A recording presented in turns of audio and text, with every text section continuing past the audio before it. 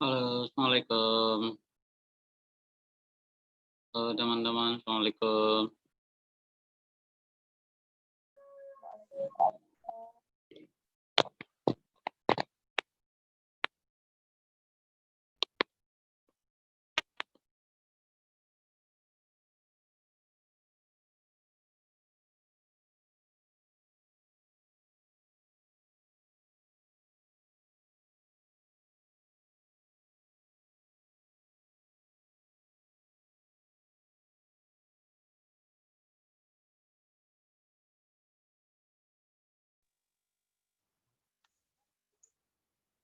Waalaikumsalam.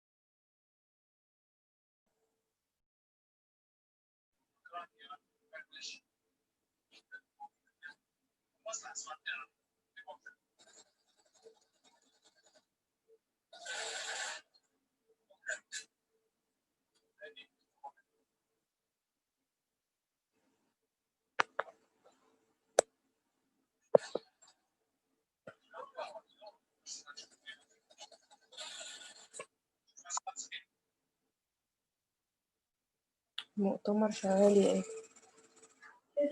مؤتمر شغال بس مش عارفة الصوت فيه. لا ما تتخدش.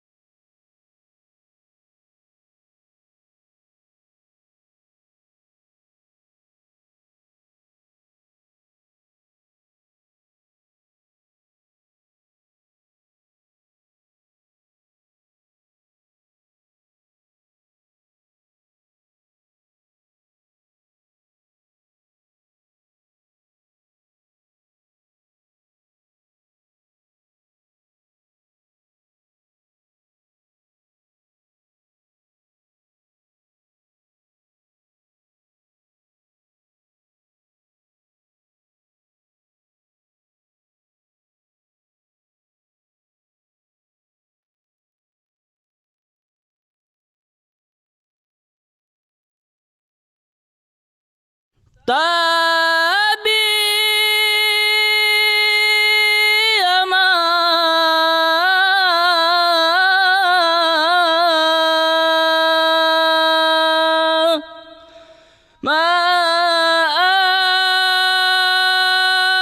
maafina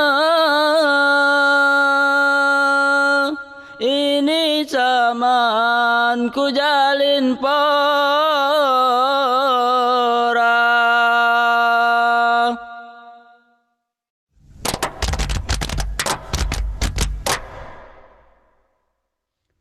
Assalamualaikum ku para penonton, si hadir menengon kami berseni.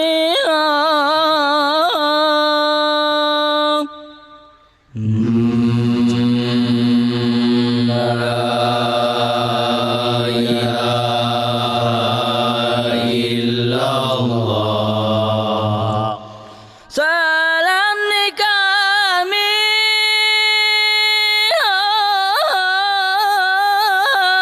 kadang yang mekona.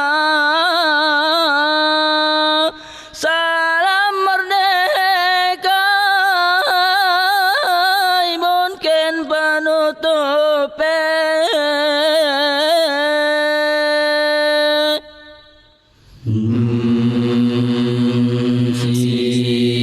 Kenyan ayan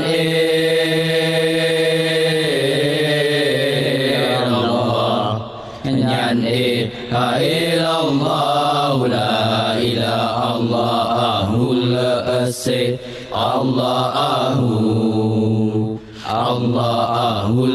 asy Allahu. Salam birsan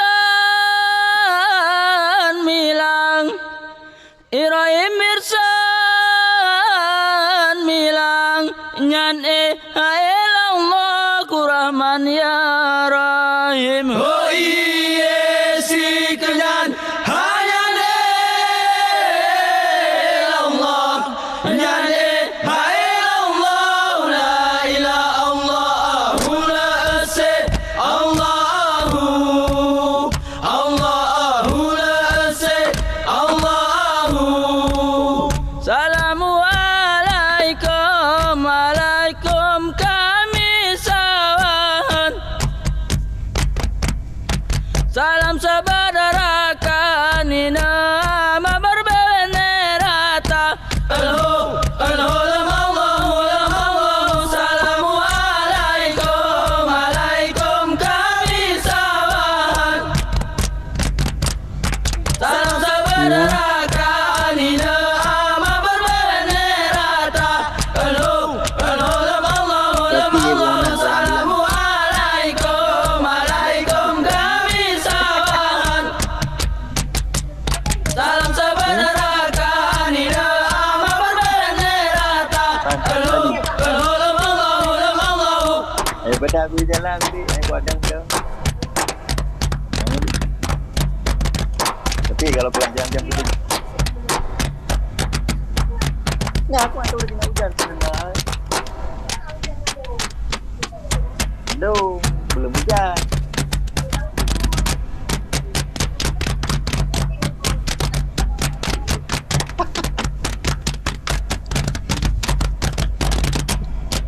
Kerajinan sana.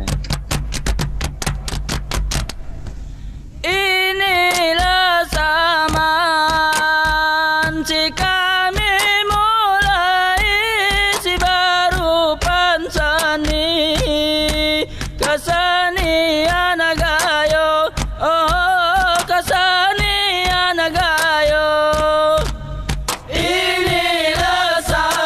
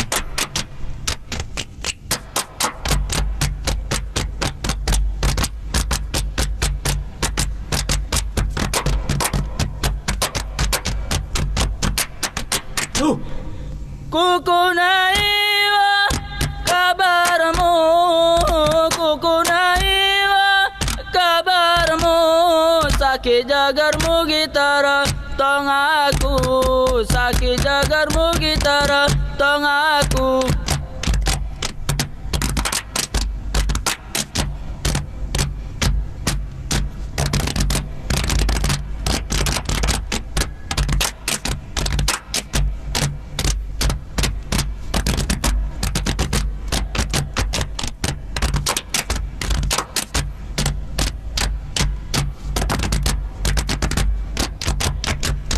Kukunaiwa kabarmu, kukunaiwa kabarmu, sakit jagarmu gitara tong aku, sakit jagarmu gitara tong aku.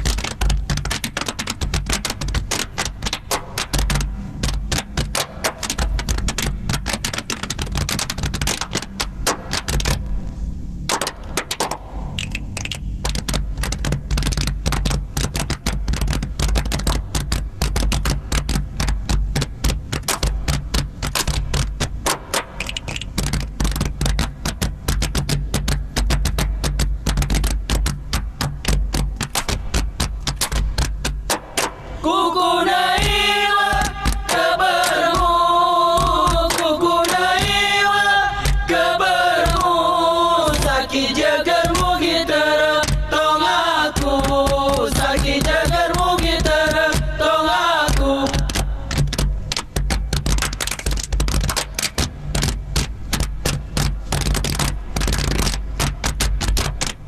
Ekatom mimo katom, ekatom mimo katomo, amo anu asnutan somo, amo anu asnutan so. Ekatom mimo katom, ekatom mimo katomo, amo anu asnutan somo, amo anu asnutan so. Ekatom mimo katom, ekatom mimo katomo, amo anu asnutan somo, amo anu asnutan so. Ekatom mimo katom, ekatom mimo katomo, amo anu asnutan somo, amo anu asnutan so. Ekatom mimo katom, ekatom mimo katomo, amo anu asnutan somo, amo anu asnutan so. Ekatom mimo katom, ekatom mimo katomo, amo anu asnutan somo, amo anu asnutan so.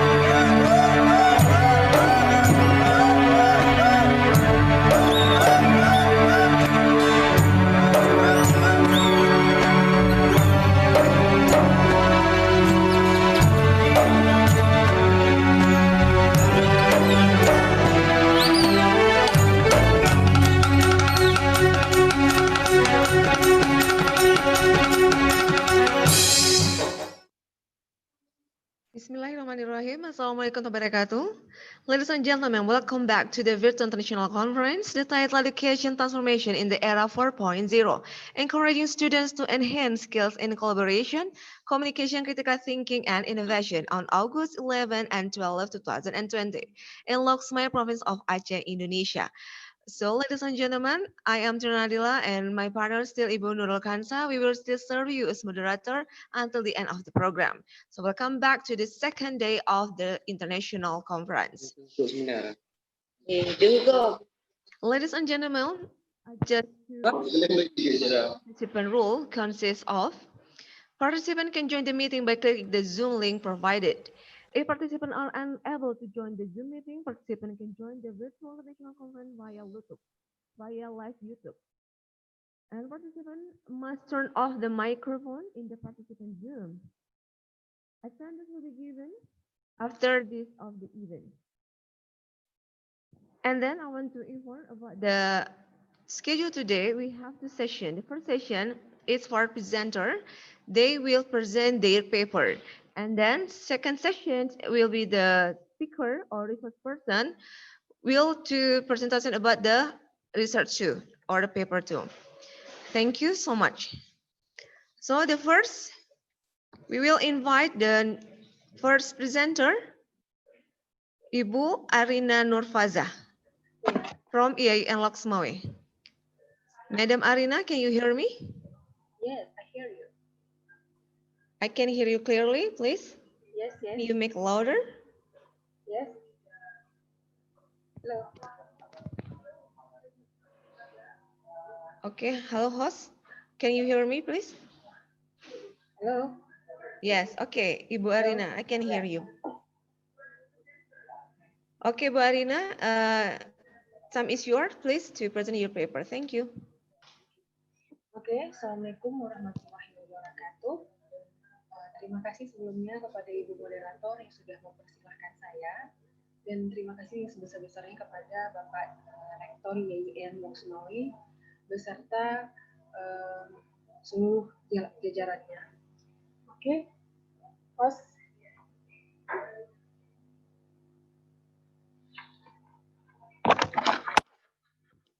Oke, hari ini saya akan mempresentasikan dengan tema yaitu Overview of Education LHOKSEUMAWE in Era 4.0. Oke, next. Kenapa saya mengambil judul ini, tema ini? Karena ini menurut saya adalah kondisi di mana kondisi pendidikan saat ini yang terjadi di LHOKSEUMAWE. Jadi ini sedikit menarik untuk kita bahas ya. Oke, sebelumnya sesuai dengan instruksi Presiden tentang pendidikan dalam penciptaan SDM unggul ada beberapa penekanan penting, yaitu yang pertama, penekanan pada yang pertama yaitu pendidikan karakter. Nah, di sini kita harus bisa menciptakan mahasiswa yang berkarakter. Mudah-mudahan ini menjadi tugas kita bersama ya Bapak Ibu, supaya kita bisa mendidik mahasiswa selain memiliki iptek, mereka juga harus memiliki impact. Dan saya yakin rekan-rekan partnership semua juga seperti itu. Minimal mereka menjadi mahasiswa yang berkelakuan baik dari segi berbangsa dan bernegara, sehingga dapat menciptakan SDM unggul yang berkarakter. Tidak mungkin mahasiswa mereka berani melakukan korupsi jika mereka memiliki wawasan agama, nilai-nilai agama. Karena apa? Karena mereka takut akan Tuhannya, takut pada Allah. Dan penekanan yang kedua yaitu deregulation and deregulation. Nah, ini adalah ini yang harus kita hindari. Artinya aturan-aturan yang menghambat dunia pendidikan itu juga harus ditinjau ulang. Misalnya tanda tangan dosen. Nah, itu tidak perlu lagi dilakukan secara manual. Apalagi sekarang bisa kita cukup menginstal dan mengoperate si akad, maka itu semua akan beres. Artinya akan lebih efektif dan efisien tanpa menghabiskan waktu dan biaya yang banyak, sehingga mempermudah pendidikan dan investasi kita yang muaranya pada penciptaan tenaga kerja dengan memanfaatkan pemberdayaan teknologi. Hal ini juga didukung pula oleh kerjasama antara siapa? Antara perguruan tinggi dengan pemerintah lokal. Dalam hal ini pemerintah lokal kita adalah Kota LHOKSEUMAWE. Hal ini terbukti dari penerapan kebijakan pada pemerintah Kota Lusmai yang juga mendukung pendidikan, baik itu pendidikan tinggi untuk tingkat akhir yaitu sarjana, tingkat menengah SMA, bahkan sampai tingkat yang paling basic yaitu SD. Dan saya rasa juga rekan-rekan di luar negeri pun pemerintah lokalnya akan siap mendukung karena faktor pendidikanlah yang saya pikir akan melakukan ke arah yang lebih baik. Next.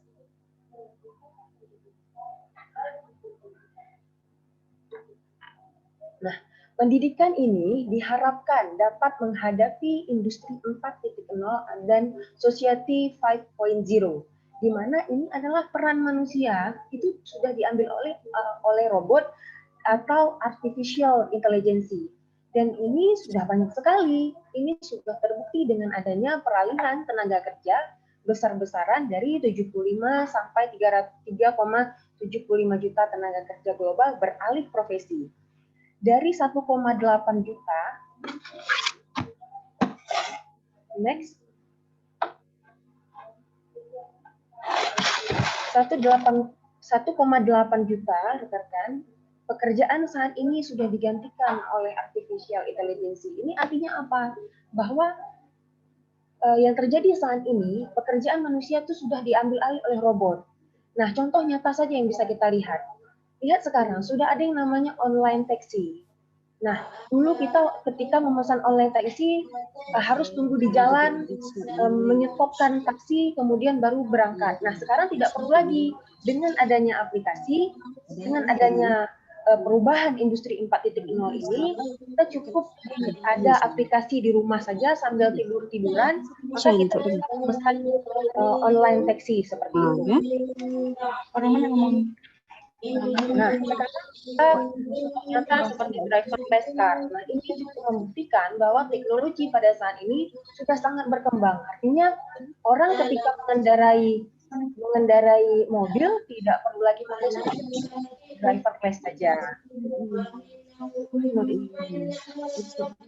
Nah, itu adalah salah satu kemajuan teknologi yang harus kita akui. Oke, kemudian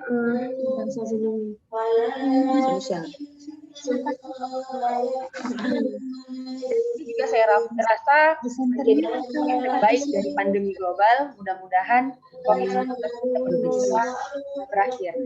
Nah, kalau kita lihat pada PowerPoint ini, kalau kita lihat secara flashback, kita kaitkan dengan pendidikan, saya dapat data rekan dosen dan rekan civitas akademik sekalian, bahwa pendidikan itu sangat berpengaruh pada tingkat pengangguran terbesar di wilayah Kota Lusmai.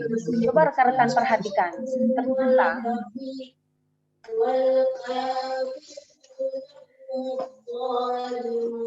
ternyata tamatan perguruan tinggi itu banyak masih pengangguran, sekitar 18% pengangguran dari 9.881 pada tahun 2019. Nah, kira-kira itu sekitar 1.779 orang pengangguran di tahun 2019 ini. Itu di tingkat sarjana ya. Ini kita masih di pintu artificial intelligence, belum masuk secara keseluruhan. Bayangkan kalau kita sudah masuk pada era artificial sepenuhnya, maka mungkin bisa menjadi setengahnya atau separuhnya. Nah, untuk tamatan SMA itu sekitar 53% berdasarkan data, itu 53% pengangguran tamatan SMA di wilayah Kota LHOKSEUMAWE. Next. Kalau dilihat grade-nya, kalau tadi kita berbicara tentang jiwanya, nah sekarang kita lihat pengaruhnya pendidikan terhadap orang miskin. Tingkat kemiskinan pada tahun 2018 itu mencapai 11,981%. Maka yang dapat merubah ini adalah sebenarnya tingkat pendidikan yang makin baik, sehingga dapat menciptakan SDM yang unggul, baru bisa menurunkan tingkat angka kemiskinan ini. Ini dapat dilihat selama rank 8 tahun, ranknya turun tetapi sangat sedikit. Adapun solusinya, saya rasa itu bisa seperti meningkatkan SDM. Maka dengan pendidikan ini saya pikir menjadi satu-satunya solusi untuk mampu meningkatkan laju pertumbuhan ekonomi khususnya di wilayah Kota LHOKSEUMAWE seperti PowerPoint selanjutnya. Next.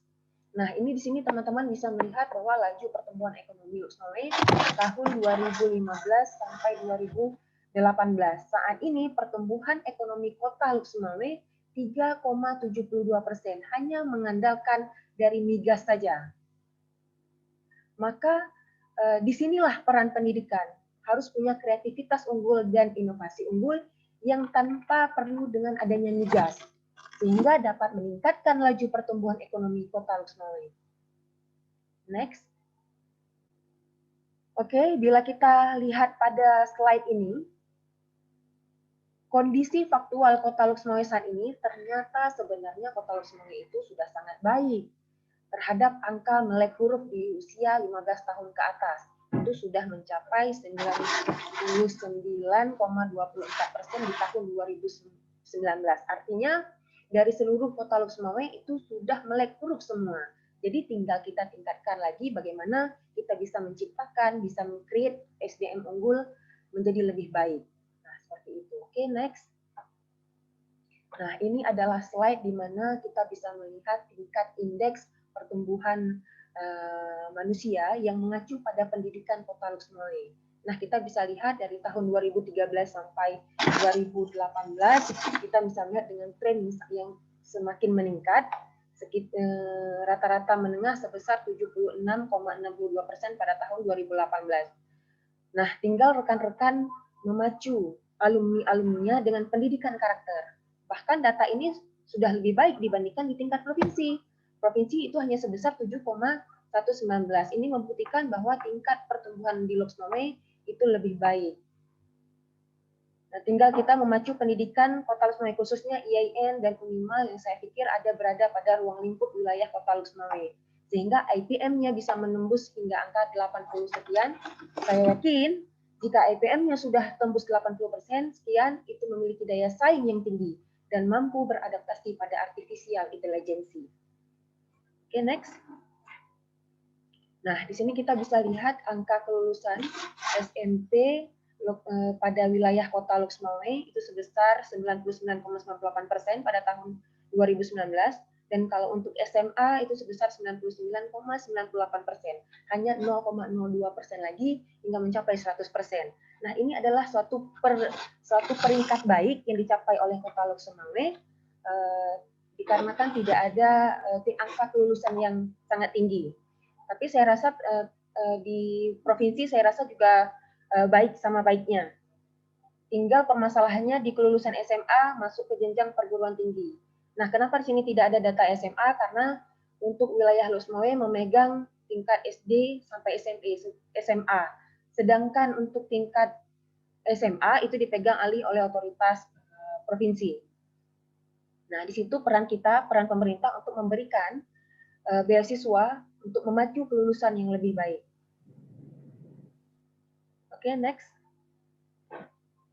Nah, ini adalah jumlah yang siswa-siswa yang tidak sekolah itu tingkatnya sangat rendah. Saya pikir ini adalah suatu prestasi yang sangat baik, di mana semua penduduk ataupun anak-anak yang berada di Kota LHOKSEUMAWE itu semuanya dalam keadaan berpendidikan. Oke, next. Nah, ini kita bisa lihat bahwa persentase di LHOKSEUMAWE, pendidikan LHOKSEUMAWE itu tinggi. Oke. Ini adalah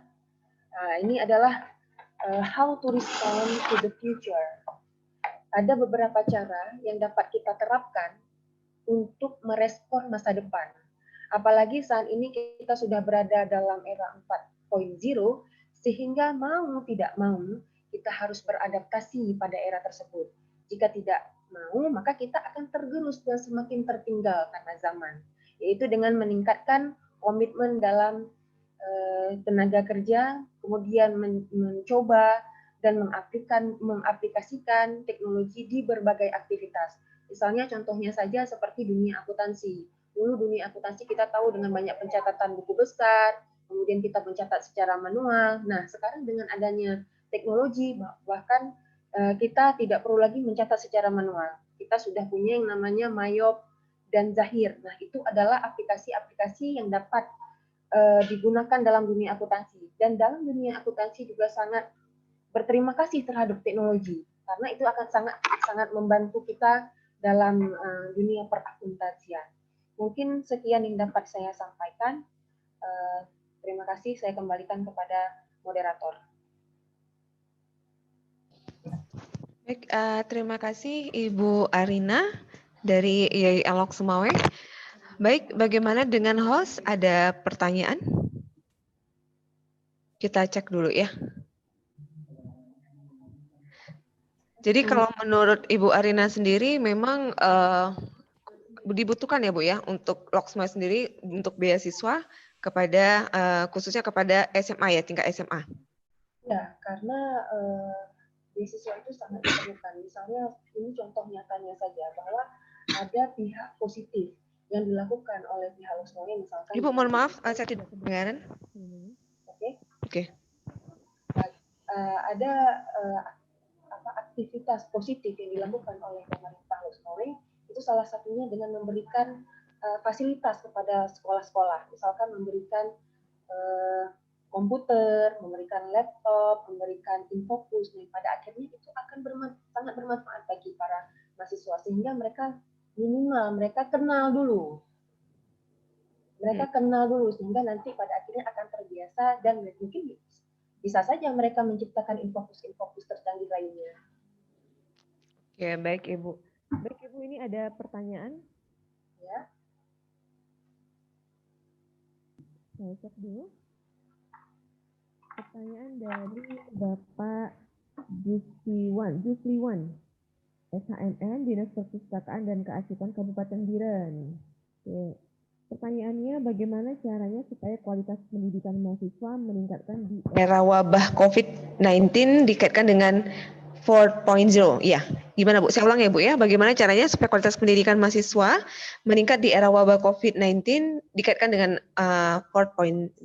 Silakan Ibu. Oke, terima kasih kepada moderator dan audiens. Oke, pada saat ini memang ini namanya musibah ya. Mudah-mudahan musibah ini cepat berlalu dan cepat terselesaikan. Oke, pada saat ini pemerintah dan kami para sivitas akademika itu sudah melakukan yang terbaik bagi mahasiswa. Kenapa? Karena memang kita memang tidak bisa melakukan proses tatap muka secara langsung, tetapi dengan berbagai teknologi sekarang ini, dengan adanya Zoom, itu sangat membantu. Seperti Google Meeting, kemudian ada Classroom yang disediakan oleh beberapa platform, itu sangat membantu kita dalam melakukan proses belajar mengajar. Nah, ini juga sebenarnya butuh support yang lebih, tidak hanya dari dosen, tetapi juga dari keluarga dan pribadi. Jadi untuk apa gunanya dosen support dari kampus, tapi kalau dari diri dan orang tuanya tidak itu support. Jadi sama saja. Jadi sebenarnya semua pihak itu harus saling berkontribusi dan saling menyemangati agar setiap pembelajaran itu tercapai sehingga menciptakan SDM yang berkarakter dan unggul tadi. Terima kasih Bu Arina atas jawabannya. Oke, ini untuk selanjutnya kita cek dulu. Oke, untuk selanjutnya langsung ke presenter Pak Rashidin. Pak Rashidin, Mama SMA dari IAIN. Terima kasih banyak Ibu atas waktunya Bu Arina. Sampai jumpa lagi di pertemuan akan datang. Assalamualaikum Ibu. Oke, next, invite Mr. Rashidin Muhammad LCMA from IAIN. Mr. Rashidin, can you hear me? Yeah, I can hear you. Yes, but I can see your photo. Oh, yeah. Okay. Mr. Rashidin, it's your time to present your paper. Thank you. Thank you, Miss Trie Nadilla, for your time. Yes. Assalamualaikum warahmatullahi wabarakatuh. أعزائي المشاهدين والمشاركين والمحاضرين في أنحاء العالم، أقدمكم تحية طيبة. واليوم سنتكلم قليلا عن موضوع إشكالية التفكير الإبداعي في الخطاب التربوي الإسلامي المعاصر في مواكبة الثورة الصناعية الرابعة. يعتبر الإبداع ضرورة ملحة لا غنى عنها في كل الأزمنة، له سببا مباشرا ودافعا مهما لتقدم الأمم ورقها عامة. كما أن المجتمع المسلم بصفة خاصة اليوم يعني في أثر الثورة الصناعية الرابعة في حاجة أكيدة إلى الثورة البشرية في جميع المجالات العلمية والأدبية التي يمكن تلبيتها عن طريق التربية الإبداعية. وبناء على تلك الأهمية فيضطر بنا أولا إلى بيان ماذا نقصد بالتفكير الإبداعي، وعلى أي أساس تقاس الحاجة إليه، وما درجة الحاجة إليه في العالم الإسلامي اليوم. يعني لما نتكلم اليوم يعني في زمان الثورة الصناعية الرابعة. وأخيرا وما العوائق التي لازمت الإبداع في الخطاب التربوي الإسلامي المعاصر، وهل من محاولة لتجاوز هذه المعوقات. Next slide please.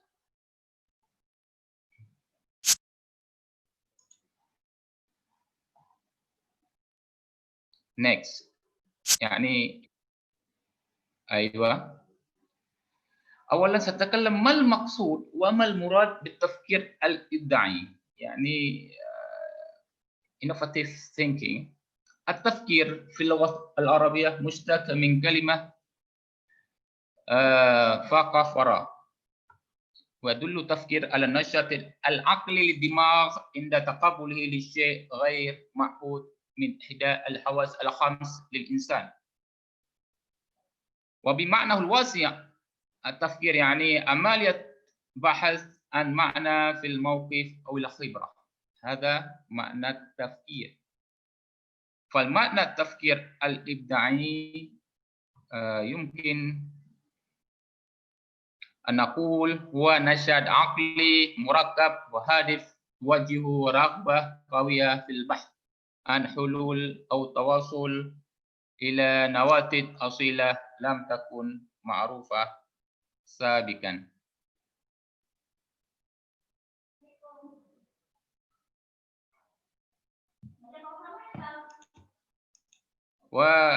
next slide please.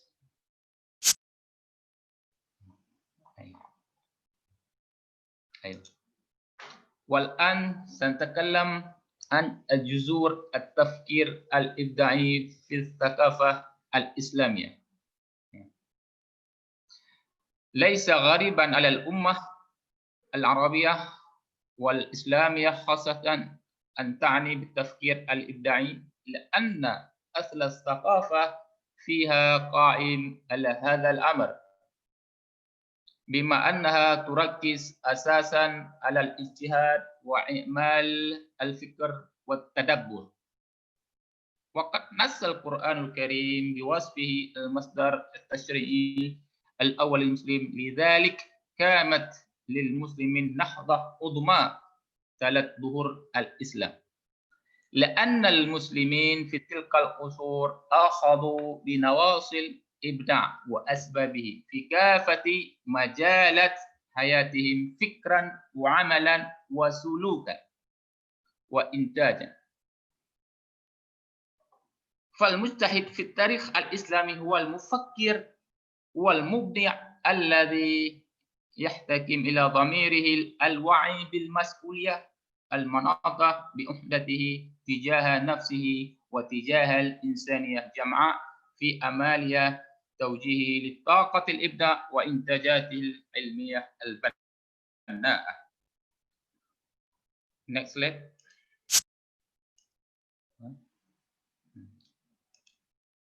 والآن سنجيب لسؤال: لماذا نحتاج إلى تنمية الإبداع؟ لماذا المجتمع الإسلامي يحتاجنا إلى تنمية الإبداع؟ أولاً، الإنسان بما هو كائن حي مفكر يعتمد على العقل في إدراكه للأشياء، فإنه بذلك يحتاج إلى الإبداع بوصفه ضرورة ملحة لتحقيق ما يطمح إليه من أهداف تمكنه من أن يكون شخصاً مفيداً للمجتمع، وبذلك يحقق رضاه عن نفسه وبما قدمه للمجتمع وبما يجعله متقربا إلى الله تعالى. فهذه الحاجة إلى الإبداع تعتبر من بين الحاجات العقلية للإنسان، إضافة إلى الحاجات الجسمية والنفسية التي يسعى إلى تحقيقها. Next slide.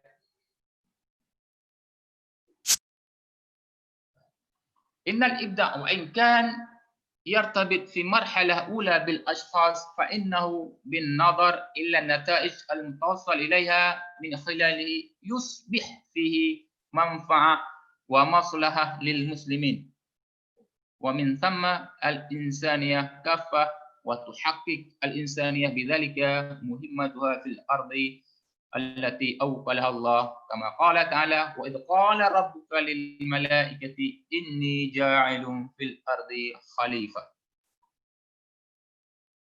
Next. أمام تزايد مجالات الحياة وتشعبها في العصر الحاضر وكثرة التخصصات والاتجاهات في مجال العلوم والمعارف، تأكدت الحاجة إلى مزيد من الإبداع حتى يصبح الإنسان مواكبا لتطورات عصره، ماسكا بزمام النهضة العلمية والمعرفية. Next slide. رابعا الإبداع في هذا العصر هو السبيل الوحيد لمواجهة الانفجار المعرفي الذي شملت كافة مجالات الحياة. Next. وخامسا، إن الإنسان الذي سخر له الله الأرض وما عليها لا يمكن أن تتم خلافته فيها دون أن تعترضه المشاكل والصعوبات التي تعيقه على أداء مهمته. لذلك يمثل الإبداع منهجا قويما لتجاوز هذه المشاكل والصعوبات. Next slide. وسادسا، إن من يأخذ بناصية الإبداع من شأنه أن يخول له ذلك القدرة على القيادة وأن يكون مثالا يهتدى به من قبل البشرية حتى يتم التقدم والازدهار. فالإبداع ينمي الروح القيادية لدى الأشخاص منذ تنشئة الأولى، بما أن من بين مواصفات القائد أن يكون مبدعا. الكلمة المفتاحية هنا أن يكون مبدعا. Next slide. وأخيرا،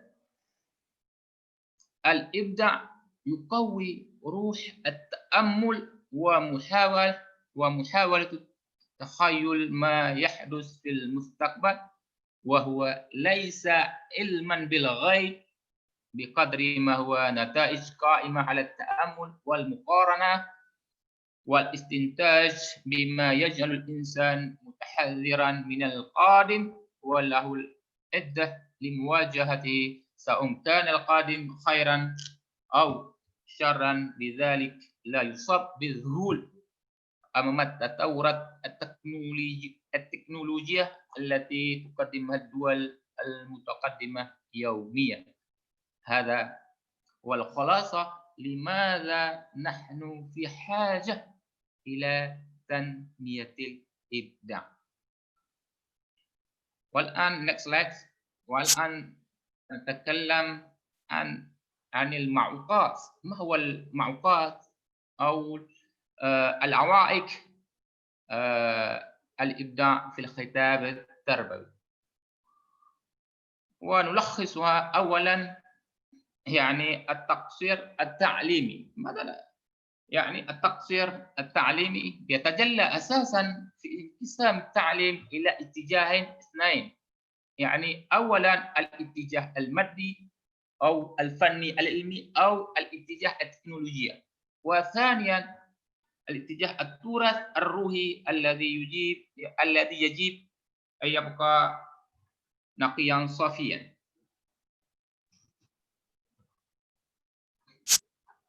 وثانيا من المعوقات العمل التربوي التلقيني.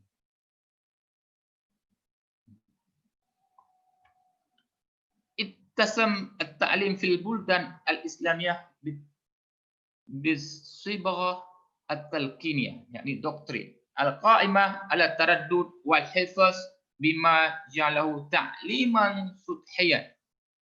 يعني ويفسر الاستعين إسماعيل هذا الاتجاه التلقيني بأن هذا الاتجاه هو طريقة تذهب في اتجاه واحد من المعلم الذي يسلك على أساس أنه يعرف كل شيء، يعني أن المعلم كأنه يعرف كل شيء والطلبة لا يعرف شيئا.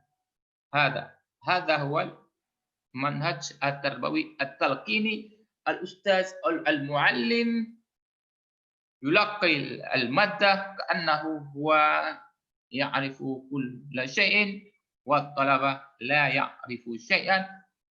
ويعد هذا النوع من التعليم طريقة تسلطية تجعل الملقي يعني التلميذ خاضعا لما يلقي، ما يملى عليه ويستجيب له دون معارضة، لا معارضة ولا مناقشة أو إبداء رأيه، وتقتصر عملية فهمه على الحفظ دون الفهم أو الإدراك، مما يجعله بعيدا عن التفكير النقدي الجدلي الذي تطلب العملية التربوية البناءة.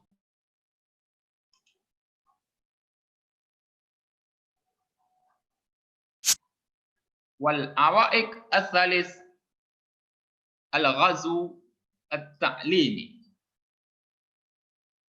سعت الغربية إلى فرض نوع من السلطة المبتكرة والتي توازي في خطورتها السلطة السياسية لجعل العالم الإسلامي خاضعا كليا لإرادتها ولتدمير قدرتها تدميرا كليا، إذ يعتمد أعداء الإسلام أسلوب فحص العقل الإسلامي وإعادة تركيبه وصياغته من جديد على أهوائه.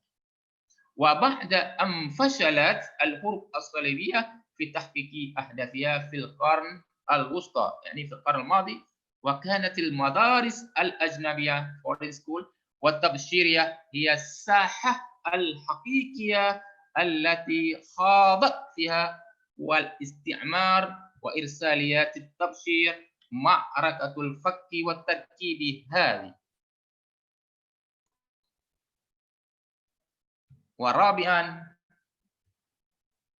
العوائق أو المعوقات الرابعة هي التربية الدينية المنقوصة. التربية الدينية المنقوصة يعني شهد عدد المسلمين في العالم الإسلامي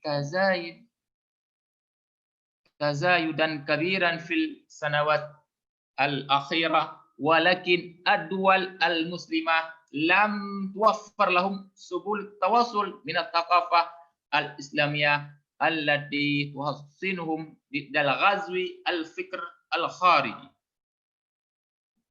يعني هذا هو الأواعق الرابع.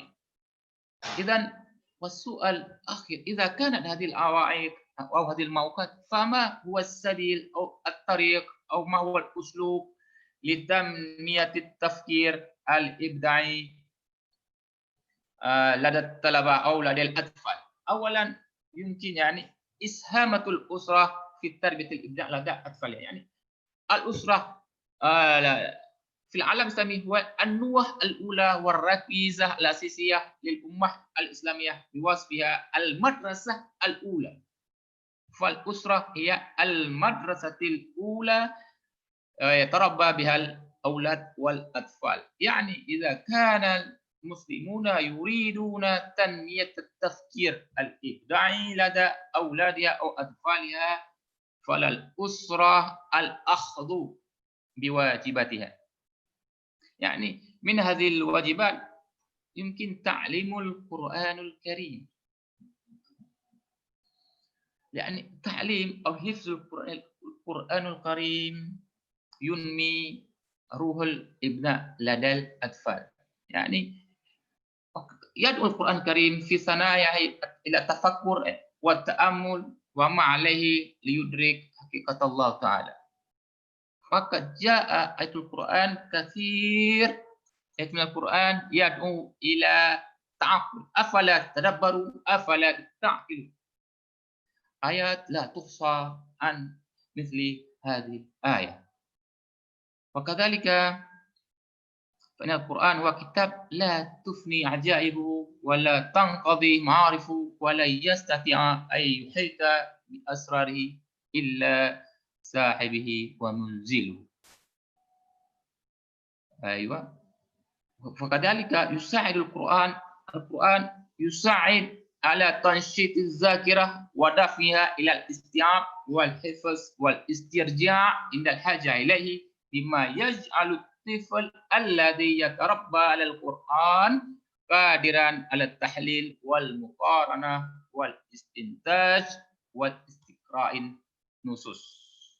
هذا هو من إحدى الأسلوب أو طريقة التي يمكن سلكها لتنمية روح الإبداع لدى الأولاد أو لدى الأطفال في هذا العصر، يعني في عصر الثورة الصناعية الرابعة. أكتفي بهذا. إذا كانت هناك المداخلات أو المناقشات إذا سنناقشها فيما بعد. والآن الوقت نردها لأستاذة تري ناديلا.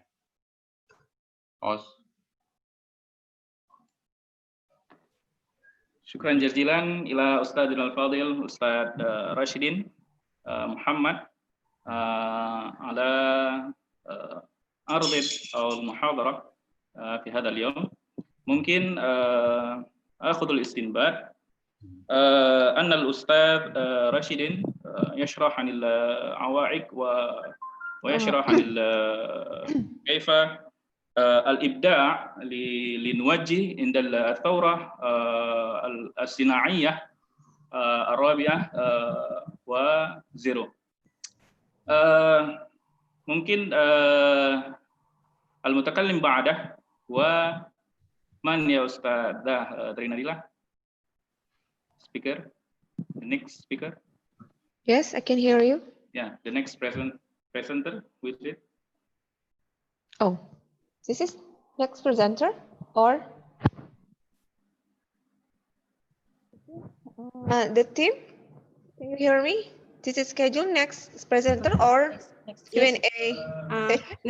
Next presenter because nobody want to ask with Mr. Rashidin. Okay. So okay. Don't have a question. We don't have question for Mr. Okay, I'm ready. I have to close. Sorry, Mr. Ramadan. Wait a minute. I want to close this session before. Yeah. Okay. Wait. Hold on, please.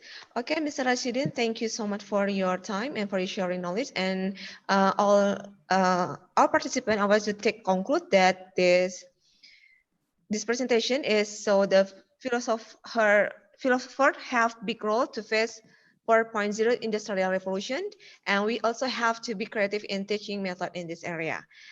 Terima kasih. Thank you so much again for Mr. Rashidin Muhammad SMA. Thank you for your time. Okay, Assalamualaikum. Assalamualaikum. Okay, next session, next presenter, please, we will invite Mr. Ramadhan Razali, LCMA. Sir, can you hear me? Yeah, I hear Okay. you. Okay, how are you, sir? I'm fine. Thank you. Moderator, you wrong. It's time to presenter Mr. Yus Rizal. Ramadhan Yus Razali is Rizal. research person. Yeah. Oh, I'm sorry. Okay. I'm sorry, ladies and gentlemen. We will invite to Mr. Yus Rizal, LCMA. Mr. Yus, can you hear me? Oh, yes, I can see your face. You're shining, eh? Yeah. Okay, thank you. Okay. You can hear my voice? Okay. You can Yes. hear my voice? Yeah, okay. Yes, I can hear clearly. Thank you. Yeah. Okay, Mr. Yus Rizal, I'm Yusuf LCMA SH. Time is yours. Please go ahead, sir.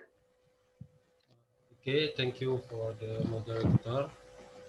Before that, Assalamualaikum warahmatullahi wabarakatuh. Alhamdulillahi rabbil alamin wa bihi nasta'in ala umuri dunya waddin wa ala alihi wa sahbihi ajma'in. Excellency Dr. Habibuddin, Rector of State Islamic Institute LHOKSEUMAWE, respectable Board Executive of State Islamic Institute LHOKSEUMAWE, all speakers, moderators, and audience. Okay, before that, I will share my screen. In this opportunity, I will discuss about university classroom method, how to encourage Islamic finance students to enhance forces skill, critical thinking, communication, collaboration, creativity, or innovation in 4.0 era. Talking about industrial revolution, we have faced to a very big change toward the term 4.0. And we have to welcome the movement of 4.0 era. The concept of 4.0 is based on the common use of the internet. It is always connected, and we have a little tiny smartphone in our pocket where we are always connected to the giant network.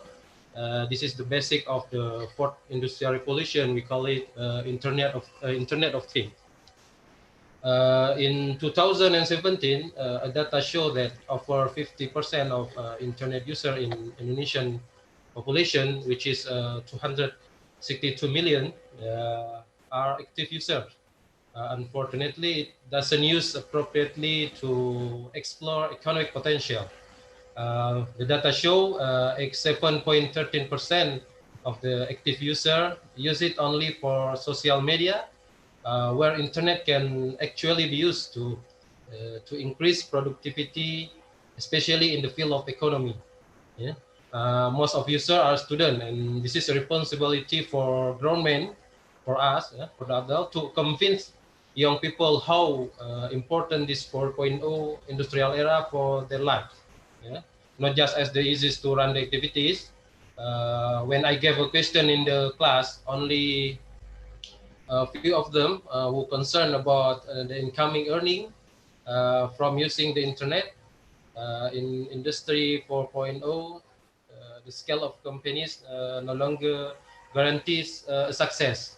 But how a company responds to change does, and in economy side, there is a small and medium enterprise, so be prepared with the change, and of course, followed by the new model by using technology system. So the big opportunity is to become creative economists, to tackle their economic problem in the future. Students alone are not enough to face the challenge, and also has to understand how the business model can be implemented to create a more valuable and creative product, as well as it is not incompatible with the shallow. In these several years, I think students choosing Islamic finance as their major in university was gradually increasing. So what can university offer for student as an outcome? Yeah, we talk about the 4C skills. So I began with starting from critical thinking. Yeah, critical thinking is very important to cope problems, and it contributes the success of a career and a student education. A habit in thinking critically, such as analyzing, interpreting, and problem solving, can bring people to higher educational level. Yeah, in the business world, all worker, including banker, should think carefully and critically to give the best service to their customers. How to develop a more innovative product so they can improve their skill continuously. A success business is one which is built by many experiments, I think, and it is impossible without the rule of worker with critical thinking. And according to 2010 AMA, or American Management Association Critical Skill Survey, 70.3% of business executives surveyed identified critical thinking as a priority, as priority for employer development, for talent management, and succession planning. So what can a lecture does? Yeah, what lecture does? Give a student a task in team. I think there is for example, give a student a task in team. So lecture can ask them to collect the data to see which Islamic bank that have the most customer who take murabah financing. Example, they can find the data by searching information in the internet or by sharing the question, and they can use Google Form. Yeah, after getting the data, ask them to analyze why do people prefer to choose a certain Islamic bank to do such a transaction. Yeah? After doing the research, lead students to publish their finding with a formal journal, teach them how to submit their journal through online website. The second skill, I think, there is communication. Yeah, capability in communication can influence students' education.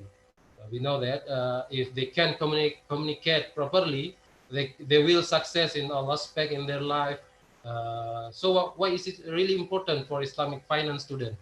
Let's see in our real life, someone who understand will market their product have to convince purchasers that the product are very useful and needed by purchasers, and for Islamic purchasers need the product which are halal and taibah. Yeah? And we need someone or the seller who understand about Sharia and how to make people believe the product are suitable for them. Yeah? So the skill of communication become the main part in the marketing system. Furthermore, for students who are majority in Islamic banking, communication and confidence are main tools in their workplace. Yeah? Inviting people to become Sharia compliant in the bank is not easy. How the banker bring people to the system of Islamic bank, which is Rahmatan lil Alamin. Yeah? So how to dig student ability in communication? In colleges, lecturers can offer students with assignment presentation and ensure all the students have to explain the presentation, without forgetting 4.0 era. Ask them to present their presentation by using slideshow. Yeah? Uh, or lecture can force them as an active listener. Student who have a good listening skill, yeah, will be encouraged to practice asking questions to fully understand the speaker intended message. Yeah, and sometimes lecturer must give them a task to be a listener, maybe in the YouTube relating to the Islamic banking and finance news. Yeah, another way, lecturer can give a question in the class which need more than one word respond. Yeah, a question that foster critical thinking.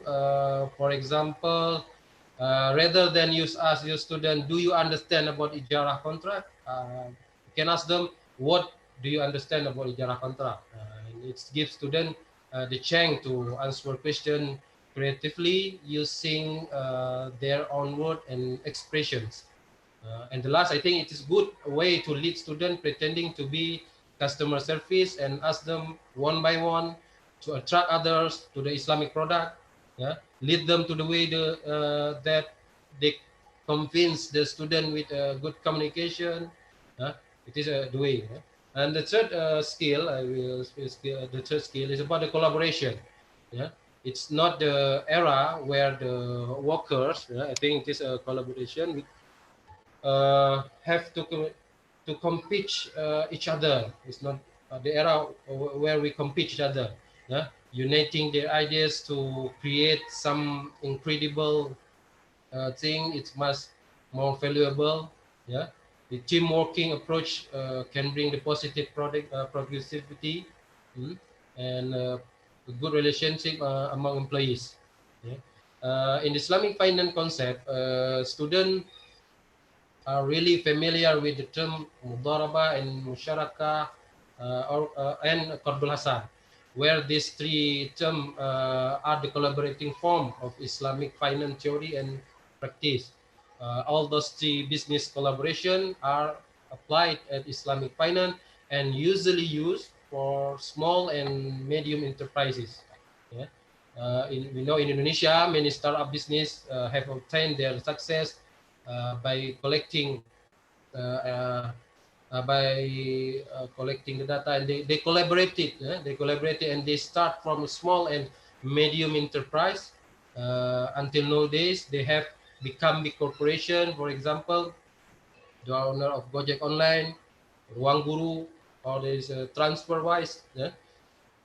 Those three business are the collaboration project which are continued from the owner assignment in their university. Yeah, and show and they have become and now they have become the big business.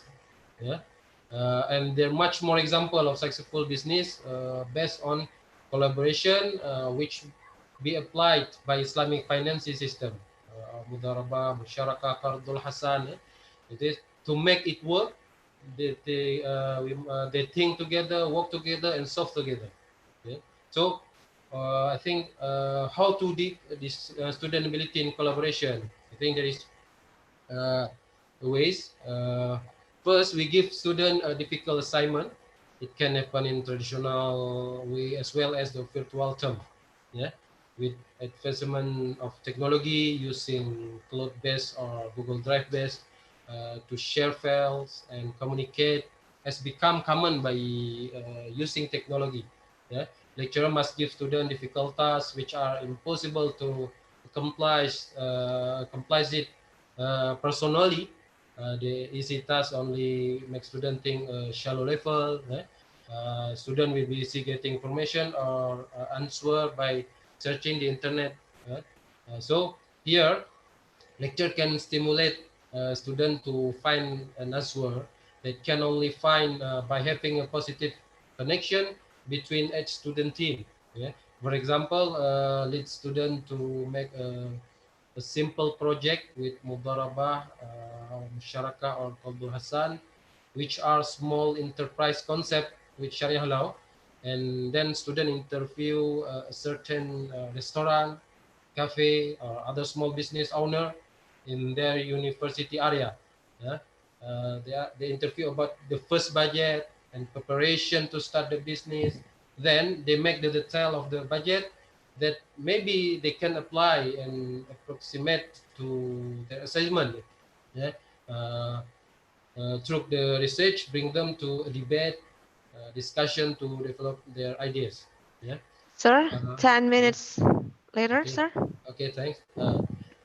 Secondly, we can prepare students to be a part of team. Yeah, we can help them to understand the benefit of collaboration and how successful collaboration is. Yeah, give them for student learning leadership, building the trust, how to communicate properly. Yeah, and trying to handle some issues.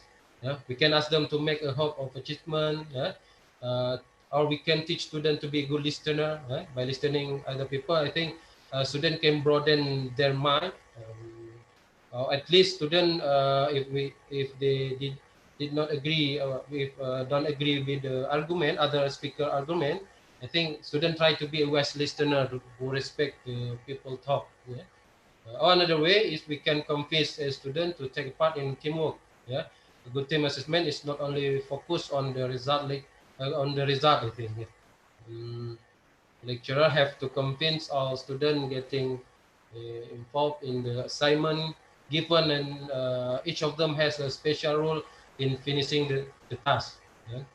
Um, there is another skill, it is creativity or innovation. Yeah, creativity innovation. In this industry 4.0, all people become more and more innovative. Yeah, several people try to make an online shopping application and attract people to sell product using their application. Yeah, some application in Indonesia such as Lazada or Shopee, yeah, GDID, yeah, etc.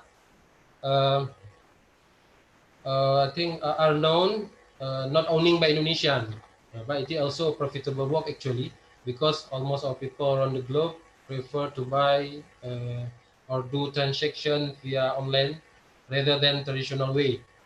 But these action are not enough to show that Indonesia are creative and innovative. Yeah. In the economy, student and many other subjects that lead students become microeconomic, marketing strategy, and many other subjects that lead students become entrepreneur. Yeah, but giving the theories is not enough for students to make some innovation.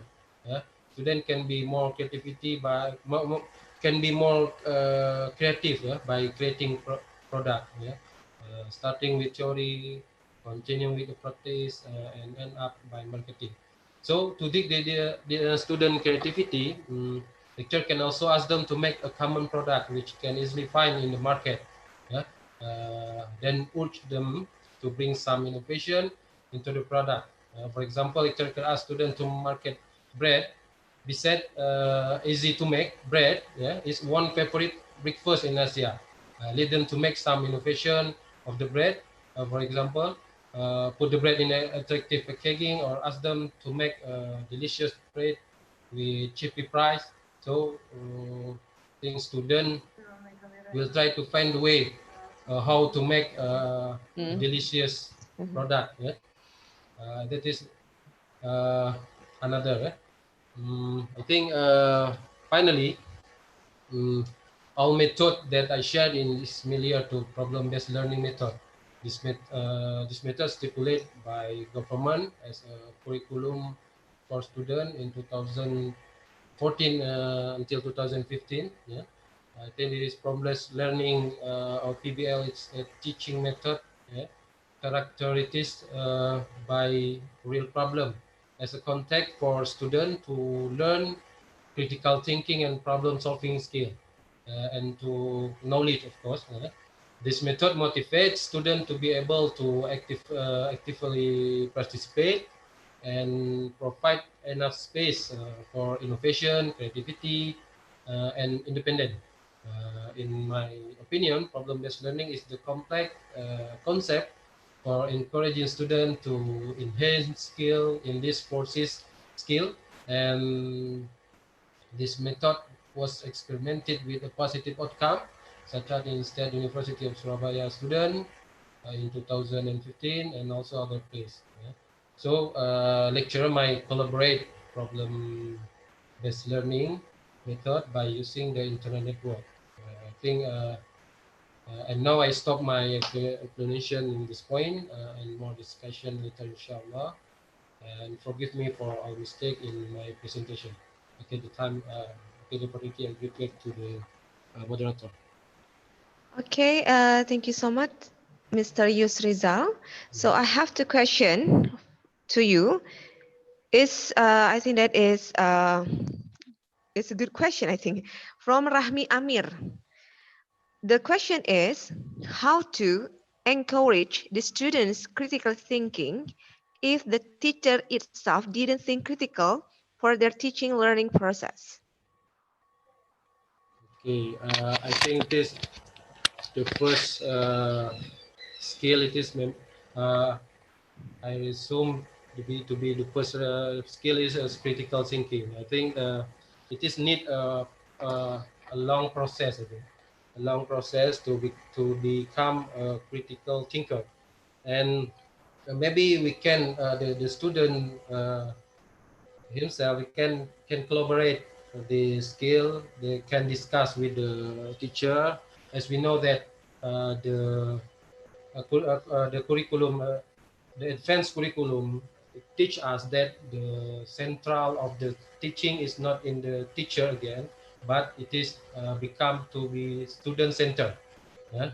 So by maybe need a process by I think we can give a more discussion to our teacher. We can maybe we can explanation how to be a changing person. I think that the teacher need to change his mind too. It is become our difficulties, our difficult because the changing sometimes the change is make us afraid, but the world is changing and the human need to change, especially in that method in teaching method. I think like that. How can I explain? Okay. Okay. Next question and the last question, because Yeah. your topic is interesting for participants, sir. Yeah. Okay, it's a little bit long, yeah. Mm. In this COVID-19 pandemic, the Mhm. students are forced to study via online. Yeah. We know that a lot of students find it difficult to find internet connection, especially those who live in the suburbs. So is there any solution for the student in Islamic finance field how to apply problem-based learning to enhance their forces skill without any internet services? Okay, it is a good Yes. question. I think Yeah, with according to our situation. yeah. Okay.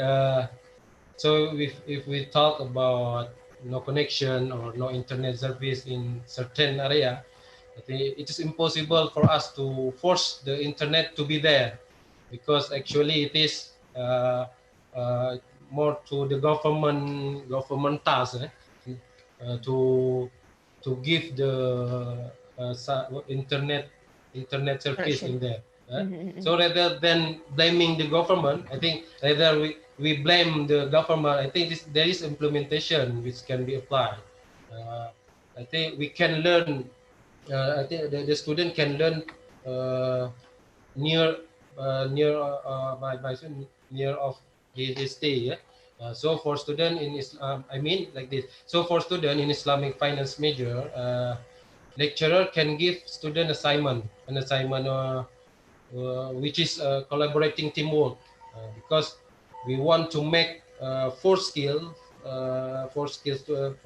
it is to we imply it four skill to their mind.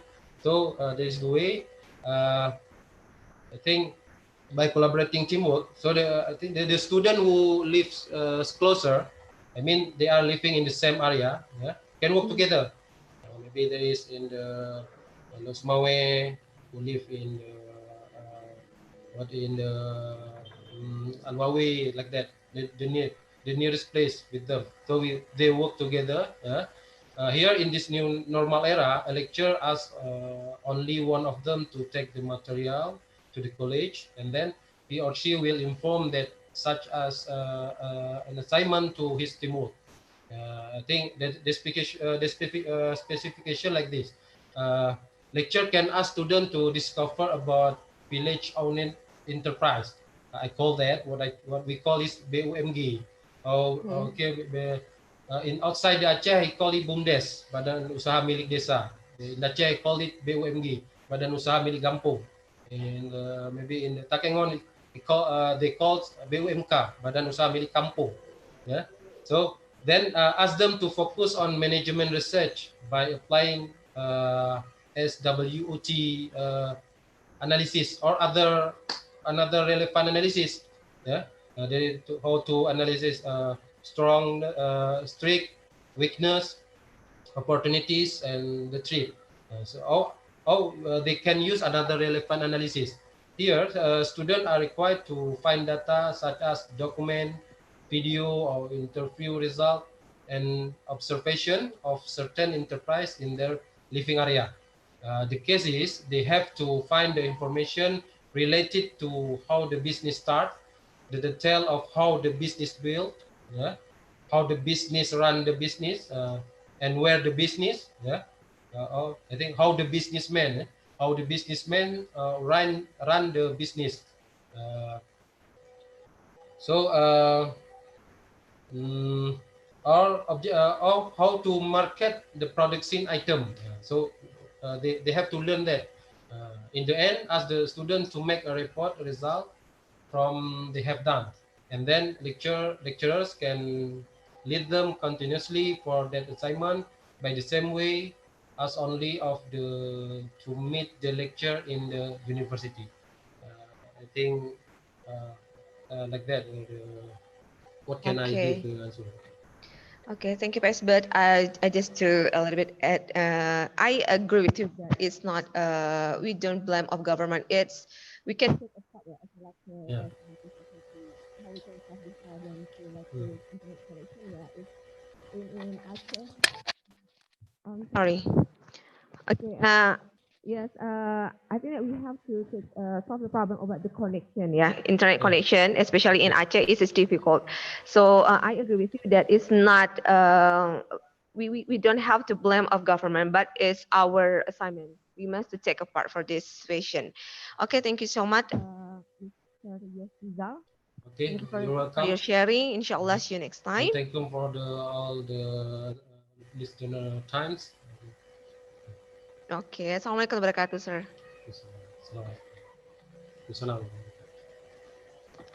Maybe with that we can conclude, yeah, about what the Mr. Yusriza say about the communication, collaboration, and creativity innovation are very important in learning process. Okay. Next, we will invite Ibu Siska, Mrs. Siska Medianti SMSI. Yes, I'm here. From Politeknik Kutaraja, Banda Aceh. Okay. Okay, Madam Siska, can you hear and can you see me? Yes, I can see you clearly. Okay. Clearly, yeah. Okay, how are you, Madam Siska? I'm fine. Okay, finally we meet, yeah, but Yeah. in virtual. Any mistake?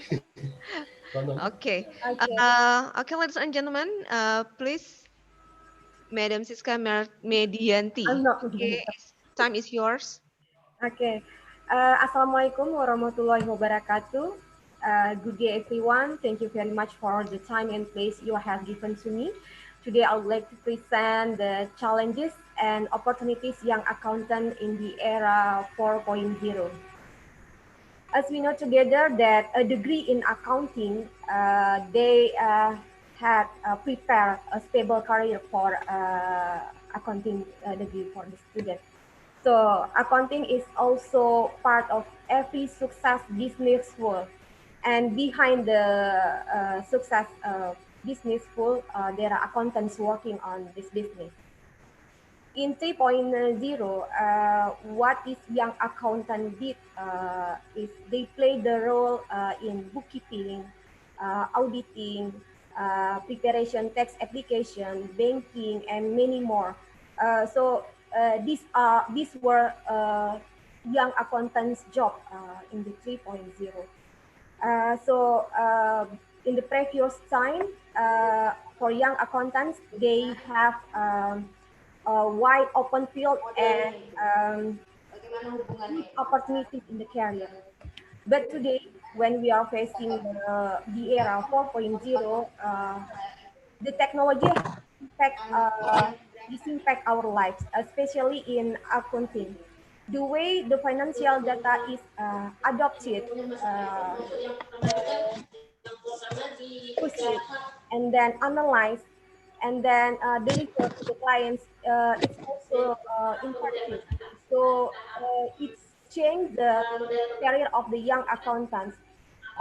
In this era, in this 4.0 era, the young accountant will be entering the higher level of the jobs. So the basic accounting is not enough anymore. as a lecture or institution, education institution, we should to redesign the curriculum by adopting the global accounting standard. So I would like to explain four challenges of a young young accounting student will be facing for. So after they aware about this, they may respond the challenges. So after they respond, they can catch up the career in the era 4.0. Okay, next slide, please. Next slide, please. Okay, this the previous slide, the challenges one. The previous, no, the previous, the second slide. Yes, that's right. Okay, these four of the challenges that I already summarized to let the accounting student or to young accountants that these are your challenges, so you can respond. Okay, first is requirements of the digital skills. This is very important. This is a very simple thing. I think not only accounting student or young accountants need to know about the digital skills, but also all the student or graduate background, whatever their background. So for the young accountants, they should know about the digital skill by learning in the campus from their lecturer, by reading the books, reading the blogs, watching YouTube, and then find the people who knows better about the IT devices. So many sources of to get or to gain ourselves or to gain yourself to get the IT skills from around you. So this is the digital skill is a hard skill that young accountant must aware that they must have it. The second is demand of critical thinking. In the previous presenter, it's also mentioned about the critical thinking. This is important, very important. This is the soft skill that young accountant should have also. So this critical thinking in my side, this is to improve the young accountant how to express their idea, how to express their opinions. This is related to how smart they are when they are facing the problem in the business. So the young accountant should express their opinions or ideas. This is because this is to gain the business that they are involved in. So the business will be lucky if the young accountant has this skill, the critical thinking skills. Yeah, maybe this is the second one that young accountant should respond. The third is creativity in the problem solving. Because the young accountant will be entering the higher level, not like in the era 3.0, they will enter the higher level in the era 4.0. So they should solve also the problem that they are facing for. There are goals that the business created. And if they cannot reach the goal, they also should achieve the particular goal, for example. And the last one is the strong presentation and communication. So young accountants should have a very strong presentation. Today, maybe in Indonesia or Banda Aceh or Aceh itself, we still found that some of the student, all the student background, all the students from the all background, they still have lack of foreign language, for example, English. So when you do the presentation, maybe the student should present it in foreign language, or especially in English. So I think this is important. And about the strong presentation and communication, we know that accountants need also we dealing with the numbers, and then we think straight to the point. Sometimes these these these things make us like not flexible. Yeah, you know, sometimes when we do the presentation, it's not flexible because we cannot feel the audience position, because we just think straightly and then go to the point. But this is very important for young accountant to develop their communication. Please think if you are in the other position, because this communication also can build a good teamwork in the business. So as young accountant, you will be entering the higher level job in the era 4.0. So these are 4 challenges that you should respond. Okay.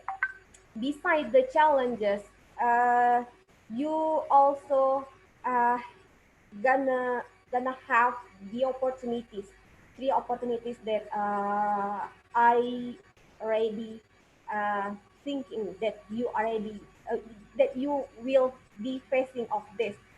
First is, please next slide. Okay. Plus is global accounting standard. We know that international have IFRS, International Financial Reporting Standard. This is already adopted by Indonesia. We call it PSAK. So when a lecturer or education institution adopt or include this PSAK into our curriculum, so we will create a young accountant that can do competition globally, because they have the knowledge about the global accounting standard. So it's very open in the future, or even now maybe it's already open for the student already graduate. They can work globally, not like on my age, it's not easy to enter the global jobs or the global business. So lucky us in Indonesia, FRS are already adopted into PSAK. And the second is build a business. Young accountant, of course, they can build a business because they already have basic accounting. They can read the financial report. They dealing with the numbers. They know how to calculate. They know how to make a budget. They can read the numbers, for example. So this is also very open field for the young student.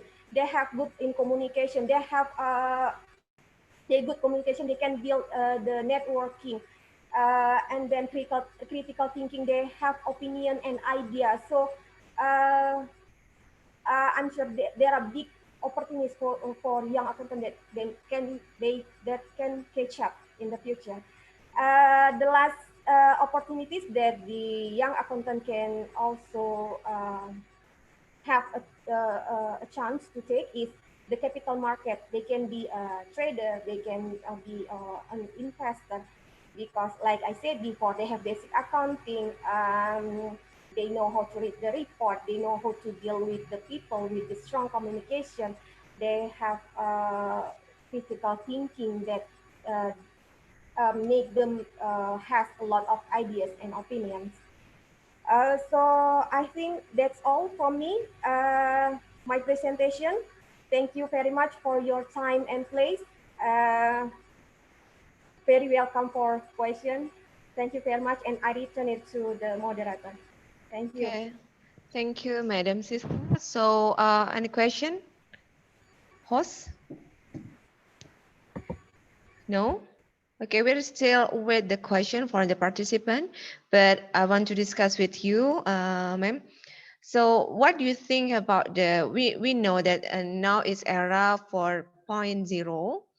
So do you think that accountant is needed or something that we don't need a content, because that any program have application.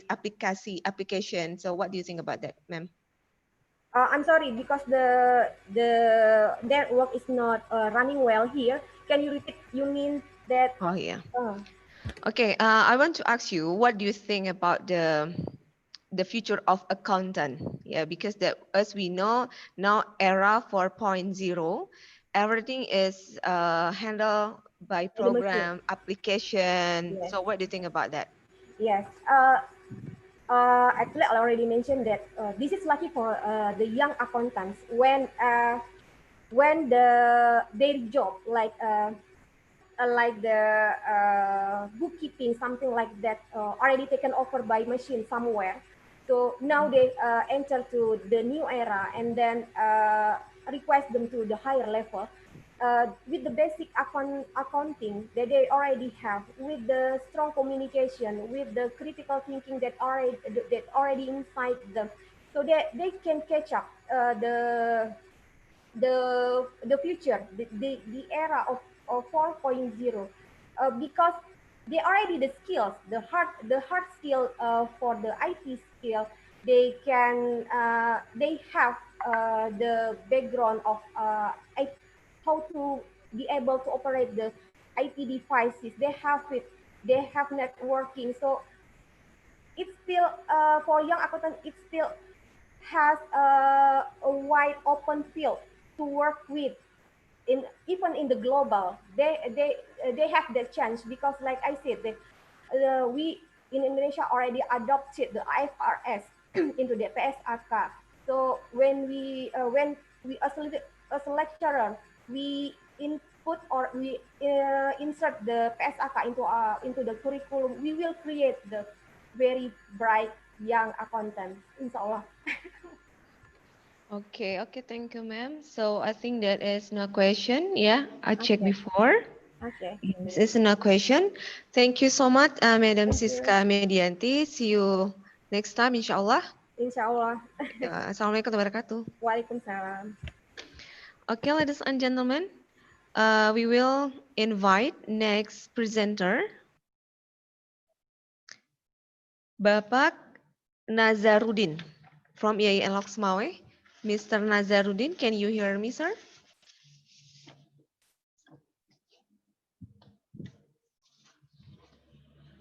Okay, Mr. Nazarudin.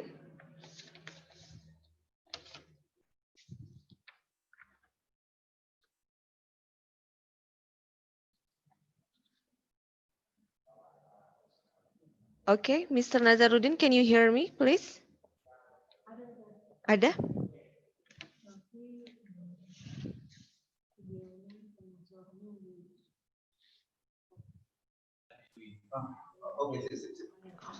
Host, can you help me to connect with him? Okay. Wait for a second, because Mr. Nazarudin still prepare, ya? Yeah. Kamu tu ngomong ni. Yang nak tu kau benar. Kalau tengok tu bang, tengok yang. Mr. Nazarudin. So, Mr. Nazarudin is one of lecturer of Syariah faculty in IAIN LHOKSEUMAWE. Syariah faculty is like a law faculty, yeah, the same law faculty. Okay, Mr. Nazar, can you hear me, sir? Yes. Okay. Okay, how are you, Mr. Nazar? Nice. You're great. Okay, mashallah. Okay, so time is yours to presentation. Go ahead, please, sir. Okay. Bismillahirrahmanirrahim. Assalamualaikum warahmatullahi wabarakatuh. Alhamdulillahi rabbil alamin. Wabihi nasta'in ala umurid dunya waddin. Wassalatu wassalamu ala Sayyidina Muhammad wa ala alihi wa sahbihi wa man tabi'ahu ila yaumiddin, amma ba'd. Al-Mukarram Rais Al-Jami'ah الدكتور حفيظ الدين Magister of Arts. أعزائي مشاهدينا ومشاركينا كرام أنحاء العالم، الآن سنتكلم عن تحول التعليم العالي في العصر الثورة الصناعية الرابعة. يعد العصر الثورة الصناعية الرابعة موضوعا سخينا لمحادثة في مختلف الدوائر في العالم، ولا يزال وجودها يتحول في مختلف المجالات الحياة، المثال مجالة الاقتصاد والسياسة والتكنولوجيا والاجتماعية والثقافية، وبما في ذلك المجال التعليم.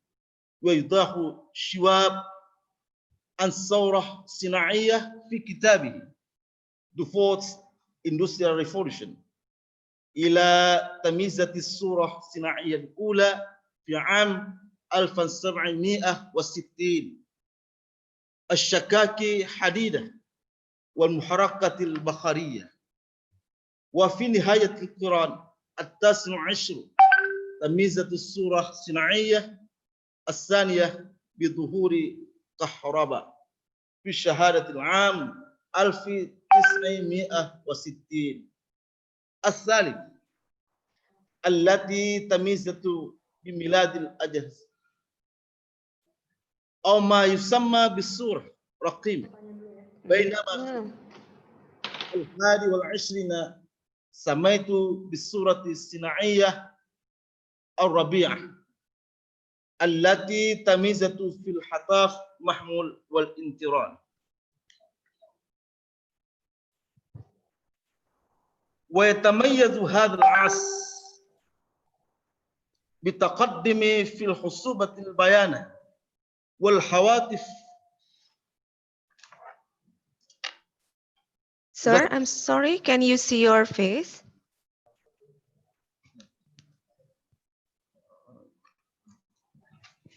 I can't see your face, sir, I'm sorry.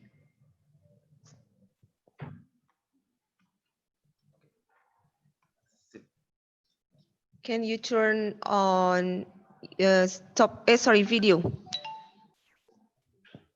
Turn on video so make us to see you clearly, please. Okay, yes. Okay, go ahead, sir. Thank you. ويتميز هذا العصر بالتقدم في خصوبة البيانة والهواتف الذكية والإنترنت والذكاء الاصطناعي وتكنولوجيا حوايا وربوبات وما إلى ذلك. إن ظاهرة الثورة الصناعية الرابعة تجعل البشر يتعمدون أن يسهل حياة الإنسان في اتصال البعيد المدى ليكون قريبا،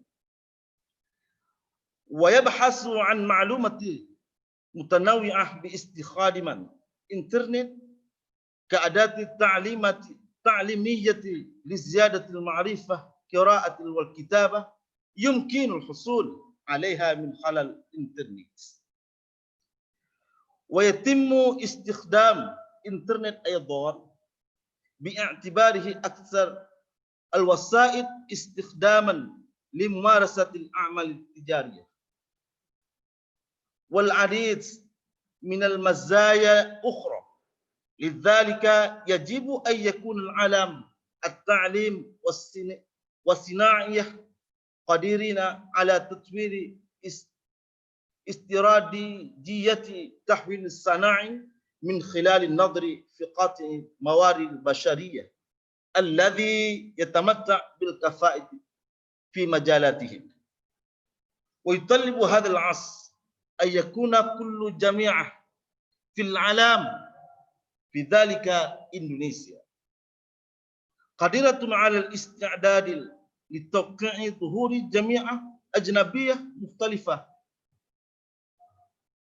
سايبر كلاس، ويمكن أن تؤدي تكنولوجيا الاتصالات الرقمية التي تمر وتتطور بسرعة عالية إلى ظهور الأشكال من تعليم العالي باستخدام أو أنظمة التعليم.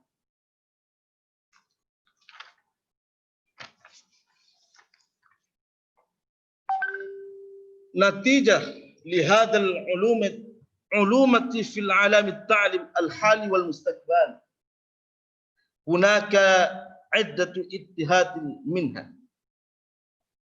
الواحد الأولى التعليم عن بعد الذي يتطور بشكل متزايد مع سهولة توفير تعليم المفتوح وتعليم عن بعد. الثاني تقاسم موارد بين مؤسسات التعليمية في شبكة. الثالث عدد مصادر المعلومات ليس فقط مختبر ولكن أيضا أدوات التعليمية أخرى مثال المدرسين أو معامل والمكتبات رقمية عبر الإنترنت. الرابع فعالية استخدام الأدوات التقنية المعلومة وتواصل تفاعل مع الوسائط المتعددة.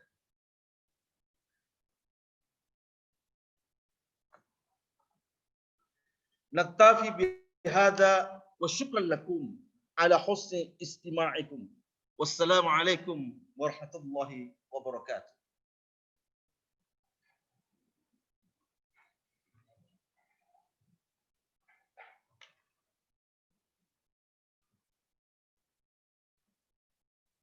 So much. Thank you so much, Mr. Dr. Dr-zeinab. So, any question? How about the host? Moderator, for Mr. Nazaruddin, participant doesn't have a question. Okay, you can with a next presenter, Mr. Abdul Wafi. Okay, wait a minute. I want to take a conclude that the conclude of the presentation of Mr. Nazaruddin is the point is they have development to about the technology and quantity teacher structures and school is not enough to development education, but we need collaborate each other. Thank you so much, Mr. Nazaruddin. Inshallah, see you next time, Mr. Oh, I think that he has left. Okay. Baik, okay, next, ladies and gentlemen, we will invite Mr. Abdul Ghafur, MPD, Doctor Candidate from IAIN Madura. Abdul Ghafur, I'm sorry, sir. Abdul Wafi. Oh, I'm sorry, Abdul Wafi. We will invite Mr. Abdul Wafi, SS MPD from IAIN Madura. Sir, can you hear me? Yes, okay. Hello.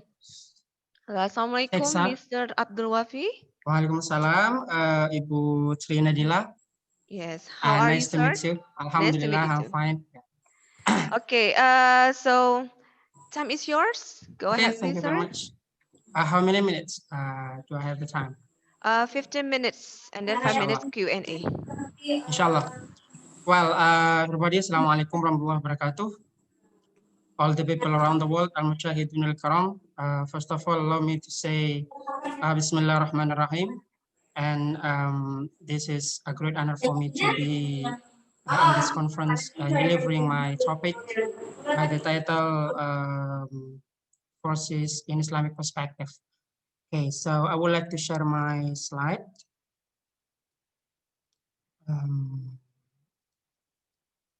Okay. Can you see my slide? Hello? Share slide. No, okay, yes. You see my slide, right? Yes. I can see your slide.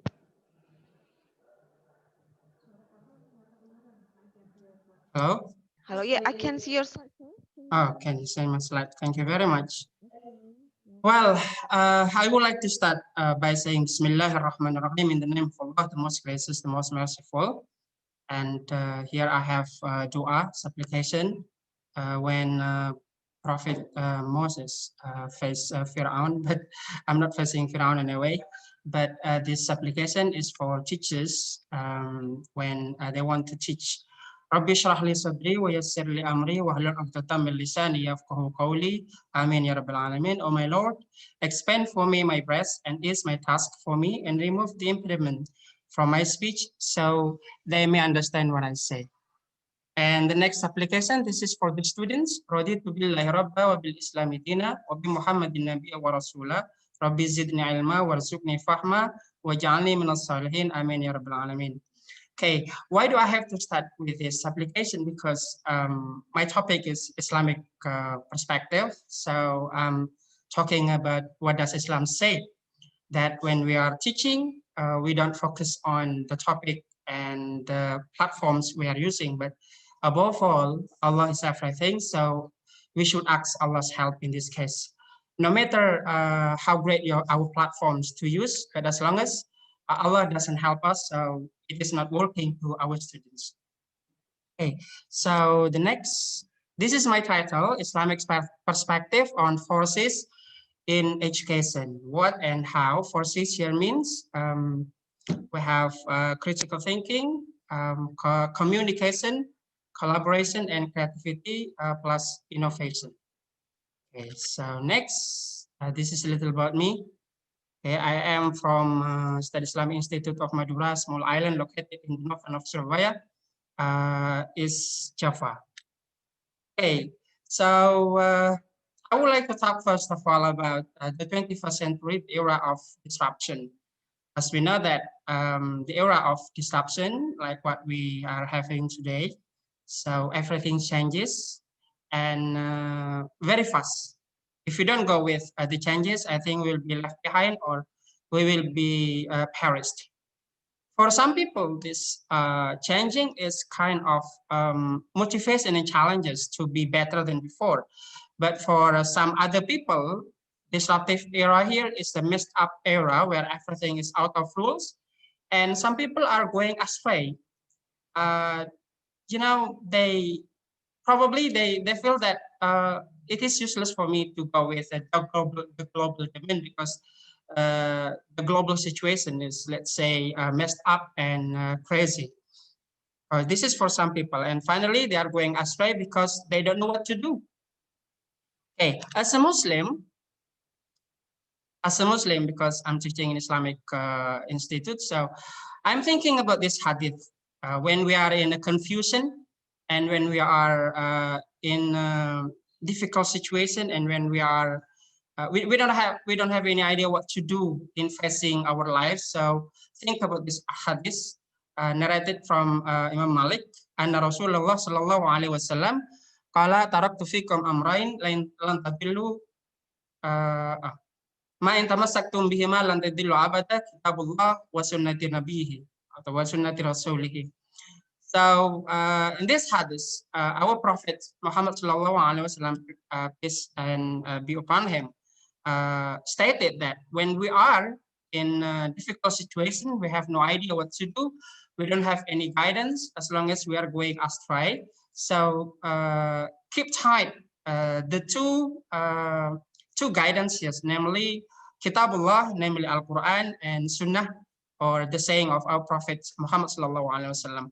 This is, I mean, these two things should be our you know, basic guidance or umbrella guidance, that what we are doing to do, I mean, we are doing to do anything, so we should focus on this. Don't go far from this, because we are Muslim.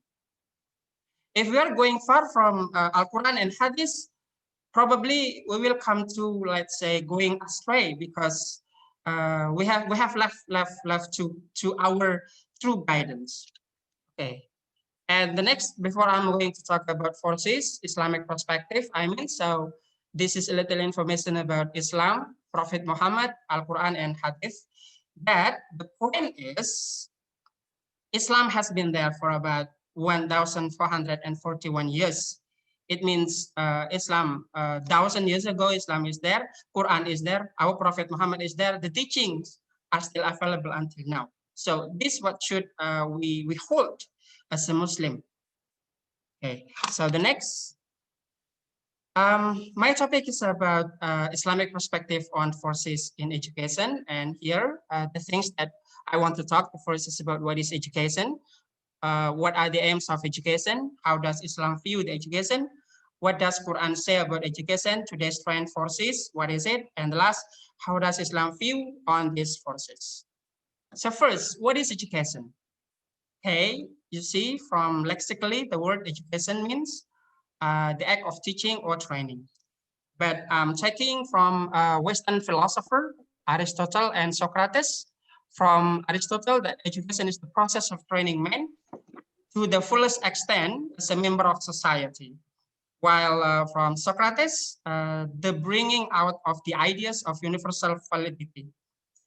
But the point of Aristotle and Socrates here, the focus is only about training to make the person as a member of the society in order they can take everything, the fullest extent as a member of society. But the next I'm taking from Mahatma Gandhi from India.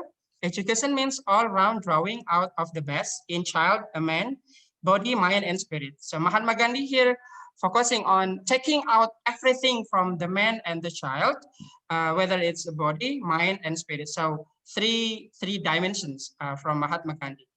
And the next I'm taking from Ki Hajar Dewantara, the father of education in Indonesia. The concept of education, according to him, there are 2 points. The first is education for all.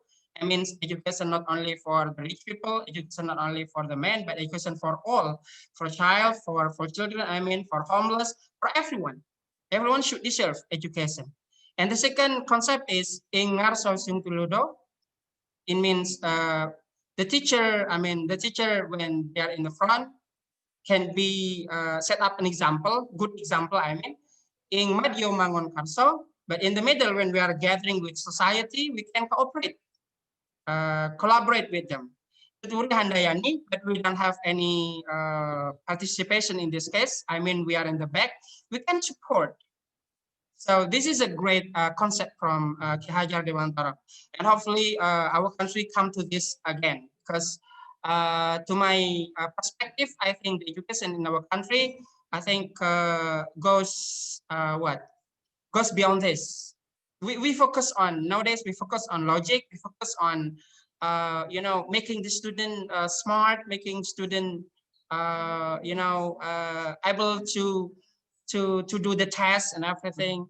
But in concept of Ki Hajar Dewantara here, we have 3: becoming an example, can cooperate one another, and the last can support. And the aims of education here, according to UNESCO, you can see that the physical, intellectual, emotional, and ethical integration of individual into a complete man and woman. This is the fundamental aim of education. And the next, the goal of education also to form children into human persons committed to work for creation of human communities of love, fellowship, freedom, justice, and harmony.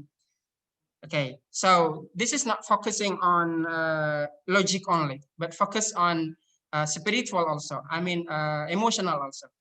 And the next is the aims of education here. There are six points: individual aim, social aim, vocational aims, for getting job, intellectual aim, cultural aim, and moral aim. Now we come to Islam. How does Islam view the education? According to Imam Al-Ghazali, Hujjatul Islam, education is the activity of enabling an individual to recognize God and discriminate between good and bad. As a Muslim, we should focus on this. What Imam Ghazali said that education, the point is to recognize God, and the second is to be able to discriminate between good and bad.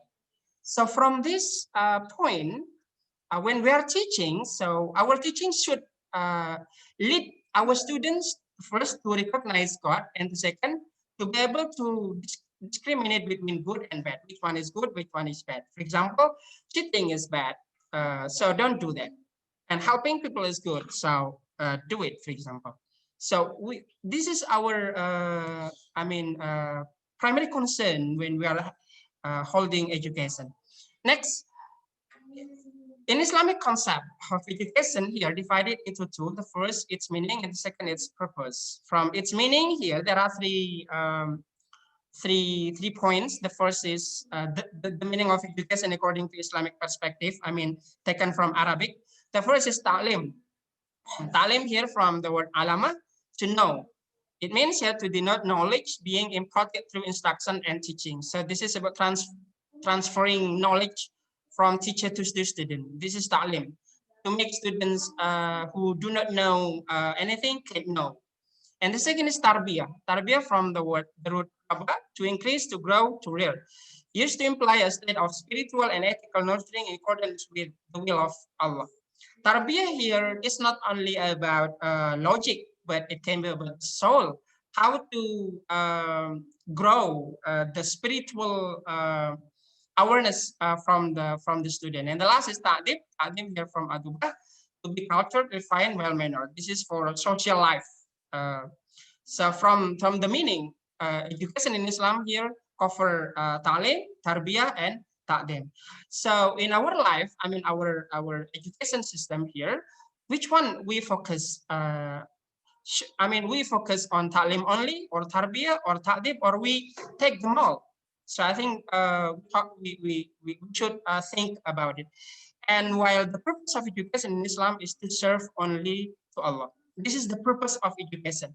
So from accountant, teaching English, for everything. So the target, the final destination is to worship Allah. Okay. Next, what does Quran say about education? So I think there are a lot of verses in Quran talking about education. The verses from Surah Al-Alaq, verse 1 up to 5. Bismillahirrahmanirrahim. Iqra' bismi rabbikal ladzi khalaq, khalaqal insana min 'alaq, iqra' wa rabbukal akramal ladzi 'allama bil qalam, 'allamal insana ma lam ya'lam. This is the verse talking about education. First of all, Allah subhanahu wa ta'ala order us, command us to read. Reading here is not only reading text, but reading everything, reading life, reading the situation, reading the creatures of God.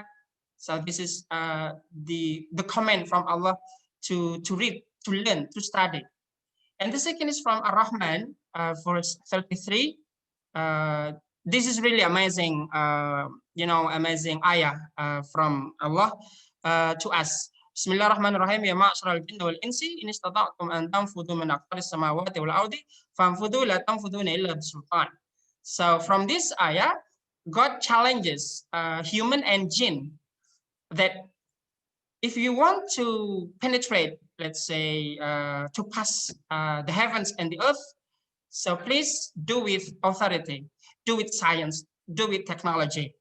But here, the point is, you don't have any authority except Allah give you the authority. So this is the point. No matter how great our platform we use, as long as Allah doesn't allow us to give effect to our students, so it is not, effective. And the next, what does Prophet Muhammad ﷺ say about education? So there are a lot of hadiths that our Prophet Muhammad ﷺ ordered us to seek knowledge. Like tolabul ilmi faridatun ala kulli muslimin. This is obligation for us, men and women, to seek knowledge. And seek knowledge from cradle to the grave. It means the time for looking for knowledge, to seek knowledge here from the first we are born until we die when we are in the grave. This is long life education.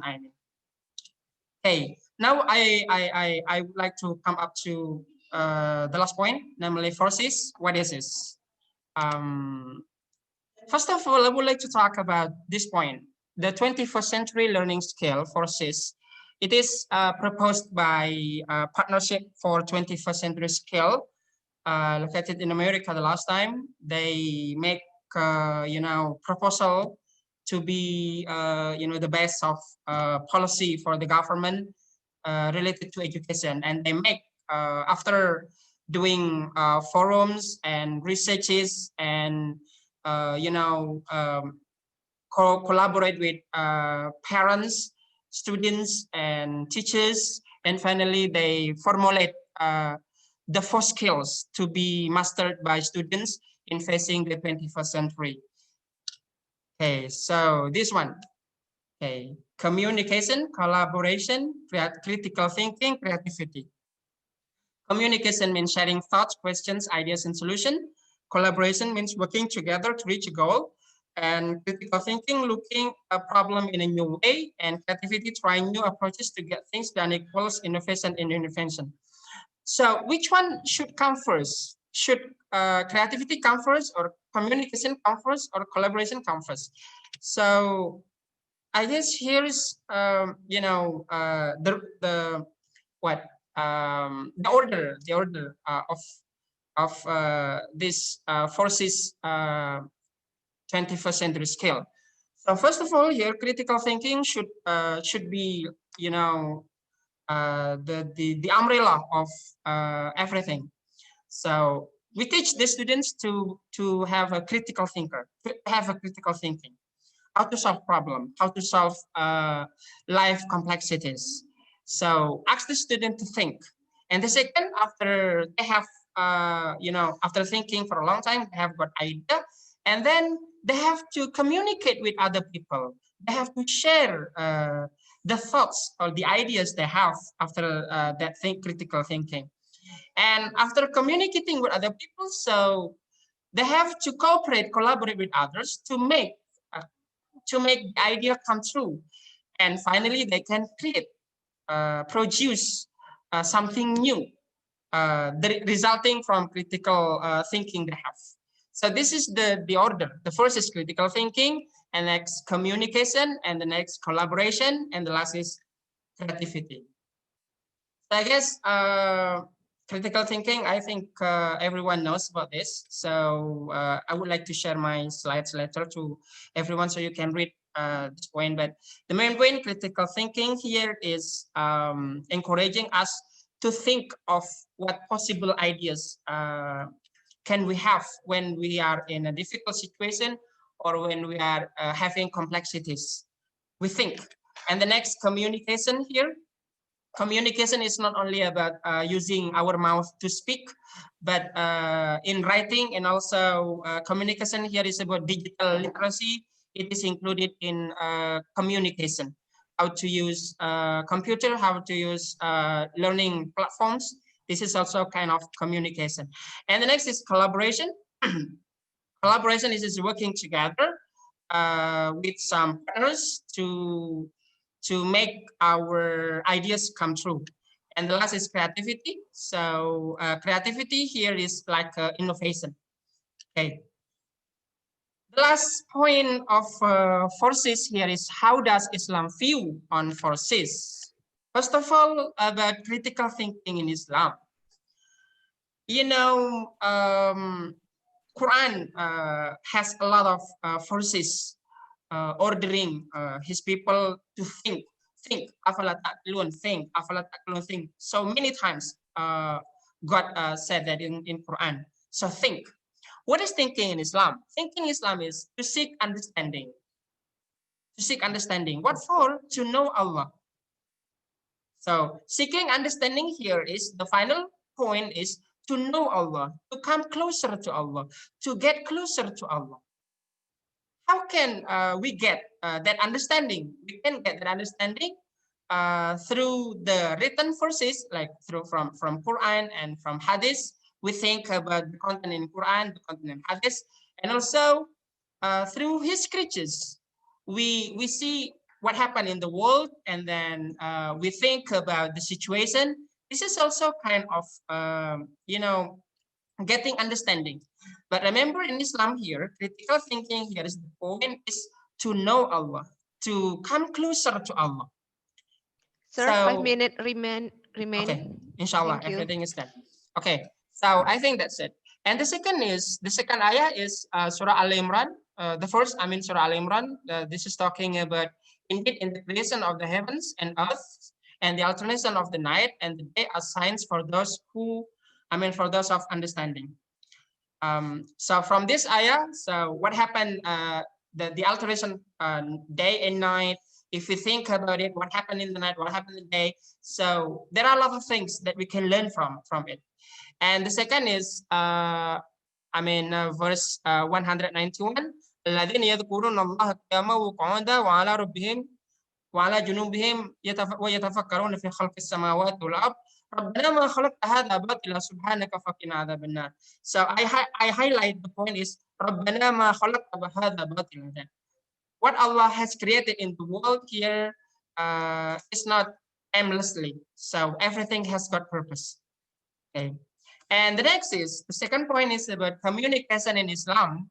There are 6 ethics in communication according to Islam. Number 1 is our communication, our words, our sentences. The first is qawlan shadida. This is Quran Surah An-Nisa verse 9, telling the truth.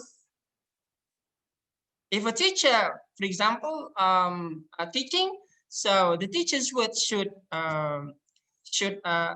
be about the truth. Everything should be about the truth. No hoax, no lies. And the second is qawlan baligha. And Nisa verse 63. The words, the sentences we produce should be effective. I mean, not useless words, but should be effective, meaningful. And the next is qawlan ma'rufa. So the words should be good, not bad words. No insulting, no underestimating. So it should be good words. And the next is qawlan karima, Al-Isra verse 23, noble words. So the words we produce should be noble. And the next is Surah Taha, qawlan layyina, tender or soft words. No anger and no loud voice, but should be tender and soft. And the last is qawlan maysura, Al-Isra verse 28, easy to understand. Kalimin nas ala qadri qawlihim, so talk to the people based on their understanding. Next, collaboration in Islam. So Islam orders Muslims to help one another and to work together. Muslim with Muslim, Muslim with other religions, means tolerance. Like in Hadith, al-mu'minu lil-mu'mini kal-bunyani yashuddu ba'duhu ba'dha. Means the believers are like a building, they support and strengthen each other. And Islam's warning, collaborate for good things and taqwa only. No collaboration about bad thing. No collaboration about hostility. وَتَعَاوَنُوا عَلَى الْبِرِّ وَالتَّقْوَى وَلَا تَعَاوَنُوا عَلَى الْإِثْمِ وَالْعُدْوَانِ وَاتَّقُوا اللَّهَ إِنَّ اللَّهَ شَدِيدُ الْعِقَابِ. And the last point, creativity in Islam. Islam encourages his ummah to think. Quran say many times about thinking and making a better progress. This is hadith or kama qala wallahu alam, but I found this reference. It is the saying of Sayyidina Ali bin Abi Talib karamallahu wajhah, man kana yawmihi khairan min amsihi fahuwa bihun. So barang siapa, whoever today is better than yesterday, it means he's the lucky. If today is similar to yesterday, he is loser. But if the day is worse than yesterday, he is accursed. And the second is keep good thing from the past and take better thing from the new. This is kaidah NU Nahdlatul Ulama al-muhafadzatu 'ala al-qadim as-salih wal akhdhu bil jadid al-aslah. So take good thing from the past, from what we have done, and then take better thing from the new. I mean, keep good thing from the past and take better thing from the new. So before COVID-19, we do the best thing, the good thing we have, so keep it if it is good. But take better thing, what happened today, so we take the better thing. So the conclusion. As a Muslim, we believe that Allah is, Inna Allah ala kulli shay'in qadir. Allah is the most powerful. So keep it and profit. I mean, we don't think that this platform is amazing, this platform is really helpful, effective. No, but as long as Allah allow us to make this effective, so it will be effective. And the second, technology is limited, but Allah is limitless. So no matter how great or how awesome or how sophisticated the technology we have, but Allah is above everything. Allah is beyond everything. Allah is above all. And the next is, what is done by heart will touch the heart. So I think this is nice. So sometimes there is a teacher, actually he is simple teacher. He doesn't use great platforms, online platform, but he's teaching traditionally, for example, but he is doing it by heart. So the students, get the benefit from it and long-lasting effect.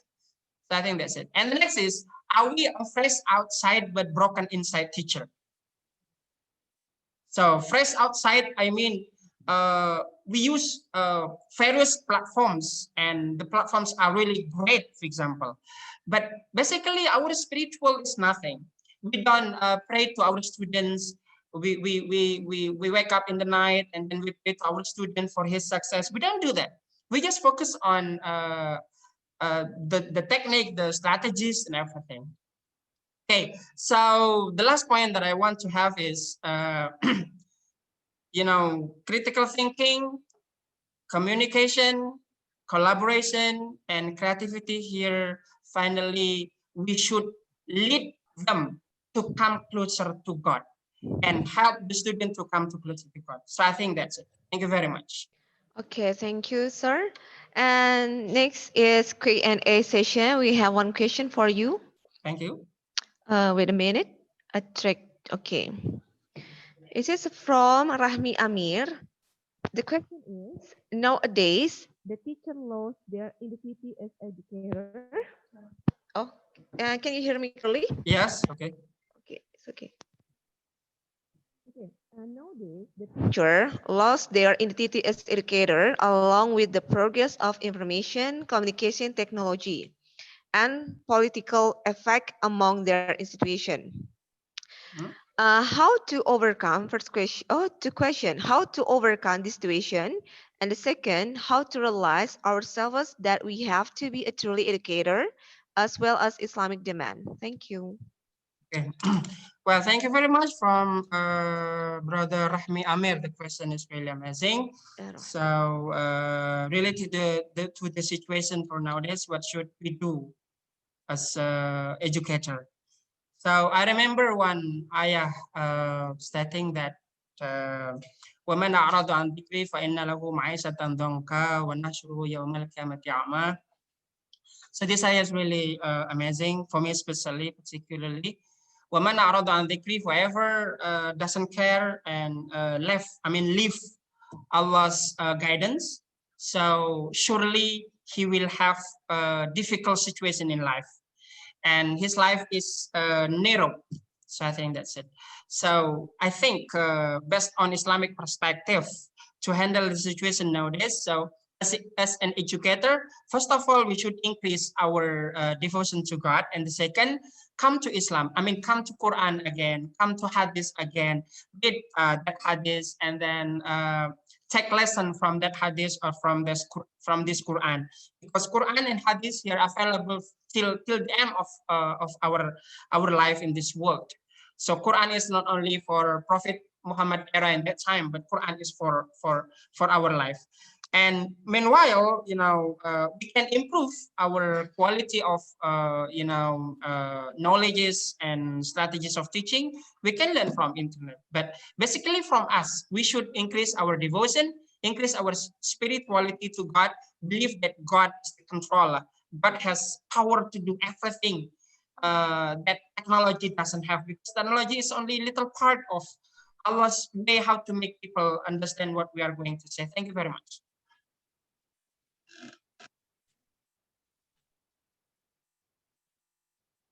Yes.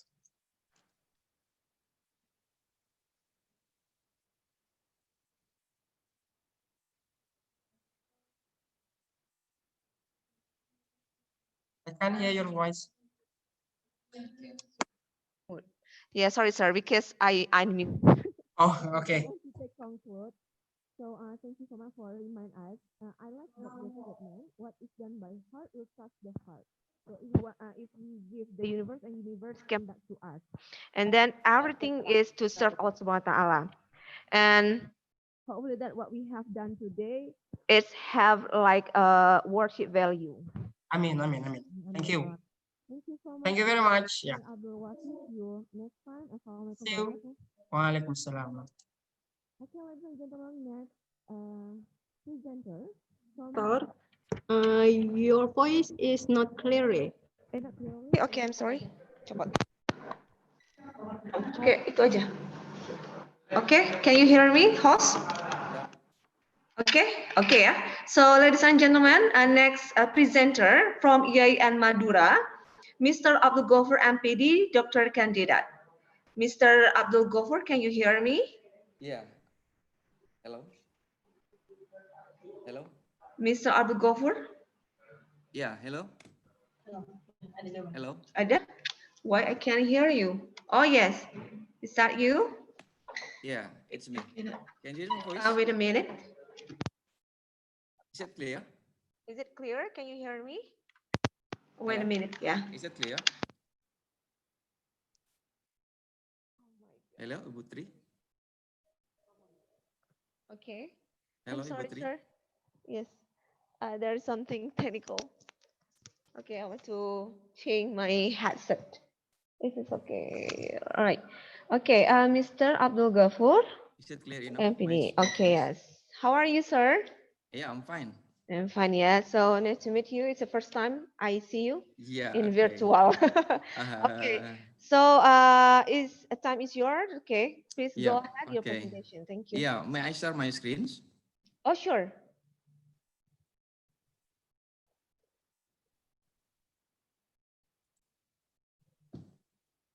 Okay, here you are. Yeah. Assalamualaikum warahmatullahi wabarakatuh. Waalaikumsalam warahmatullahi wabarakatuh. Ladies and gentlemen, first of all, I would like to thanks for the chance to present my material dealing with smart devices, new means of education in Indonesia, problem or solution in 4.0 era.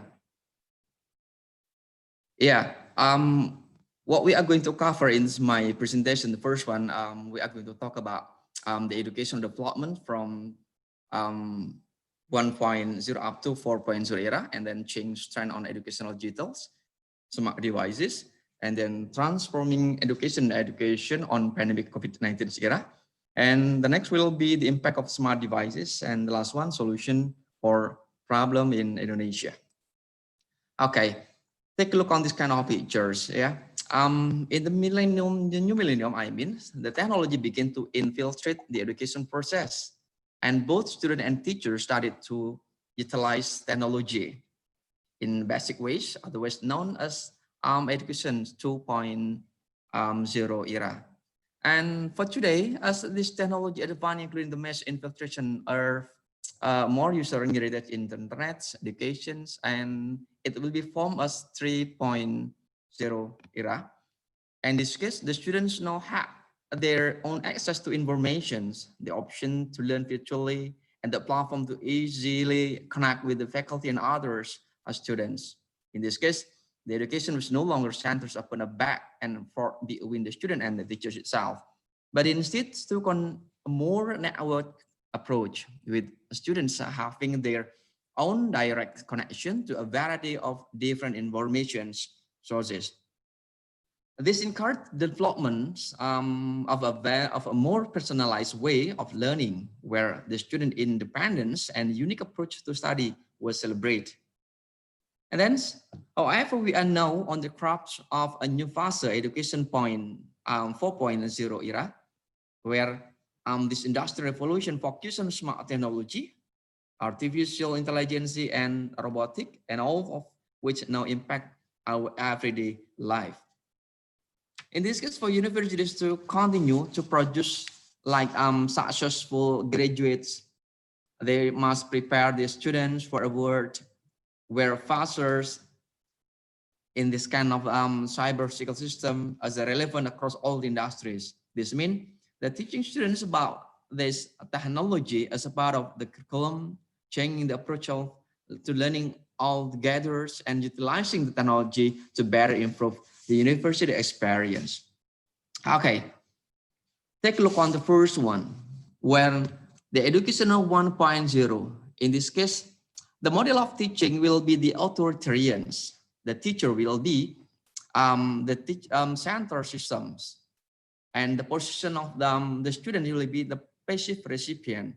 And in this case, the technology is forbidden in the classrooms.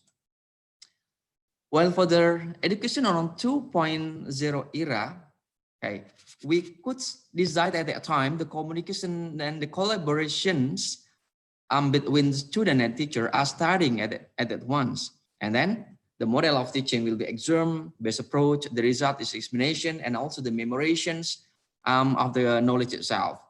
And also an underestimate student at that times by using a central approach. We call it, but yeah, do not apply it at all.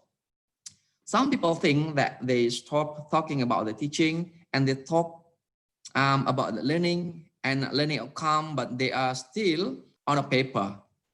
Some people, they think they stop talking about the teaching and they talk about learning and learning outcome, but they are still on paper. Okay, take a look on the education point 3.0 era. Okay, the model of teaching will be changed at that time. The student-centered approach will be the core of the process of teaching.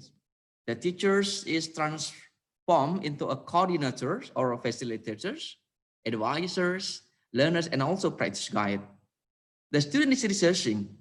Yeah, at that time, the students are also the teacher, as already explained by Mel Silberman in the books, by using one of the strategy that is everyone is teachers here at that times. Okay, and the model of teaching will be flipped classroom that the method applies. More dialogues, technology is everywhere, and the student is self-learning and also everywhere. And the classical style classrooms no longer exist. Okay, lesson plans are now called learning plans. Yeah. Okay, how about on the education of 4.0 era? Okay, take a look. The model of teaching will be focused on innovative producing and the co-creation and also innovation in the centers of teaching, wherever and whenever. Flipped classroom applied, interactive practicals, exercise, face-to-face by using any kind of platform. That's done for today's teaching and learning process. In this case, learning is done at home or outside school. While in the school, the student develops skill, and at home, they are going to study with their own families. And then development of personalized teaching and learning. Learning plans are now called creative plans. The technology used, yeah, it is free or easily accessible by using any kind of platform. They are going to access any kind of knowledge. Okay. Yeah, for this kind of slide, the change trend on educational's digital.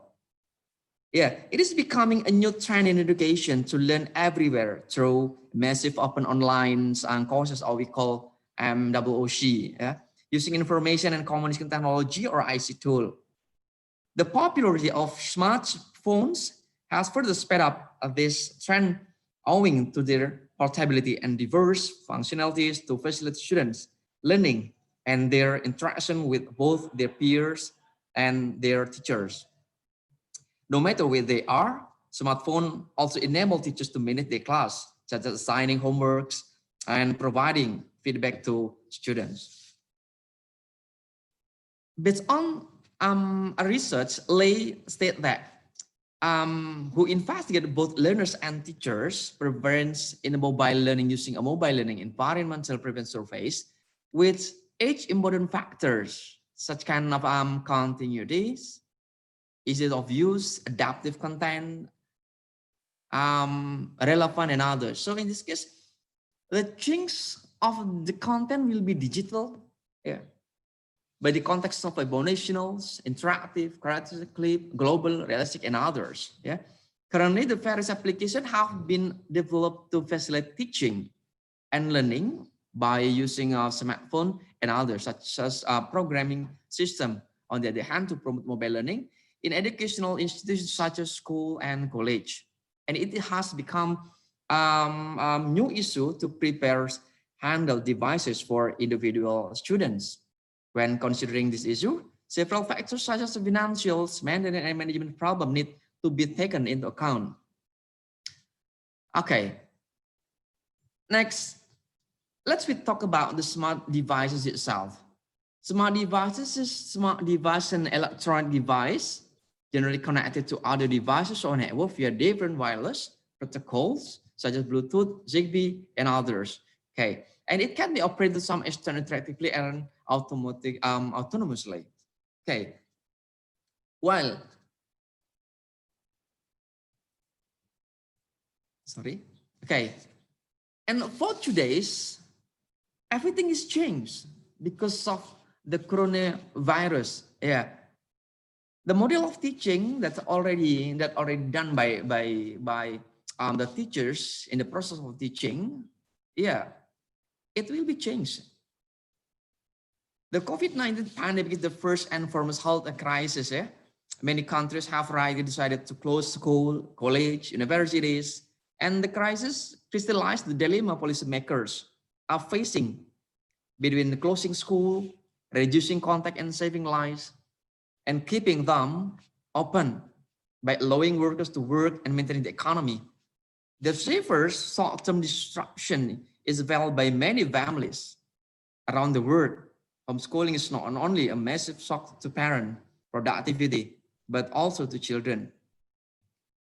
Teaching is moving online on an untested and unprecedented scale. Student assessment also moving online with all of trial and errors, and certainly for everyone. Many assessments have simply been cancelled. Important disruption will not just be a short term, but can also have a long consequence for the effective cohorts and are likely to increase inequality. Okay, and the transforming education on the pandemic COVID-19, the educations change by using laptop, smartphone to access online learning content while their school and campuses are closed. And then most education institutions in Indonesia have now conducted online learning by exploiting distance education platform. So in this case, any kind of platform should be used by the teachers itself. Yeah. And also the children's in educated to online learning are being more and more convinced that maybe the way education is delivered will never be the same again even after COVID-19. Okay, it could be such kind of impact of the smart devices itself for the teachers itself. Okay, the education is smart virtual and digital revolution for the benefit of many stakeholders, including teachers and educators itself.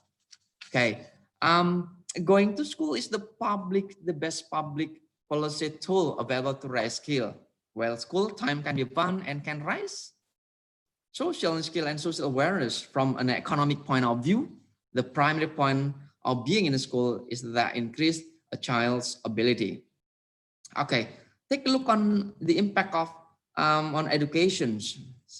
Perhaps to the disappointment of some children have not generally been sent home to play, the idea is that they continue the education at home.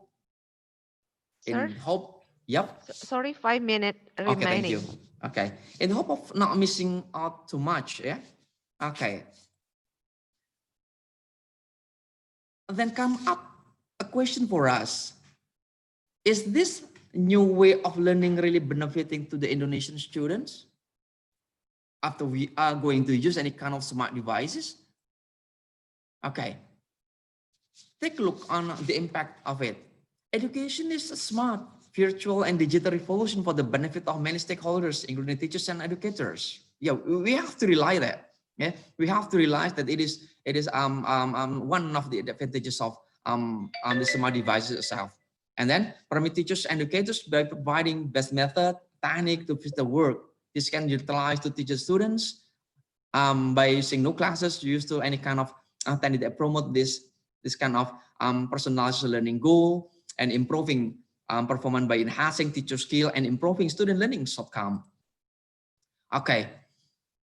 Do you think that it is a problem or solution for us when we are going to use any kind of smart device in Indonesia? We have to be realized that the citizen of Indonesia is not all of them has a kind of facilities or infrastructure to increase the kind of teaching and learning method. Okay, take a look on this kind of news. Yeah, the first one. Fathers who steal a kind of a laptop for their son and others. Yeah, university students from Sulawesi dies after falling while searching for internet signal. Okay, it is such kind of problem that happen in our country, and also not all teachers are ready with this kind of technology, and also how to use the platform itself. So in this case, the policymakers should think more and more to redesign the curriculum and also the model of teaching that's going to be used in Indonesia. Okay, I want to. Okay, how about the offer that should be as simple as that is bring your own devices. I mean, in this case, the teachers themselves should be think. Yeah, they should be think what kind of devices that's suitable for the student, in this case, to hinder any kind of difficulties for this the students itself. Okay, thank you, Ibu Trie. That's all. Okay, thank you, sir. So next Q&A session. How about us? There is question. No. Moderator, there have a participant one asks directly to Mr. Abdul Ghafur. Okay, go ahead. So, okay, who? Can I see? Can I hear? I can How about expel the participant name because he write with Arabian. Arabian. Okay, so go ahead. Who wants to question? Please say something. Participant who want to ask directly. Please give me the code. Hello, yes, hello. Okay, thank you very much. Assalamualaikum, sir. Nice to see you. Waalaikumsalam. Nice to see you too. Well, today we really face a very difficult situations, and of course, we are very difficult teacher today, and all of the process of learning have been a virtual learning. And also my question is, how to assess and measure students' psychomotoric and cognitive and also affirmative by virtual learning, sir? It's so difficult for a teacher, I think. What about your opinion, sir? Thank you.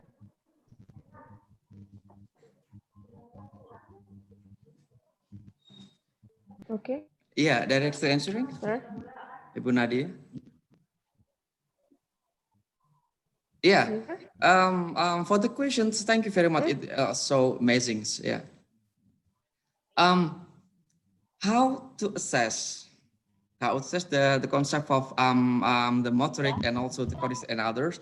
It will be dealing with the taxonomy Bloom's concept. Yeah.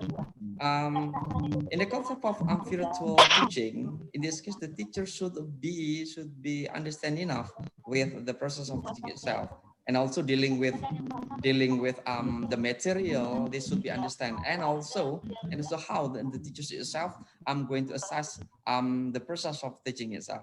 In this case, just in an example, we are going to assess the characters, the good character of the student.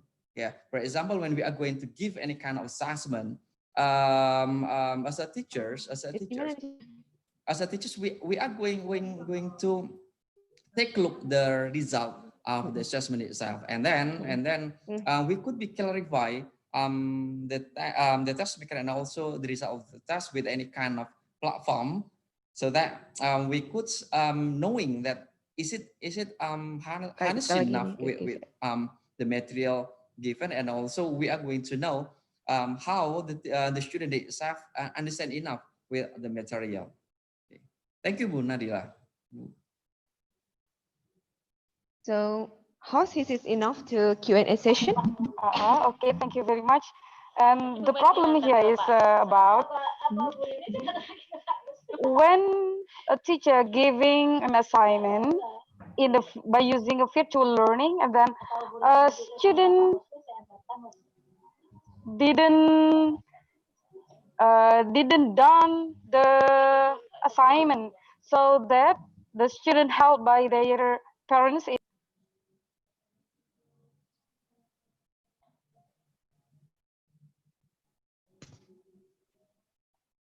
No, sir. Hello. Can you hear the question clearly, because I cannot?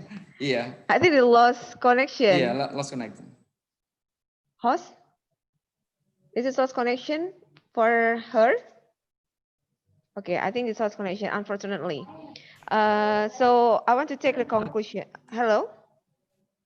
Okay, because that is moderator, you can continue, go yeah? to the next schedule. Okay, so I want to conclude that it's so many benefit, yeah, of this technology, but we cannot close our eyes. There is something problem, like you show the PowerPoint is like there is some of student try to find a connection. I think that is still our problem. Hopefully that we have solved problem.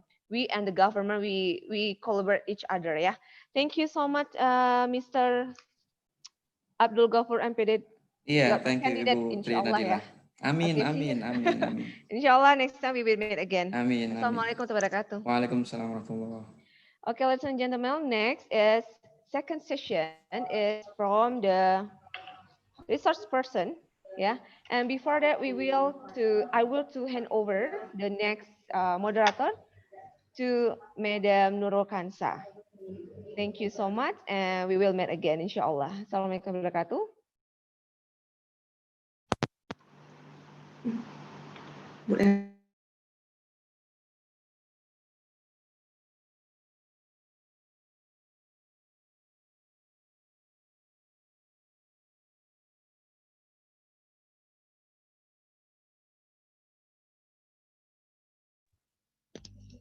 Okay, Trie Nadilla, can you hear me? Okay, thank you, Trie Nadilla, and hello everyone. My name is Nurul Kansa. I will get you until the end of this event, inshallah. Previously, we already have 7 presenters, and now we will start our time with the research person or speaker, and our first speaker is Dr. Nurlaila. Okay, Dr. Nurlaila, are you already with us? I'm already here, Kansa. Okay, thank you, Dr. Nurlaila. Before she starts her presentation, I will read her biography first. Okay, Dr. Nurlaila SPD, MPD is an English lecturer in Faculty of Teacher Training and Education Tarbiyah in IAIN LHOKSEUMAWE, Aceh, Indonesia. She received her SPD or bachelor degree on English in Education from State University of Syah Kuala Banda Aceh, Indonesia in 1999. She has been teaching English at university since 2000. She was a linguistic lecturer at Al Muslim University, Pusangan Aceh, Indonesia since 2000 until 2008. She served in 2008. And at earlier year of 2008, she becomes an English lecturer in State Islamic Institution of LHOKSEUMAWE or IAIN LHOKSEUMAWE from 2008 until today. She was a head of English Department of Tarbiyah Faculty from 2010 until 2015. Then from 2015 2016 until March 2020, she served as a head of Internal Quality Standards Center, Quality Assurance at State Islamic Institute of LHOKSEUMAWE. Okay, I think it's enough for her biography. So, Miss Nurlela, the time.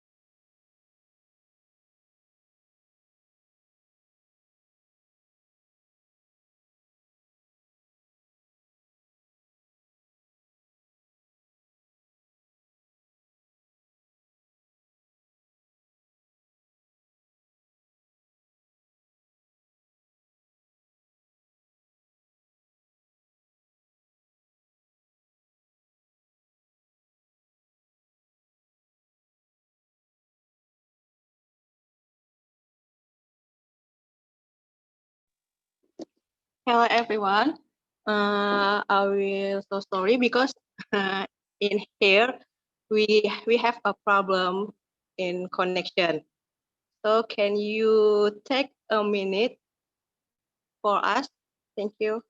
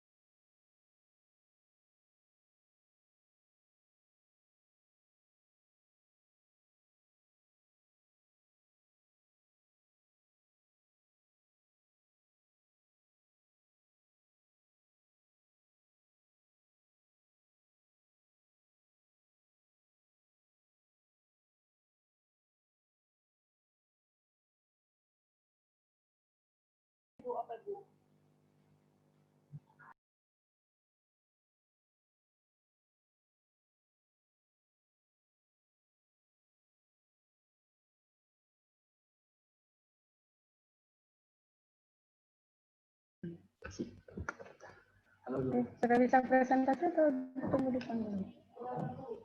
Bisa ya? Oke. Bismillahirrahmanirrahim. Assalamualaikum warahmatullahi wabarakatuh. Assalamualaikum. Bismillah. Rabbi israh li sadri wa yassir li amri wahlul 'uqdatam min lisani yafqahu qawli. Let me share my screen first. Can you see my screen, please? Yes, we can. Hello, everybody. Yes, we Okay. can. Yes, we can. Yes, we can. All right, all right. Wait a minute. Wait a minute.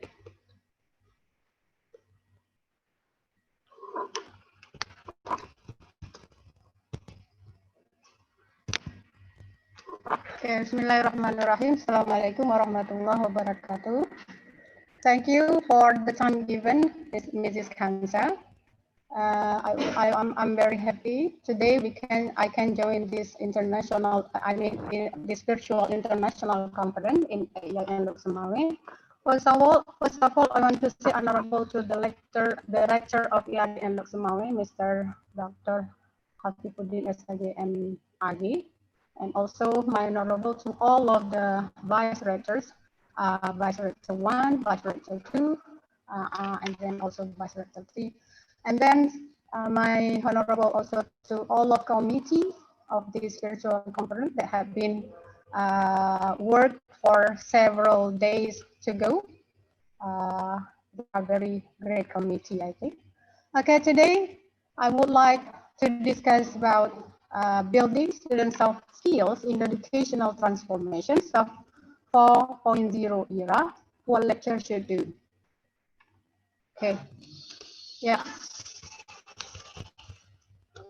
Okay, actually, every person has known that definition for industrial revolution, but I want to tell you again here to remind you that industrial revolution of 4.0 is a rapid changing in economic field, namely from economical agrarian to industrial economic, which use machine.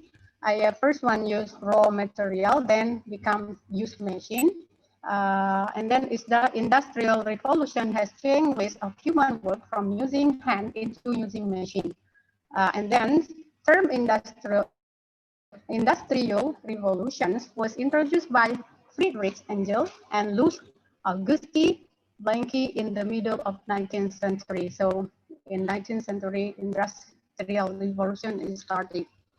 And then I want you to give a glance history at industrial revolution. I want to quote quotation from Eduardo Galano. History never really says goodbye. History says see you later. And then from Confucius, study the past if you could define the future. So we can't forget the history. Let us see first one, industrial revolutions of 1.0 that started at 17th centuries in England, Europe, and in America. And this is the machine of steam. Yeah, the steam machine as the basic step of industrial revolutions of 1.0.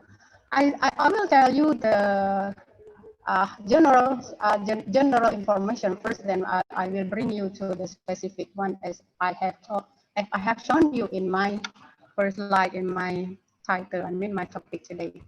And then let us see industrial revolutions of 2.1 of 2.0 that is started by electricity invention. You see, this one is electricity inventions that was at about in the middle of 18th century, yeah, exactly in Europe. And then industrial revolutions of 3.0, industrial revolutions of 3.0 developed in 1970. So most of us here was born in 1970. And then this was started in USA, started with the use of information technology or IT. It spread very rapidly to other countries like Europe and Asia. This is the pictures of computer in early industrial revolutions of 3.0. Can you imagine if today we have this kind of computer? It's not possible for us to bring it everywhere, just stay at home. And then industrial revolution today, yeah, this one is the era started in 2000 until today. Yeah, so the one for you who live, who was born in 2000 until today, it means that you are living in the era of industrial revolutions of 4.0. It started to apply modern technologies such as fiber technology and also integrated network.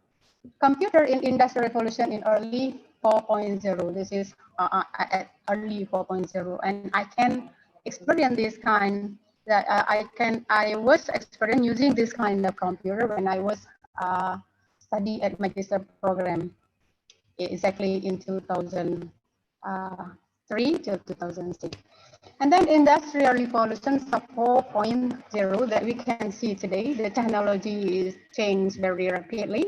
And you see this is the pictures of the computer that we use today.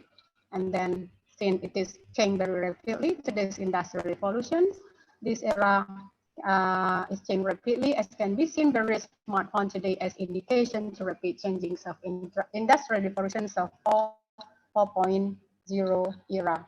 And then in this era, all of the students at university, not only at university, almost not all of the students, but almost all the students use smartphone as in pandemic COVID-19, most of the students must use e-learning or study through e-learning.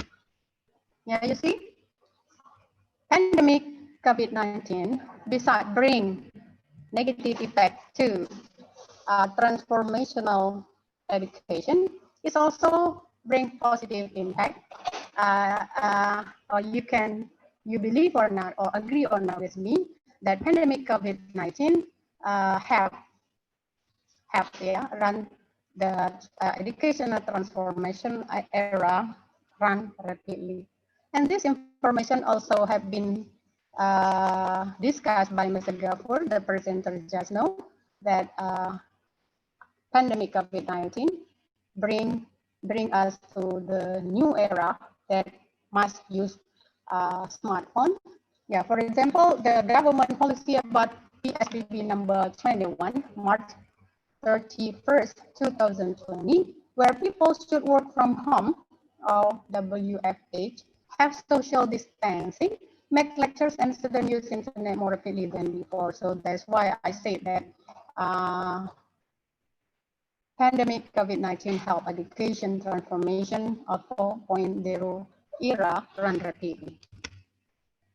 Okay, now let us see the impact of those era.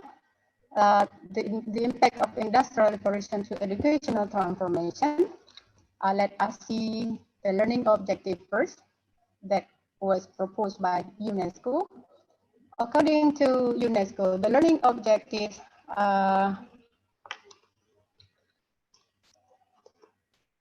is conducted based on 4 pillars. First one is learning to know, learning to do, learning to be, and learning to live together. So 4 pillars that is proposed by UNESCO, learning to know. So there are soft skill and also hard skill that students need to do, students need to learn. Learning to know, mostly hard skill. So when the student learn hard skill, it means that they learn how to be something, and learning to do, how to apply something that has been learned, and then learning to be what? To be an engineer, also hard skill, to be a teacher, and also last one is learning to live together. Now, when we talk about the last pillars that was proposed by UNESCO, it's talking about students should prepare, should be prepared by the lecturers or teachers at school to have soft skill, because soft skill is more important sometimes than hard skill. Even though hard skill is important, but sometimes, in some cases, soft skill is more important than soft skill. Okay, to attain those objectives, the government and universities should prepare their students with good skill to be able to face the era. And then the role of educators, in this case, we are as a lecturer, also should change to shoot with the revolution era. The era where there is a must for educators to master technology, especially IT. So mastering technology is a must for us as a lecturer, also as a teacher, because if not, it's not easy for us to prepare the material, to present the material to the student. And then universities should change the curriculum to shoot with the revolution. Need to include soft skills as a way for them to survive in their future career. Today in our curriculum, we cannot see directly soft skill, but mostly we teach the student hard skill. But soft skill is actually taught but hidden. Actually all of us teach the student or build the student or develop the student soft skill, but it's hidden, not directly stated in lesson plan, not directly stated in syllabus. Okay, next, how to differ hard skill and soft skill. So we need to know, we need to discuss, we need to identify soft skill. What is soft skill? What is hard skill? Let us see hard skill first. Hard skill is teachable.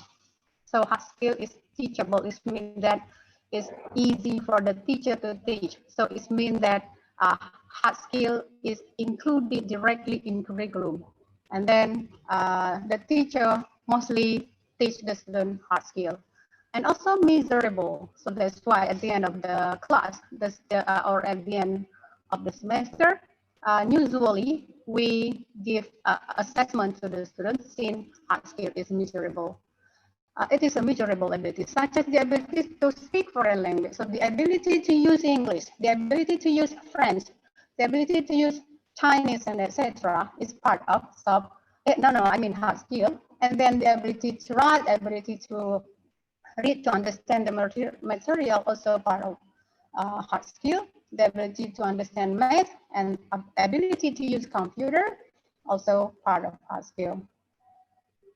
And then let us see soft skill. Soft skill are the traits that make you a good employee, such as ethics.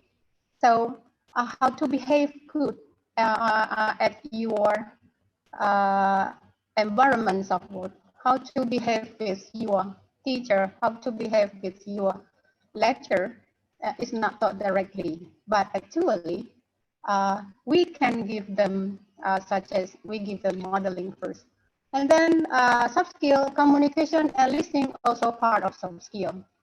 Yeah, communication, for example, when someone, especially in interpersonal communication, when we speak to some or two person, we need to apply the ethic of communication. It means that when someone speaking, we should not, interrupt. We should not interrupt, but we listen first what someone says. That's called ethic in communication. So communication and listening, chatting along with other people, and then collaborate, the ability to collaborate, and then the ability to solve the problem, and the ability to be a leader is a kind of soft skill. Soft skill sometimes can be taught, but at another time cannot be taught directly, cannot be, we can teach it, but it's not directly included in curriculum, but if possible, it is included in curriculum. Okay, now definition of soft skill based on expert. Soft skill refer to personalities, attributes, qualities, and also personal behaviors of individual. And then soft skill includes certain abilities such as communication, problem solving, self-motivation. So the ability to motivate himself or herself is also part of soft skill. And then decision making. Not all people, not all students, not all lecturers also easy to be to decide something, decision maker. So to be a decision maker, we must have some soft skill. And soft skill also can be trained. And time management skill, and also social aptitude, language and communication capability, friendliness, and ability to working in team, and other personality traits that characterize relationship between people is also part of soft skill. Yeah, these are some different names of soft skill that is proposed by Maria Sinki. Let us see. Soft skill is also known as life skill, that is proposed by World Health Organization in 1993, and then also STEM transversal skill that is proposed by ISPOL in 1998, and then gender competencies that's proposed by Tuning Project in 2000, and then key competencies. Now, when it is said key competencies, it means that soft skill is very important to grasp or to obtain a goal in our life. And then key competencies for lifelong learning, and then 21st century skill. So soft skill, also known as 21st century skill, then transferable skills, and then future world skill that is proposed by IFTF in 2010. And then in 2015, soft skill for talent, skill for social progress that is proposed by OECD in 2015. Okay, and today also we are non-social skill. I mean social skill, also soft skill, and then also emotional intelligence skill. So the ability to maintain our emotion, also part of soft skill. All right. Why soft skill important? So we need to know why soft skill important. So that's why we can build, we can develop, we can train the soft skill to the student. Yeah, actually, soft skills are strategic to be successful in personal and professional life, then are essential for a candidate when he tries to obtain any kind of job. So soft skill is, we need soft skill when we are going to find a job especially. And then in building our communication with friends by applying interpersonal communication, we also need to have soft skill. And then enterprise generally hire new employees, in particular recent graduates, taking more in consideration their soft skill than their hard skill. And then soft skill enables students to adjust their frustration and challenges they will encounter in their adult life. So if we have enough soft skill, it would be easy for someone or for a student to adjust his frustration and also challenges that is faced in their future career. For example, in today's life, in 2020, where there is very rapidly changing of information and also technology. So sometimes the student cannot handle his life. So if the student have enough soft skill from what we call from children until he has been as a university student, it would be easy for someone to build, to maintain his emotion, for example, or frustration. And then mastering soft skill helps students learn, live, and work better. So when someone has a good soft skill, he can learn better. For example, when the students are studied in class, some students do not pay more attention, but some students pay more attention, because for the student who pay more attention, he or she doesn't want to lose his time to learn, because he's... Excuse me, ma'am, 3 minutes more. Oh, 3 minutes, okay, sorry. Okay, now soft skill in education. This one is soft skill in education. And then let us focus on my topic. What should a lecturer do to build those soft skills to students, especially in education transformation? This is the first one, apply suitable teaching strategy or method.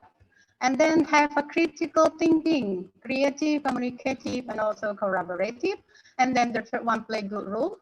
Can be as a model, as an instructor, as collaborator, and can be as facilitator. Now let us see what should a lecturer do. This is actually the point of my presentation today. Actually, teacher or a lecturer can apply some method. Cooperative learning method can be PBL, as been explained by Mr. Yusrizal and also Mr. Wafi and also Mr. Gafur just know that PBL, problem-based learning, also one of the method or teaching strategy that can be used by the lecturer to build their soft skill. Yeah, but in my slide, but I focus on two of the teaching method. First one is cooperative learning method. I focus on start. Why start? Because students work in their team to make sure that a team member has mastered the material. So the point is here, when the student work in group of 4 to 5, they help each other, and mostly the students were put in heterogeneous ability, not homogeneous one. It means that in that group, some students are clever or smart students, some middle and low levels of ability. So that's why they help each other. So in here, we build their soft skill. And then make all students are given tasks about the material discussed, and doing tests, they are not allowed to help each other. So here, we teach the students how to behave honesty, yeah? And then also professional. So they cannot see the other students work, but they do himself or themselves. This teaching model emphasizes on the existence of activities and interactions among students to mutually motivate and help each other in mastering the material to attain maximal achievement. So that's why a cooperative learning type is useful. To increase or to develop the student soft skill. Okay, next one more teaching method that is suitable to be applied. Blended learning. I think blended learning. I think everybody knows the word blend. The mother at home use blender, but this one is blended. It means that a learning model solution that can be used to face the industrial revolution 4.0 in the field of education. The blended learning model is not only focused on face-to-face system, but can also apply online-based learning. So the combinations of face-to-face classroom and also online learning is called blended learning. And this one is definitions of blended learning. I think I jumped because of the time. Yeah, let us see the strength of blended learning. Blended learning has benefits such as convenience, efficiency, flexibility, cost effectiveness, and instructional effectiveness. These aspects will be possible to grab because of using web browser. And then lecturer and student can design learning environment not only in class. Yeah, they can do together the task whenever and wherever they decide to do, as long as there is internet connection. So the most important thing in blended learning, in applying blended learning, there is internet connection. And then it can optimize the time and cost. Conducting online learning 100% is costly, I think, but that's why it is need to be combined with face-to-face learning system that can reduce the cost. And then the second one, what should the lecturer do? Have critical thinking, creative, communicative, and collaborative.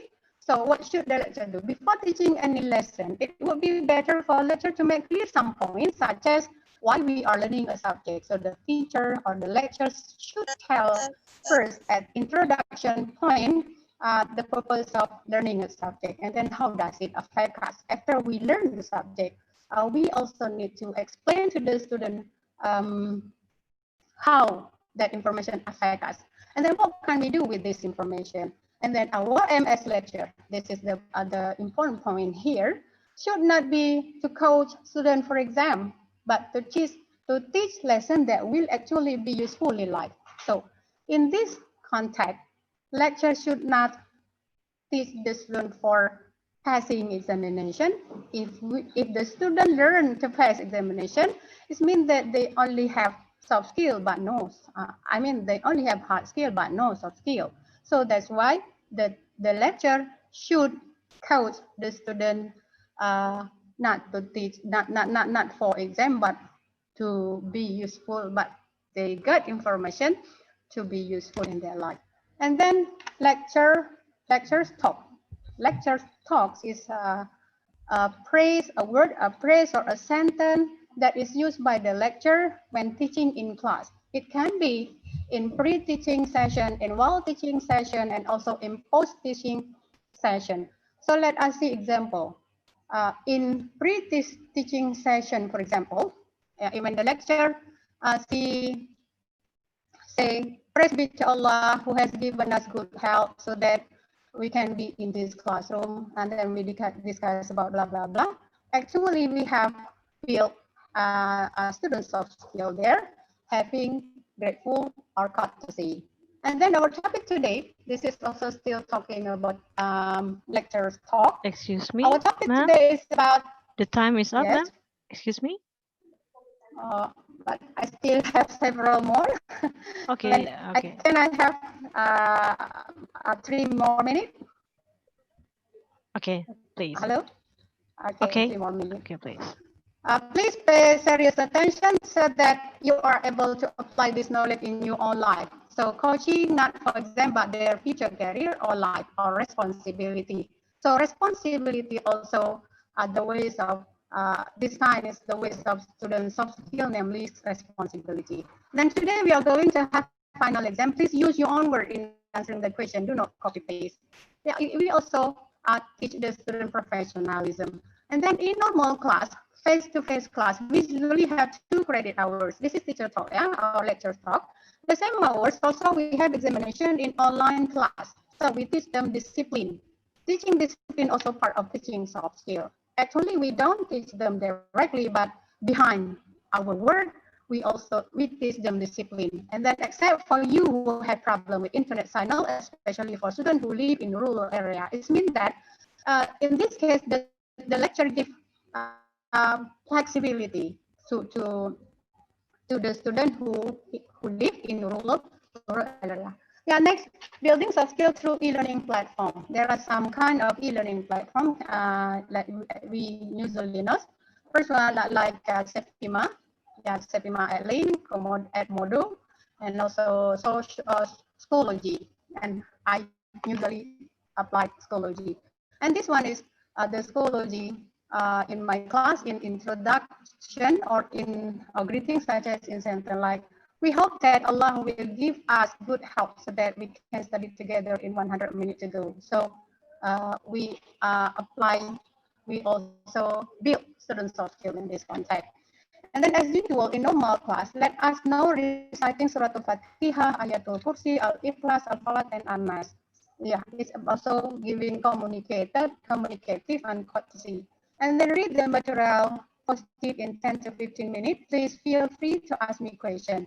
So in this case, I have I have posted the material to the student through Schoology, and then the student are asked to read in 10 to 15 minutes, and then they ask the question if they don't understand about the material. So in this case, we build the student critical thinking. And then I will answer your question in Schoology and WhatsApp group.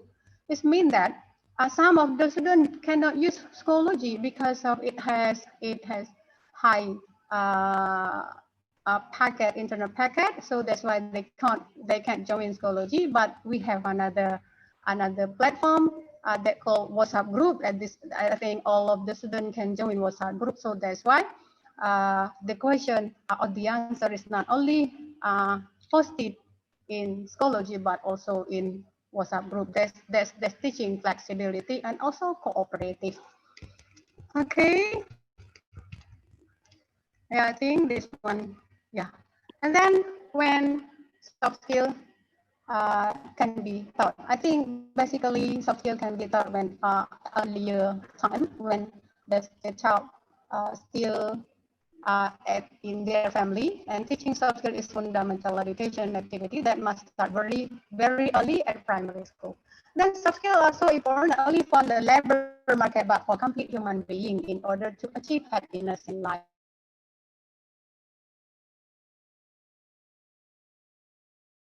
Skill, those person can achieve happiness, more happy in life. Lecture doesn't only provide support the student to pass examination, but can help the student to better understand his attitude to develop his skill and to find his way in his professional life. Yeah, I think that's all. Thank you. I give back to the session to the moderator. Okay, you are welcome. Thank you so much, Dr. Nurlaila. I think someone I mean, raised... sorry. No problem, no problem, no Okay. problem, ma'am. Okay, I think someone raised his hand from Iyad Elias Hussein. Do you want to ask Ma'am Nurlaila directly?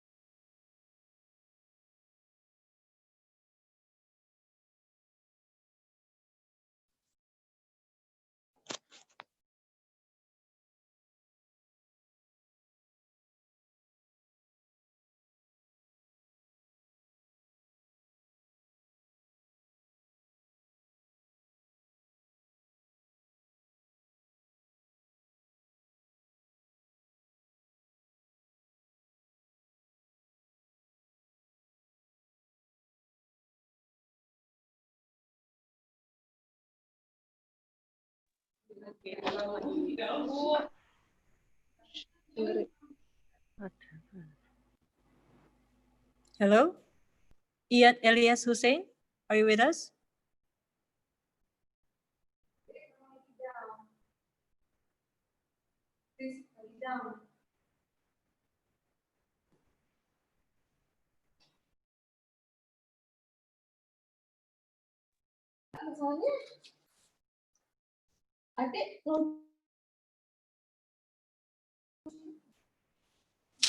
Hello, everyone. Can you hear my voice? Someone, can hear my voice? Yes. We can hear you. Yes, Okay, it's thank you so clear. much. Yes, it's clear. It's Thank very you clear. so much. For Iyad Elias Hussein, are you still with us for the question? I have no question.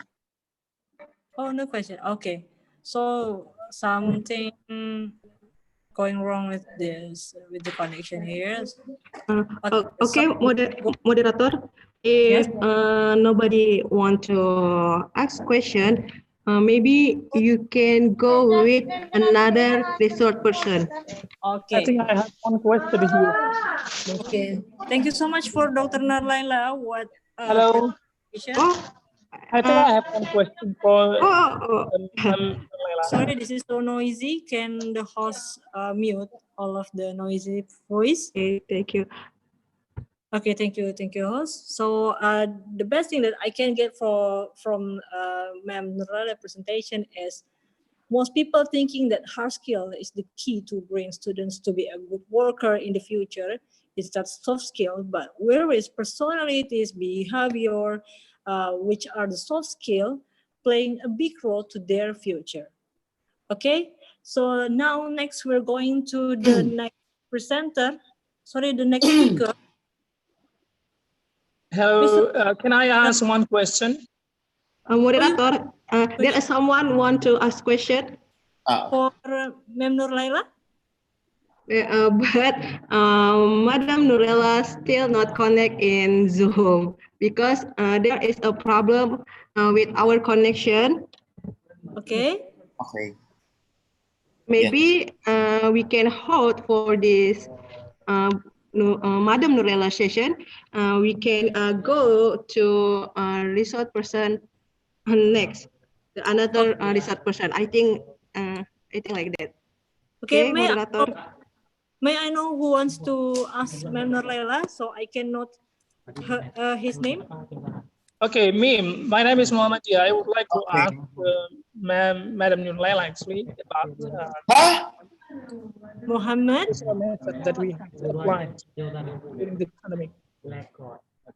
Sorry, okay. I note your name is Muhammad, so I will call you again after Mr. Ramadan session. Is it okay? Okay, no problem. Thank you. You're welcome. Thank you so much. Okay, now we will go to Mr. Ramadhan Razali. Do you hear me, Mr. Ramadan? Yeah, I'm here. Okay, the time is yours, Mr. Ramadan. Okay, thank you, Miss Hansa. You are welcome.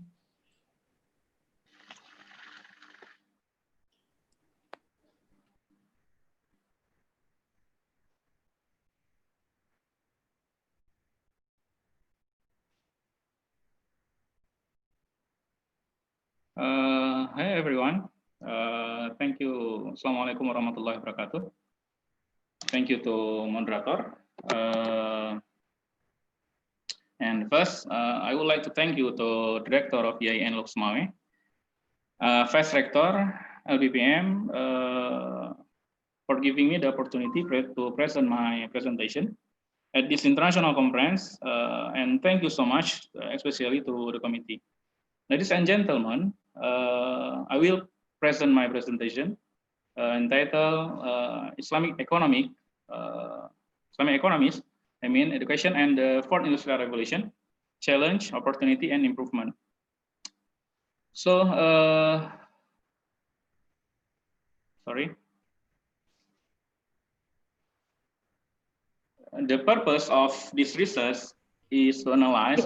Excuse me, Mr. Ramadan. Can you share your PowerPoint by yourself because we have a problem connection.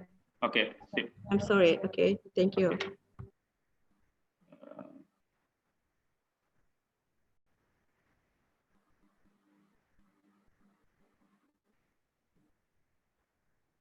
Anyone see my screen? Anybody? Yes, yes, it's Yes, very, yes, we can very see. clear. Yeah, thank you. Yes, yes, I can hear. Okay. The purpose of this presentation is to analyze the disruptive of the Industrial Revolution 4.0 in order to prepare Islamic economic education. Hopefully, construct of an Islamic economy can adapt to technological development. Ladies and gentlemen, before we discuss about the education in Islamic economics, so let's refresh the history on Industrial Revolution. If we read the history, that the Industrial Revolution appeared in 4 stages. First, the first Industrial Revolution took place at the end of the 18th century. This revolution began in 1776 with the invention of the steam engine by James Watt. The steam engine invented by James Watt has much cheaper efficiency than the steam engine before 1776. As proof of its efficiency, the steam engine is able to move ship for 24 hours straight. So the second industrial revolution occurred in the early 20th century. At that time, there was an introduction to mass production based on the division of labor. This revolution took place in the early 20th century. The industrial revolution was marked by the invention of electricity by Thomas Alva Edison. The industrial revolution, 2.0, I mean, humans are still given a very vital role in the production process of various types of goods. However, in the 3.0 industrial revolution, humans no longer played an important role because the role of human had been replaced by moving machine capable of thinking automatically, namely computer and robot. Today, we face the 4th industrial revolution. Although it is still in the process of reforming, but we can already feel the impact. So Industry 4.0 in the main trend in this industrial world that combine automation technology with cyber technology. As we know that Germany is the country that started the existence of Industry 4.0, which is marked by the government's advanced technology strategy that prioritizes factory computerization. So what is exactly the 4th industrial revolution? In one definition, according to Angel Michaela, the 4th industrial revolution is comprehensive transformation of all aspects of production in the industry of the merger of digital technology and the internet with conventional industry. In the other definition, the industrial revolution 4.0 emphasizes the definition of the speed, element of information availability, namely an industrial environment where all entities are always connected and able to share information with one another.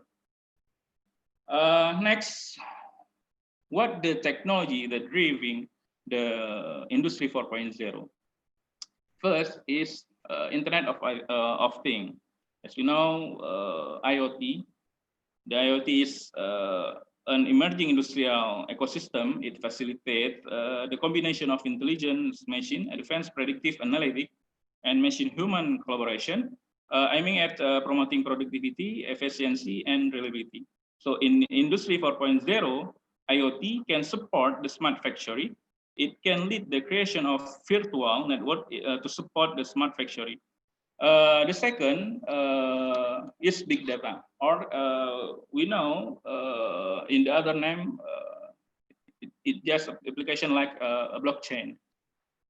Today, manufacturing companies have realized that data analytic capability are imperative for their competitive advantage in the era of digitization. Therefore, they devote themselves to improving skill for algorithm development and data interpretation. Big data analytics and technology can promote data collection from multiple sources, and the ability of comprehensive data analytic and real-time decision making based on the data analytic research. So this is the big data. The third is cloud computing. What is cloud computing? Cloud computing is computing technology cloud computing center can store and compute a huge amount of data.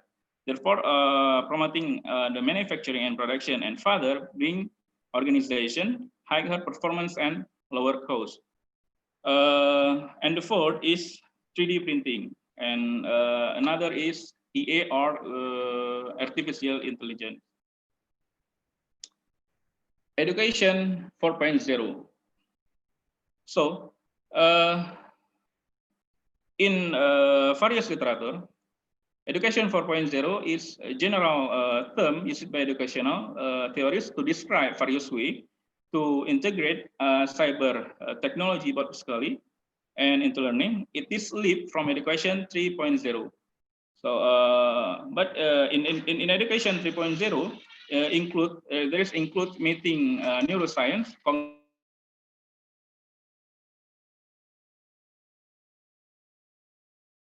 education, hardware and software. So the education 4.0 is a phenomenon that arises where human and machine are harmonized to obtain solution, solve various problem faced, and find various possibility for innovation that can be utilized to improve the life of modern humans. And this is the difference between globalization education and education 4.0. Like we see the 21st century is a century globalization. Therefore, learning content is expected to be able to reach 21st century scale. First, learning and innovation. Skill include mastering diverse knowledge and skill, learning and innovation, critical thinking and problem solving, communication and collaboration, and creativity and innovation. Second is skill digital literacy, include information literacy, media literacy, and ICT literacy.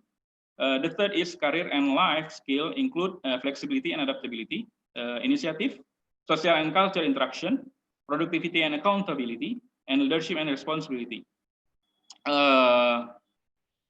A few months ago, Minister of Education and Culture for Indonesia Republic said that he assessed that it was necessary to revise the curriculum now to face the revolution industry 4.0 by adding 5 competency.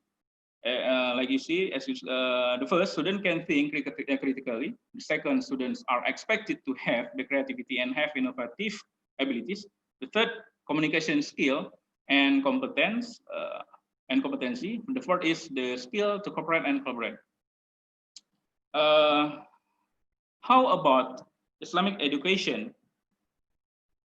So, from the revolution industrial and the education 4.0, there is some challenge and opportunity, and what Islamic economists must do. The first is challenge. What the challenge will face the Islamic economists? I realized that the challenge will face the Islamic economists. The first is technology. Like we know, in the curriculum of Islamic economy, there is a lack for subject with related technology. So this is the challenge that will face the Islamic economies. The second is digital economy. We know that digital economy increased in a few years, and this subject is important to Islamic economy education. The third challenge is understanding artificial intelligence. I will explain next. The fourth is managing big data. Like I said before, managing big data, the meaning is we in the economic in economic now we relate it or we friendly with the name is blockchain. The fifth is creating digital marketing, fintech, cloud, and other. The sixth, understanding of various science, especially economics and technology. So the Islamic economy during the revolution of industry 4.0, they must master the various knowledge. they don't just master it in economy, but they must to master the technology. According my data that I get, so many companies that will hire 56% the manager who can able to technology system and who can master the artificial intelligence. So from this data, we can take conclusion the opportunity from the Islamic economies. If they success in challenge, if they success to face this challenge, so they can controlling digital market and business. So like we know now, a few years, digital market is increased. Say it the cryptocurrency like Bitcoin and the other. This is increased every year. So what the improvement Islamic economists must do? The first is doctrinization of the main foundation in Islamic economics. Ladies and gentlemen, you must know that there is a difference between the Islamic economic and conventional economic in the main foundation and the principle. So the student they must know the main foundation in Islamic economics to prepare their mentality. So the mentality, the second is the mentality as well as the infiltration on the Islamic economic paradigm as a universal economic complexity. So the third is they must have multi-skill in the development of Islamic economic based on smart technology and the Industrial Revolution 4.0. And the fourth, smart and innovative. It's just not enough for Islamic economies during the Revolution Industry 4.0, but they must have knowledge for the cracking entrepreneurship.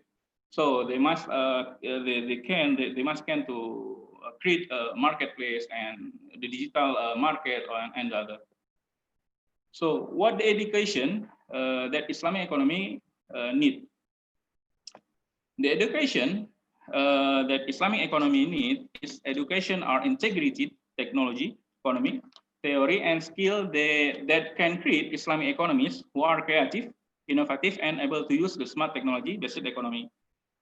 So in this education system, technology, practice, and theory merge into one, which means that in this education system, the implementation of theory must balance with practice.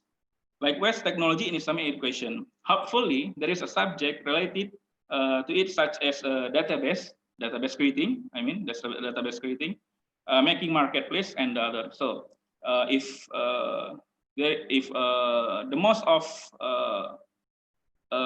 in the curriculum Islamic economics, they just theory. Just maybe the Islamic economists in the future will face the problem. Okay, that is from me. If anything wrong, please forgive me. Thank you to moderator. Assalamualaikum warahmatullahi wabarakatuh. Waalaikumsalam warahmatullahi wabarakatuh. Thank you, Mr. Ramadhan Razali, for your great presentation. Maybe we have a question. How about the question, host? We have a question for Mr. Ramadhan Razali. They have a question for Mr. Ramadhan. I will read. Okay, from Khairisma, the question is, what can lecturers suggest for their students besides becoming competent economists? They have to master the technology system while they cannot reach the internet service, even the tool like laptop. Okay, Mr. Ramadhan? Yeah, okay. I answer. The problem is today our student they can't reach the internet service, even the tools like laptop. So this is our job for the lecture that we can introduce for a student how how to work with laptop and the other. So this is our job desk. This is my opinion, maybe. It is, yes. Moderator? Okay. Is it done, Mr. Razali? Done. Okay, thank you so much for your answer. So how about the the questioner doesn't connect it with us? They have one question again because connection I cannot send with you directly, so I will read question from participant is from Mr. Ramesh Paudel. He's asked, how does technology help to add fuel in the fire in the economy of Islamic nation? Okay, Mr. Ramadan, can you hear me clearly? Yeah. I think most of Islamic nation they have the generation who is love with the engineering. So I have been in Egypt that I seen the Malaysia the student from Malaysia they talk so much in major engineering. So I think and I analyze that the Islamic nation today they send the generation to study about technology and upgrading to come back to their nation and build up and upgrading the technology. So I think the technology have helped to add fuel in the fire of economy Islam nation is by upgrading skill in generation. Maybe this is from me, moderator.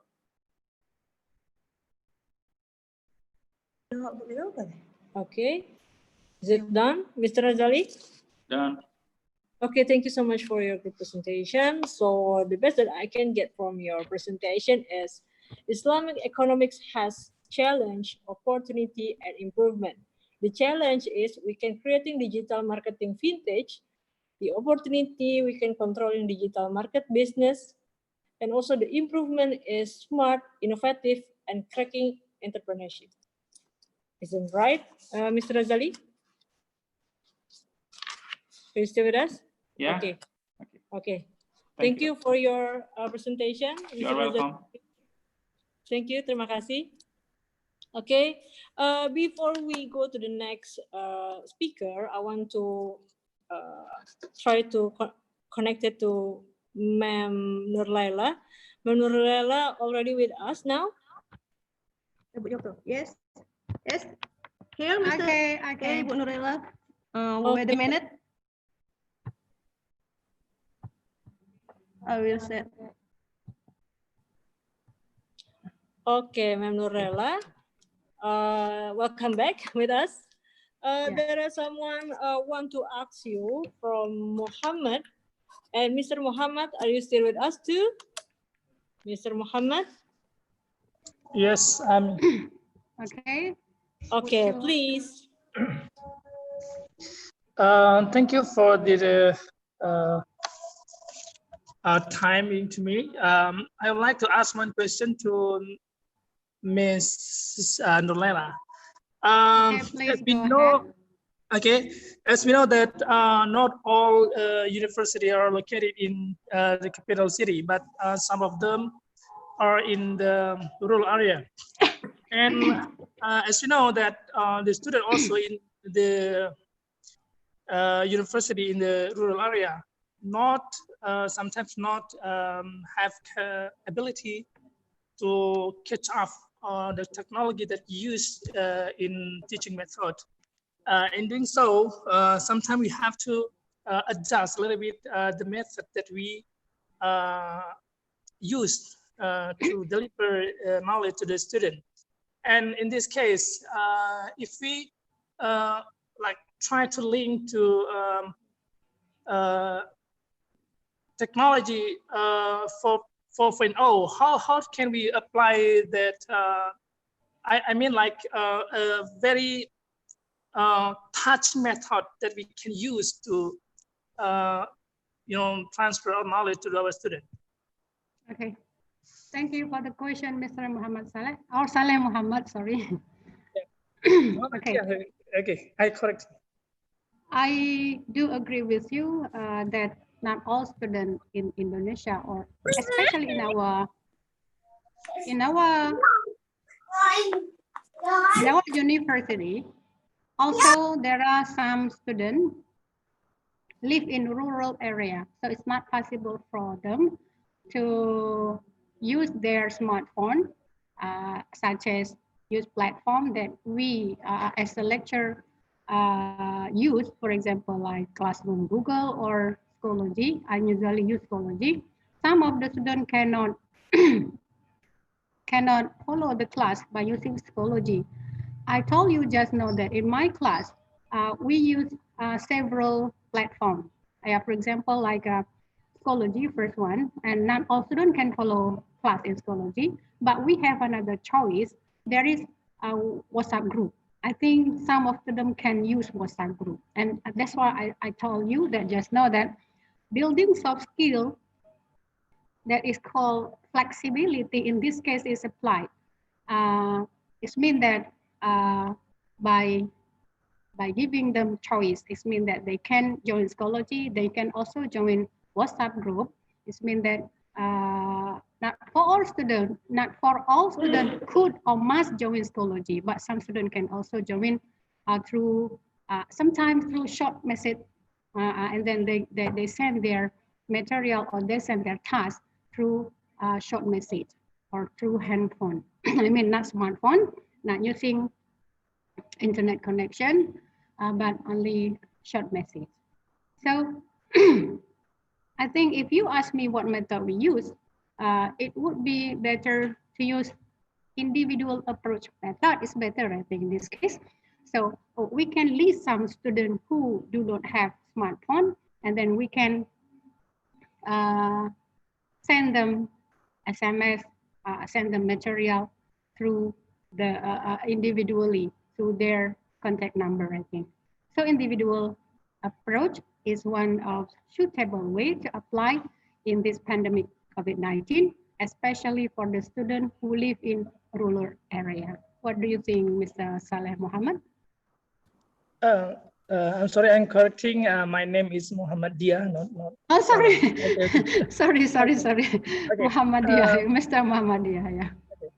I think that method is also, I think, one of the good solution also. And maybe my next question is about the material itself. When we deliver the material to the student, sometimes I myself use like Google Classroom to post every material before the class starting. And I use also Zoom application to make like a whole meeting for the student. But the problem is most of the students would like would not joining the class. And even we try to catch them personally. For example, I send message through WhatsApp for personal number, and they tend to avoid my message. They don't want to join, and sometimes when we give them the group assignment, for example, only one or two of the group member doing the examination, the assignment, but most of them don't want to join, but they still hope they can in charge to get the mark for that assignment. And sometimes when we give them also another like personal assignment, they also don't want to. I don't know whether they don't know how to cope it, or how to solve the problem in assignment, or even they don't know how to build the methodology or the answer to the to fulfill our assignment. So that's why sometimes difficult for us to find the right method or the right way to deliver our knowledge to the student. So in this case, probably you can suggest us a little bit your experience how to cope with that problem. Okay, thank you for the question. Actually, this is a very complicated problem that you have faced. In my experience, I actually do not have a such experience that you have had, but I think it's not easy because I don't experience myself. But only giving suggestion is okay. It's easy to give suggestion, but it's not easy to do, I think. For example, if the student do not do the what we call the task that you have given them, I think that you can contact. I think it's very traditional. You can contact the friend that is really close friend with her. What happened to him? What happened to her actually? Now, if possible, I think if possible, we can come to his or her house. But if it is near our house, but it's not possible, I think, if the student house is far from our house. And in this case, I think there is a policy from the head of institution sometimes, even though they cannot join 100% our class, but we still need to give them score. Yeah, even though the score is minimal score, I think. So for students like that is not, of course, not possible to give high score. So very minimal score, but still give the score. So that's why it is called flexibility. I think that's my answer. Sorry. Okay. Thank you, madam. Okay, thank you, Mr. Muhammadiyah. Okay, you are welcome. Thank you, Mr. Muhammadiyah, and also thank you so much for Dr. Narlela, who is still with us to answer the question. And so now, before we go to the next speakers, we want to show you a video of wonderful Indonesia so you can see how wonderful our country. Okay, for the host, let's play the video.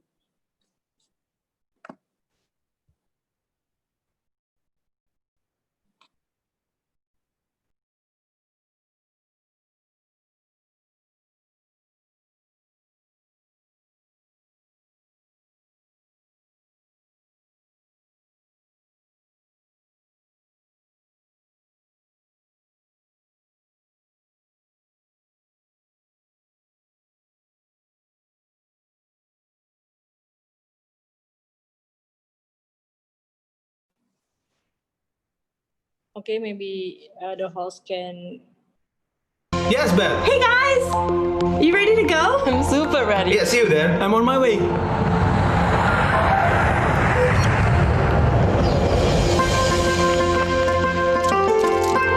It takes months to make ulos. Inulos mo yan ang mahubak kinailang.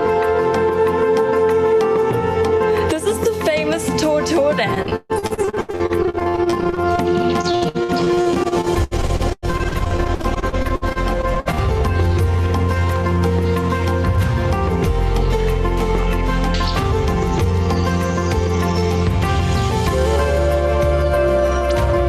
Look at the stunning Holbom Hills. Wow.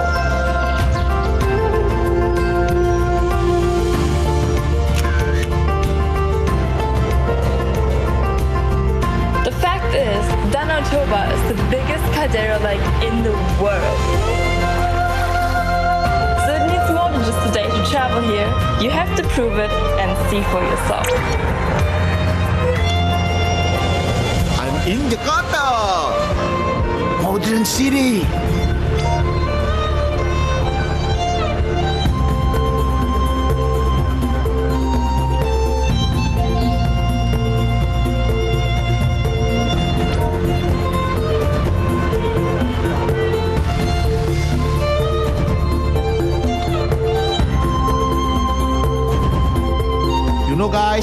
Jakarta has 47 museums that you can visit.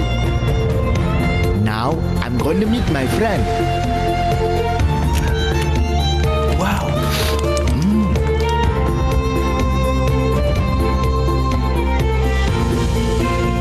This mask, they believe can fight them from bad things.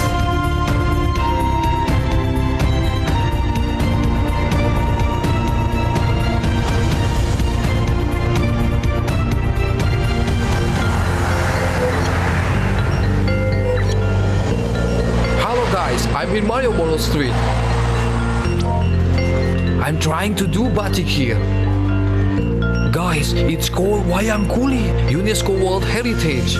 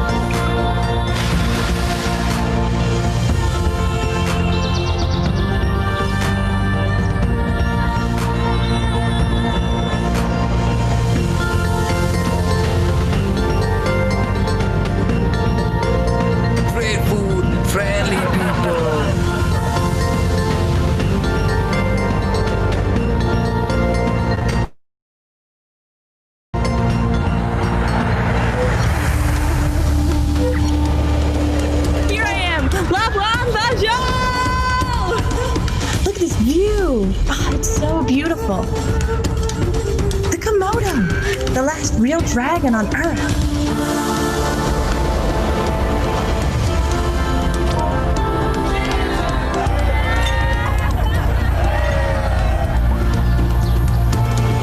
Enjoying this beautiful morning. Let's find our world-class underwater paradise. Hey, turtle!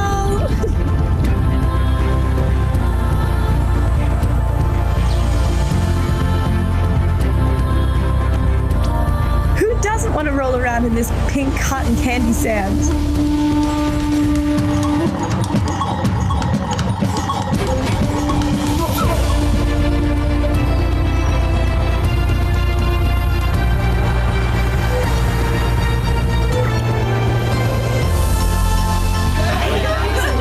I brought his cat. He's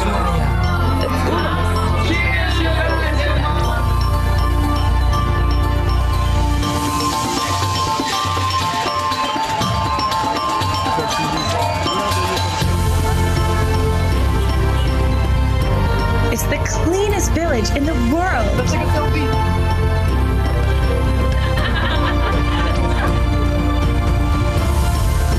Shopping time. Oh, wow. Oh my God.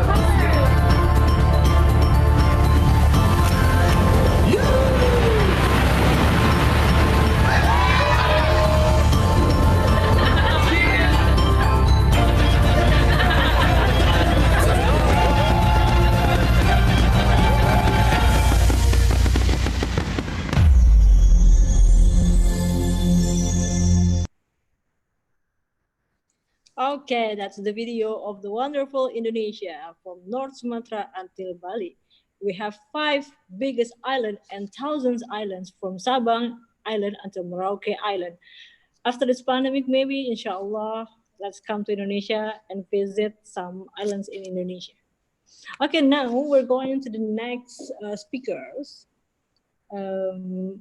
Miss Almira Kamala Ulfa. Miss Almira Kamala Ulfa, are you already with us? Miss Almira Kamala Ulfa. Yes, I'm here. Okay, so this is the time for you. Time is yours.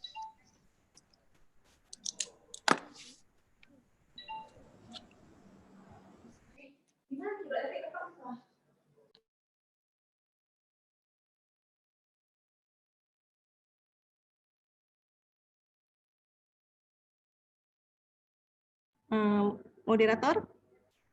Okay, you can start with. You can read the biodata first.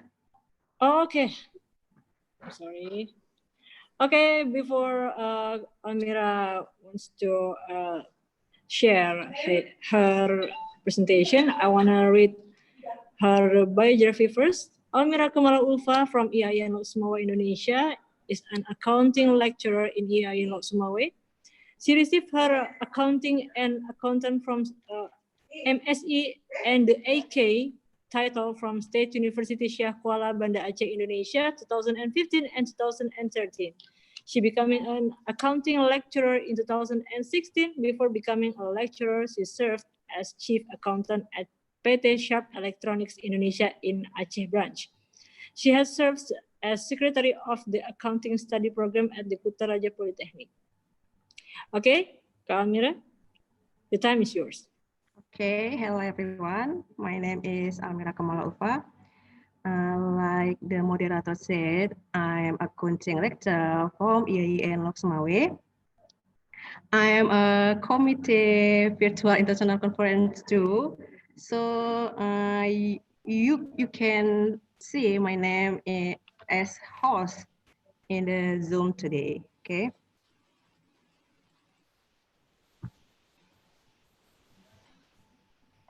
Share screen.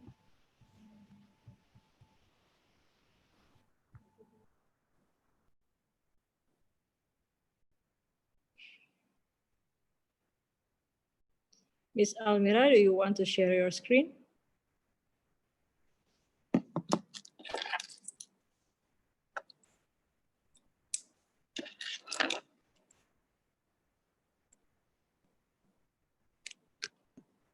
Hello, Miss Almira, do you want to share your screen? Okay. Yes, I want to share screen. Okay, take a few minutes. Okay, I will wait.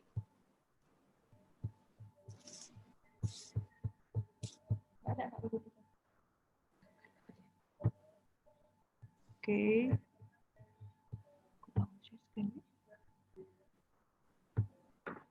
Okay, take moderator, take a few minutes. I will share screen. No problem. Okay. For your information, Miss Almira Kamala Ulfa is our committee too, and she is the lecturer here in the Faculty of Sharia. And now she wants to share to you about some of Sharia in Indonesia and also maybe in worldwide.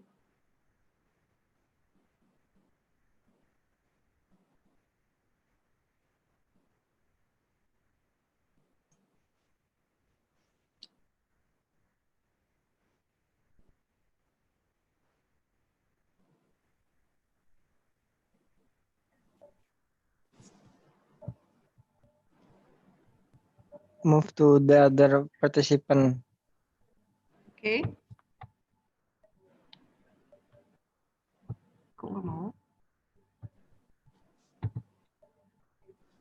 Can you see my share screen?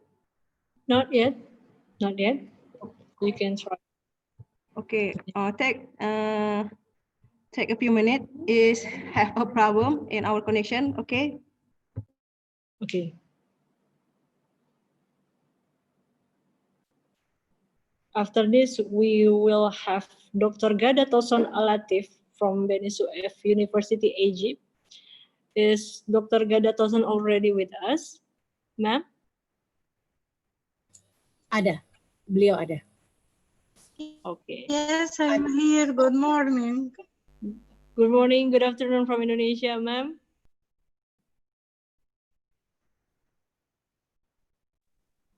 Move to the other speaker.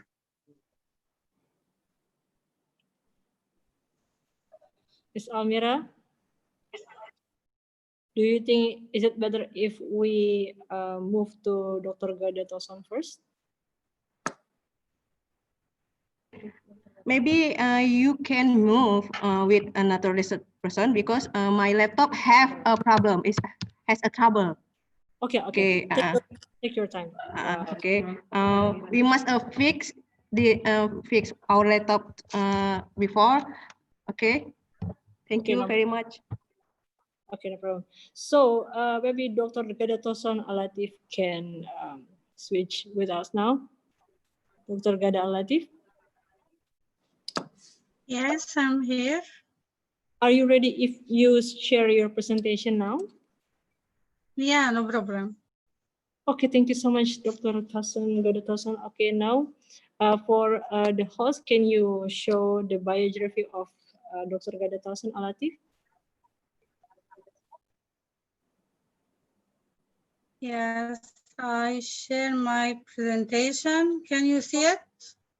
Oh, I can see your presentation, but maybe for the host, I'm sorry, Ma'am Gada, I want to ask the host first. Host, can you give us the biography of Dr. Gada Tassan Alati first?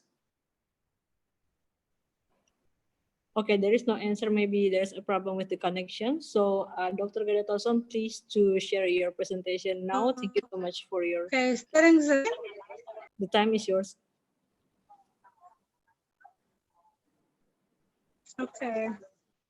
Okay.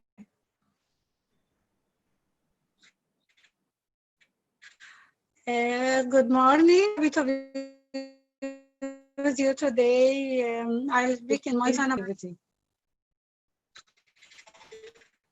First, let's define creativity.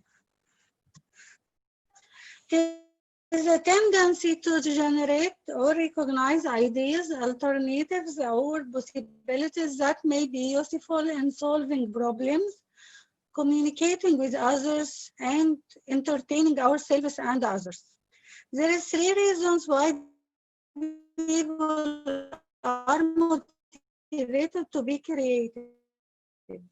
One, for novel, varied, and complex stimulation. Two, to communicate ideas and values. Three, need to solve problems. So in order to be creative, you need to be able to view two ways or from a different perspective. Among other things, new alternatives. Creative here refers to novel products of value, as in the airplane was a creative invention. Creative also refers to a person who produces the work, as in Picasso was creative. Creativity then refers both to the capacity to produce such works, as in how we can foster our student creativity, and to the activity of generating such products, as in creativity requires hard work. All who study creativity agree that for something to be creative, it is not enough for it to be novel. It must be a value of the situation.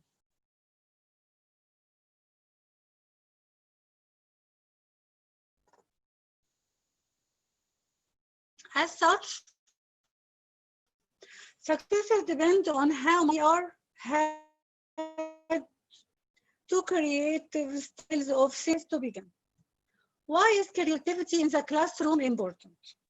Creative classrooms focus on developing creativity in student builds long-term success for life in the areas of expression, problem solving, innovation, and foster and more effective learning.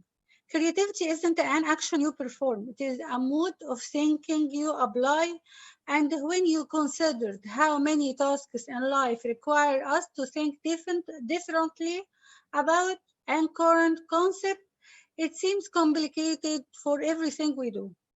Even if nothing results from our creativity, it is still a beneficial approach to apply to learning. Engaging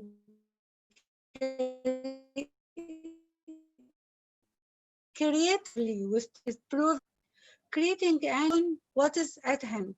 You will know from personal experience engaging with knowledge in a creative way is far more fun than writing lines and lines of text in a notebook. If I give you a paper clip and ask you how you can use it in creative different ways. Everyone has paper clips lying around, but few of us ever think of using them to solve common everyday problems. So I can tell you some uses of paper clips. Is it not common for minds? We can remove hair from your hairbrush. Hold the flowers in place. We can use it as a bookmark. Use a open an envelope. Clean your nails. Use a paper clip to keep money secure. Emergency hair clip. Or use a paper clip in place of a small driver loose screw on a pair of glasses. How can you encourage creativity in the classroom? As a guide to your student learning, it is up to you as a teacher to integrate your classroom environment. Here are some ways you can work on developing creativity with your students. Number one, understand and foster the creative environment.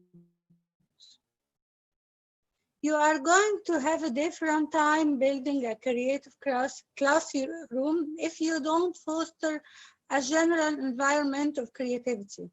As your students get through encouragement, rewards, and scaffolding skills with structured approaches. For example, when encouraging creative discussion, don't just facilitate or mediate. Teach your student to incorporate skills into themselves. Make room for reflection. Reflective activities provide the student with an opportunity to absorb information more deeply. Enhancing their creative and relative exercises are displayed visually in the classroom. They become of benefit not only to those who share them, but to every student in your class. Visually reminds us and our students of the issues they have previously explored. Keep your classroom layout flexible. Within your classroom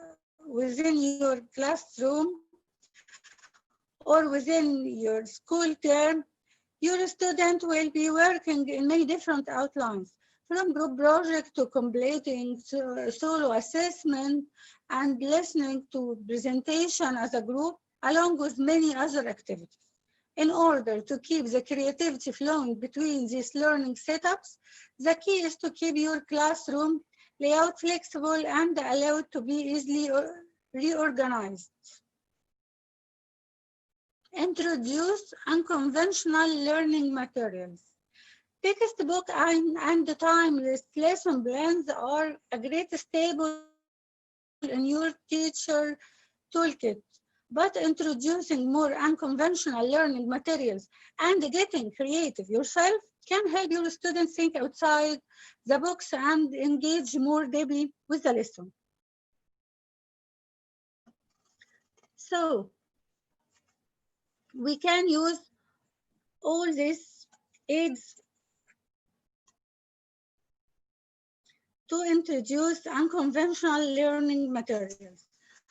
For example, you can try talks.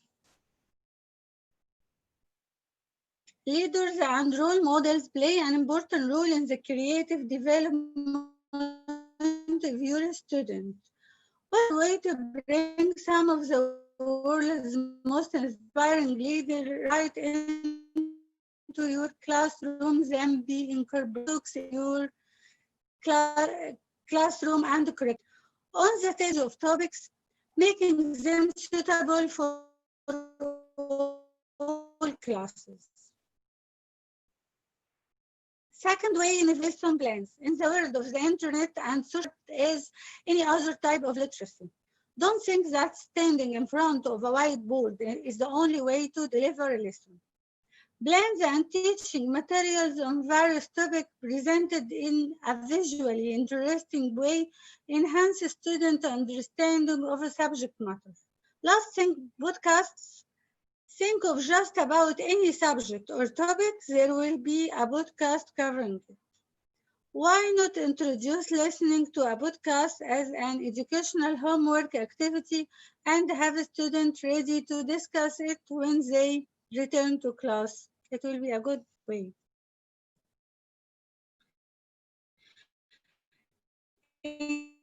Encourage handout learning and discussion.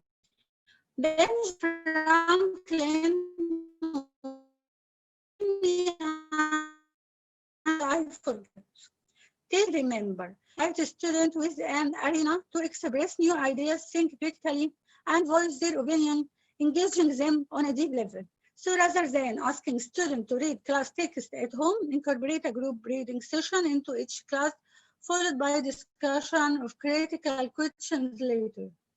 Ensure that every student is selected as a daily reader at least once.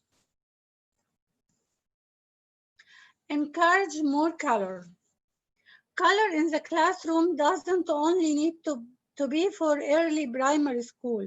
Challenge yourself to use color in creative and conventional ways, such as designing or creating themed mood corners.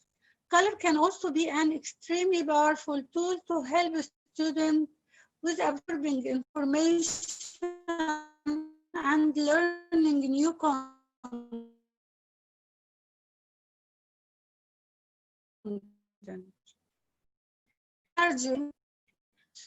You will be surprised at how quickly they start absorbing new information. One format, allowing students to choose the format of their own assignment, using format they enjoy the most, making them more naturally inclined to draw on their creativity.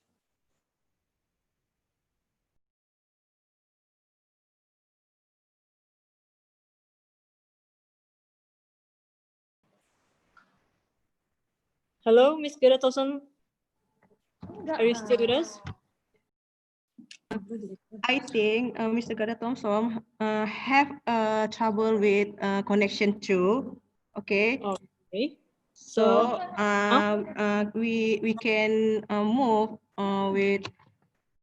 Oh, she's still here. Mr. Gada Thompson. Oh, you're still with us? Oh, Okay. she's still with us. Okay, wait, the host, let me talk to Mrs. Geratoson. Mrs. Geratoson, can you continue your presentation? I'm here. Yeah, okay. You have I'm so sorry for the internet connection. No problem. Can you see my slides? I can see your slide. And your time, maybe 5 minutes more, ma'am?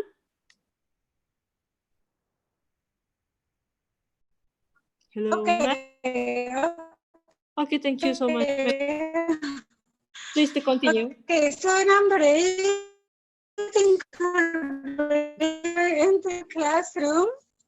Okay. Humor is an important part of course. So draw on pop culture reference, use puns, and find relevant jokes that make light of the learning process. Choose design of resources that hold this supportive and light-hearted approach to ensure a student understands that learning can be fun and experimental rather than just something that falls into right and wrong. For number 9, rewards and recognition are key to motivating your student. Everyone does better with encouragement, and ultimate encouragement is a reward. Rewarding achievement usually your student an incentive to continue doing great work, as well as gaining a sense of pride. It also helps them to know that creativity and is a good thing, right or wrong. Specialized certificates that are students to drive their efforts. Film a classroom video diary. A key mind is for cultivating and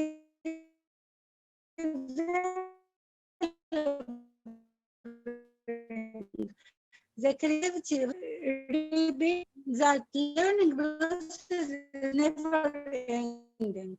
Help students on their own processes by filming a video throughout the course to encourage ongoing critical thinking. There is some ideas for question you could ask your student video are. You see, what are you most excited about right now? What seems like the most challenging thing you need to do right now?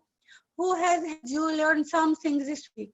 Allowing them to become more invested and connected with their learning journey. Visualize goals with timeline. Empowering students to set their own goals is a great motivator. Goals can be decided on a project or term based and could always be achievable. Giving the student a clear vision for where they want, they're trying to find creative solution to get them there. Don't just get them to write it down on a piece of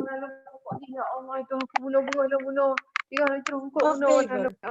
Either have your student take pride in goals by styling customized worksheets and posters to the best to get them excited to return to them exercise and think about is that the right or wrong just allow speed and together. Allow students together to creative thinking, communication, and collaboration, creating a solid base for creative thinking of collaboration. Throughout the process, as they struggle, deal with failures, and eventually work to master the problem presented. Explore different cultures, and it is so important. You have to develop a student ability to consider multiple perspectives. It's an important part of thinking outside the likely have a student from background. No self-references, while also lives into discussions. Encourage the student to be curious and allows them the space to bring their own culture context into tasks in order to diversify the responses to tasks. You can also implement some more concrete strategies such as labeling things in your classroom in different languages, celebrating different culture holidays and the origins behind them, provide reading materials that explain cultural differences, and have culturally diverse members of the class explain certain interesting facts about their own background. Challenge advanced student with extension project. Not all the same way. You should celebrate that, allowing advanced students to participate in more creative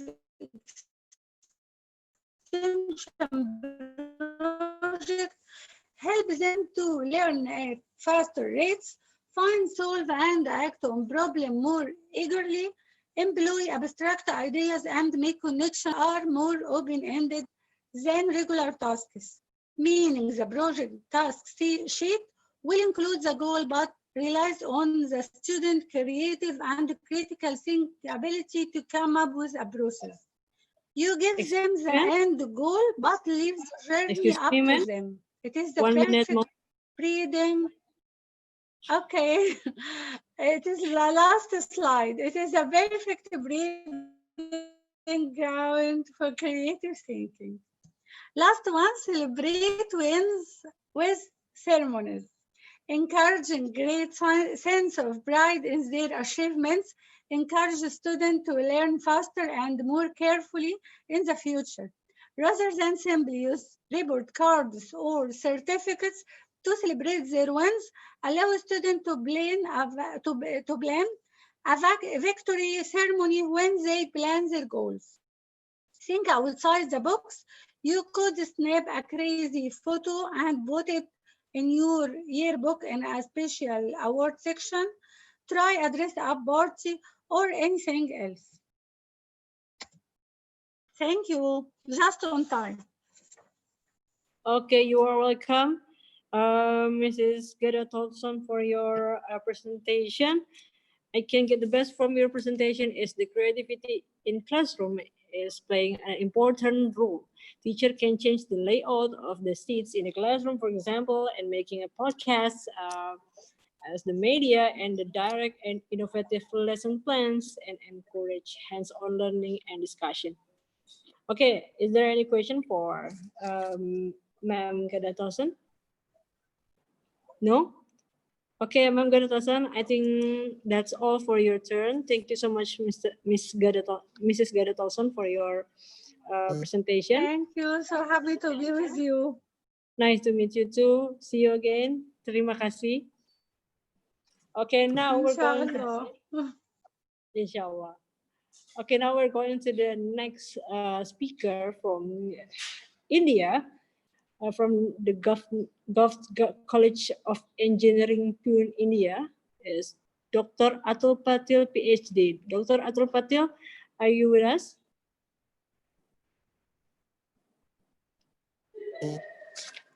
Dr. Atul Patil, are you already with us? Okay, while we're waiting for Dr. Atul Patil, I'm going to read his biography. Please. We can maybe move to Muhammad Nada. He is in the room right now. Dr. Atul mistake me. He have problem with the power connection. So move okay. To Muhammad Nada. Okay, no, to Muhammad Nada. Okay. Okay, thank you so much, ma'am. Okay, Dr. Muhammad Samir Nada, are you already with us? Yes, I'm here. Okay, thank you. So now is your turn, and please, the host, show the biography of Dr. Muhammad Samir Nada, please. Okay.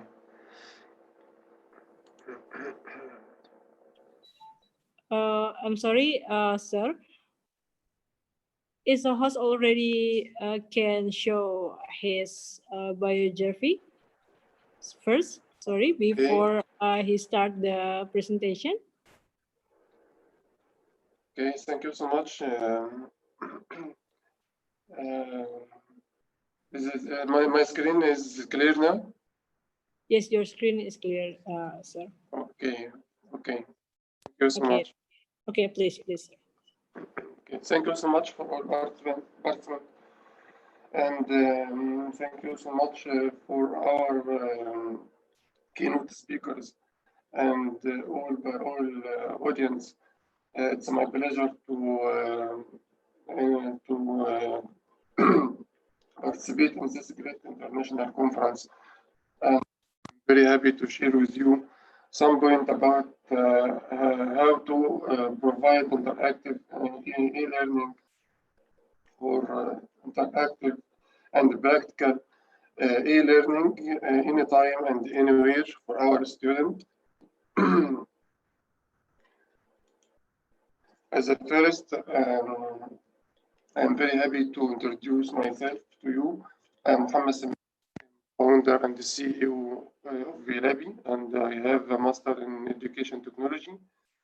I'm also a researcher in education technology at Damietta University, PhD in education technology, and a computer lecturer in computer and business administration in an institute in Damietta. I am winner of the Alexo Prize of Arab Mobile Application, and I was selected among the best education innovators in Africa by African Union to 2 years, and also participate in Zero Project conference in Vienna about most innovative education a solution for it.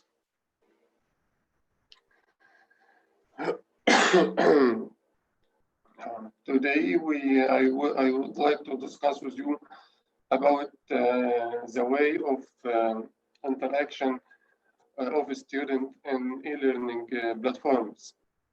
We have three types of interaction in all e-learning platforms.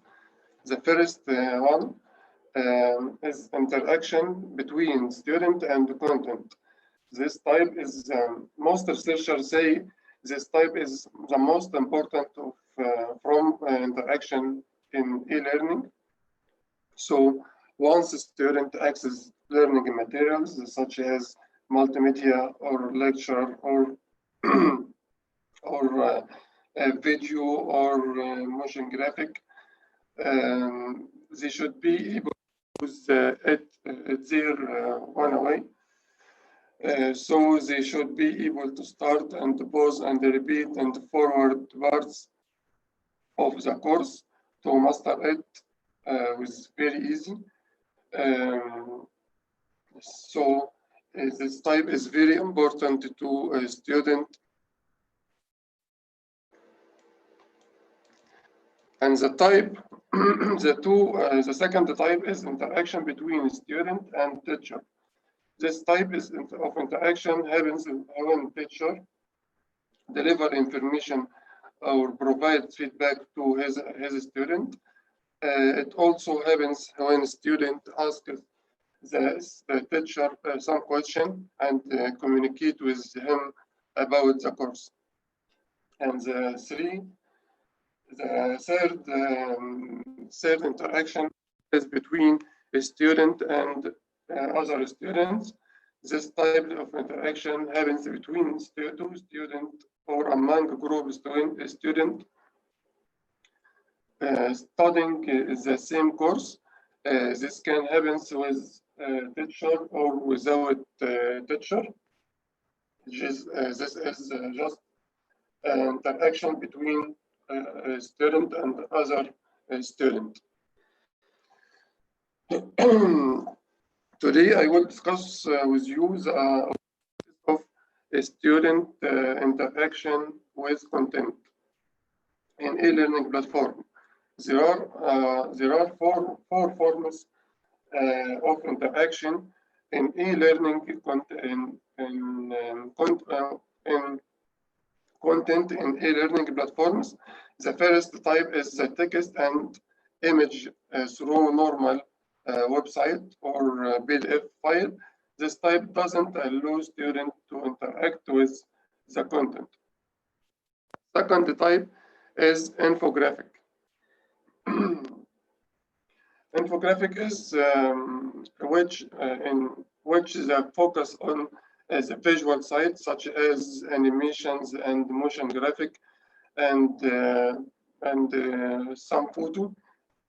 This type is able to communicate information better, but there are still a few opportunity for interaction with student. The third type, through video platforms. The student can control his learning better by stopping and restarting the video, such as interactive video, but that doesn't enable the student to interact fully and actively. Finally, through interactive simulation program. Interactive simulation program, it is a program that enables students to pass through the same real experience, but through virtual environment. The student able to the student's roles is very important and active during learning, and be fully controlled in his learning, such as VLab platform. I will show VLab platform to you now. As you know, science experiment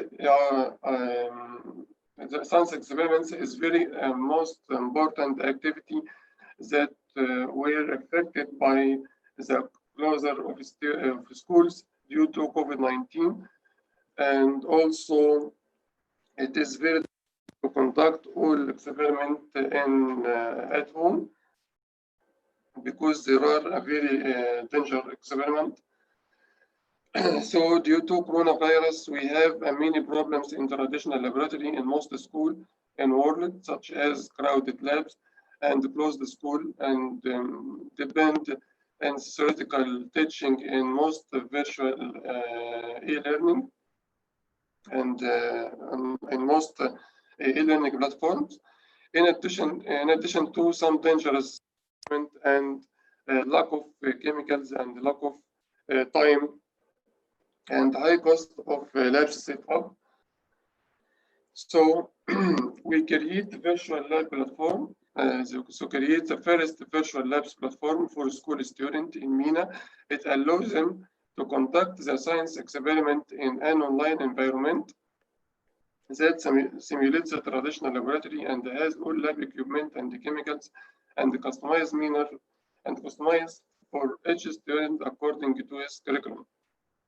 So we provide unlimited science experiment anytime, anywhere, with zero dangers, and also we save a lot of time for science teachers and save money for schools.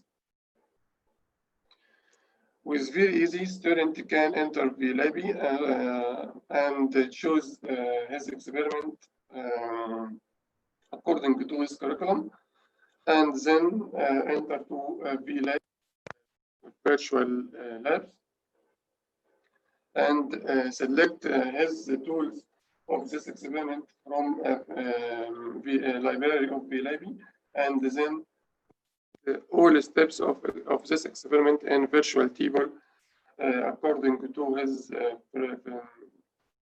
curriculum. And also there are blackboard include all information about this experiment and include all theoretical framework about this experiment. We try to cover all experiment in all fields, chemistry and physics and geology at all levels of pre-university education to help school students to conduct with practical way in any time, anywhere, with any device. Also, all instructions are now available in Arabic and English, in addition to sign language to help students with hearing.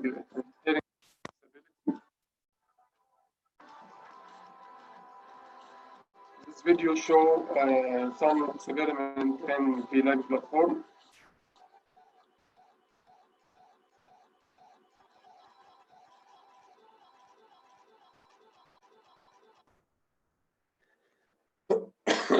So there are some advantages of the lab platform, such as help students to conduct the science experiment in practical way, even during the coronavirus crisis, and also the lab help to solve many problems in traditional science lab due to lack of chemicals and the lack of equipment.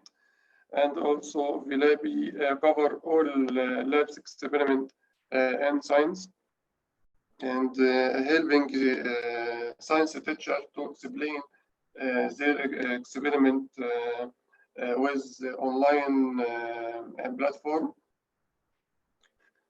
and also helping student and teacher to conduct and preparing the science experiment anytime, anywhere, without with affordable cost. During our journey,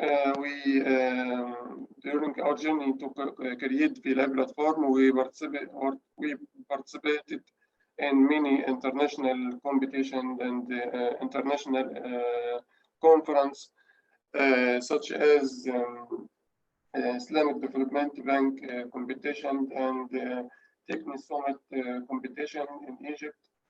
And also we participate in Zero Project conference in United Nations office in Vienna, and Innovating Education in Africa Expo in African Union this year.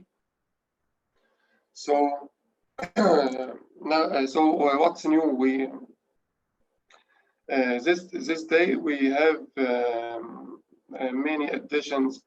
We are working on this these days to be ready for the new study with best education technology available and to our student.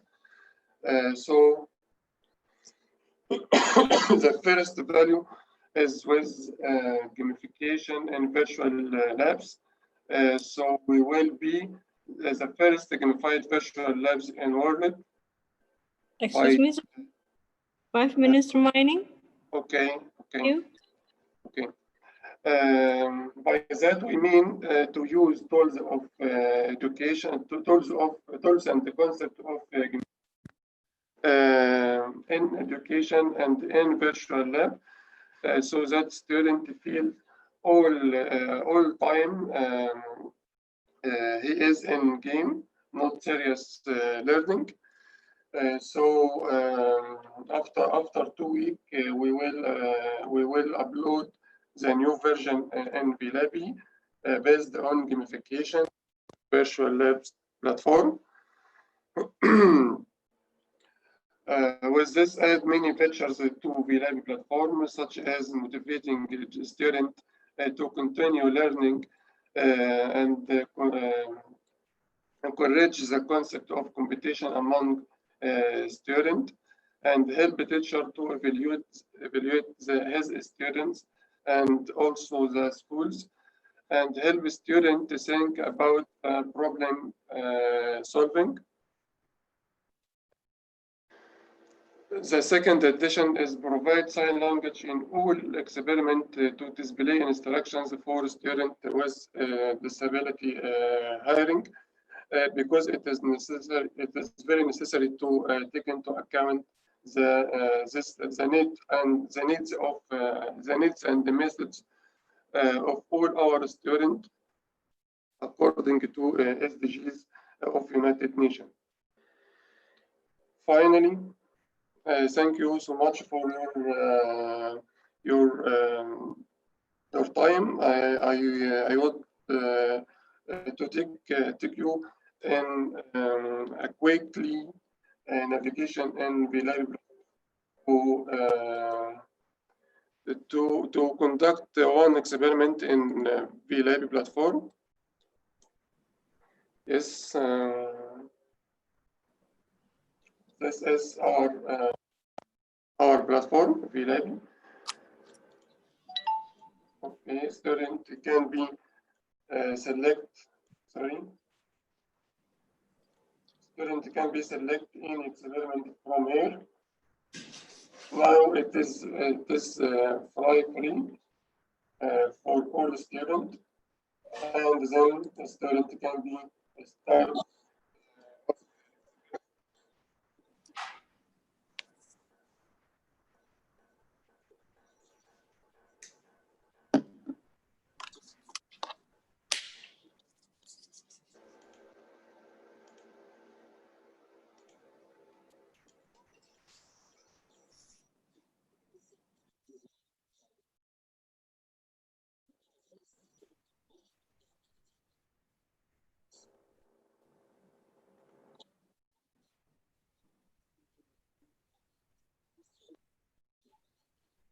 This is so interesting, sir.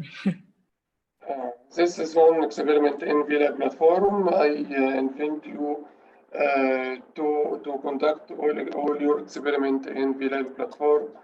And finally, thank you so much for your time, and thank you for all audience and keynote speakers.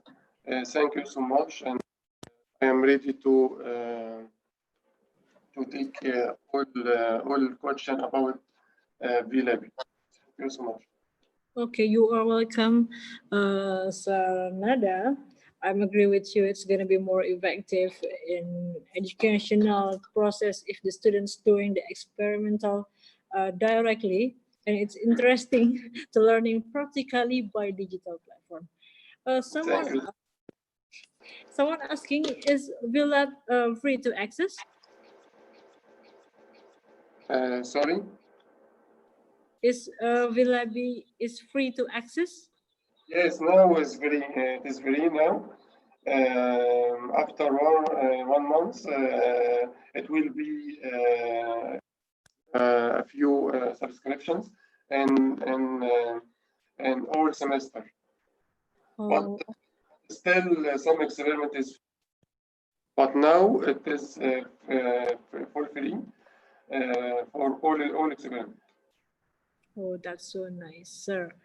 Okay, maybe people here in the audience can try the VLab.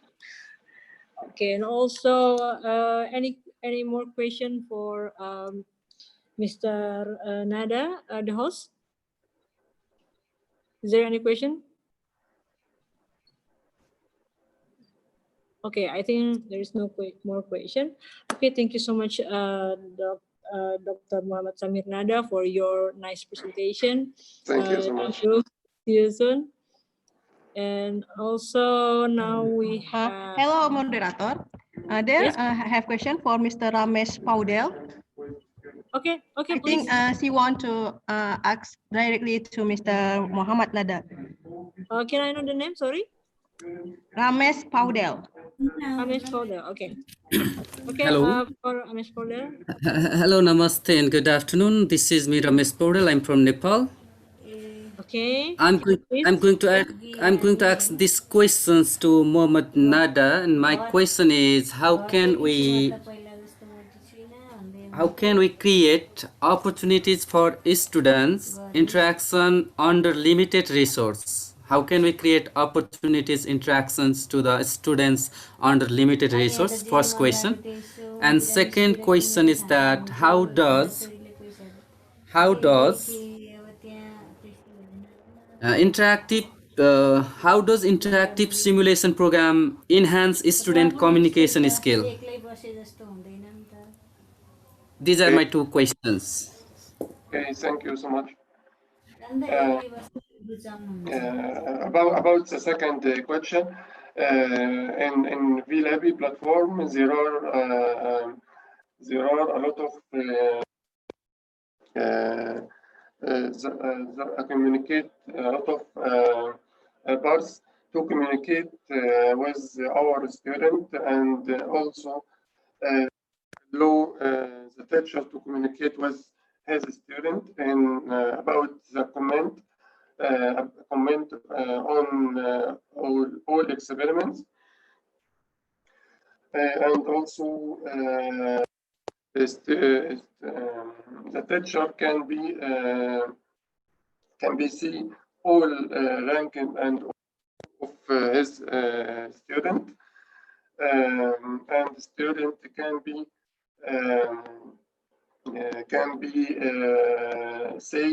can see all scoring or all rank of the other colleague to encourage his learning and compare his learning with other students.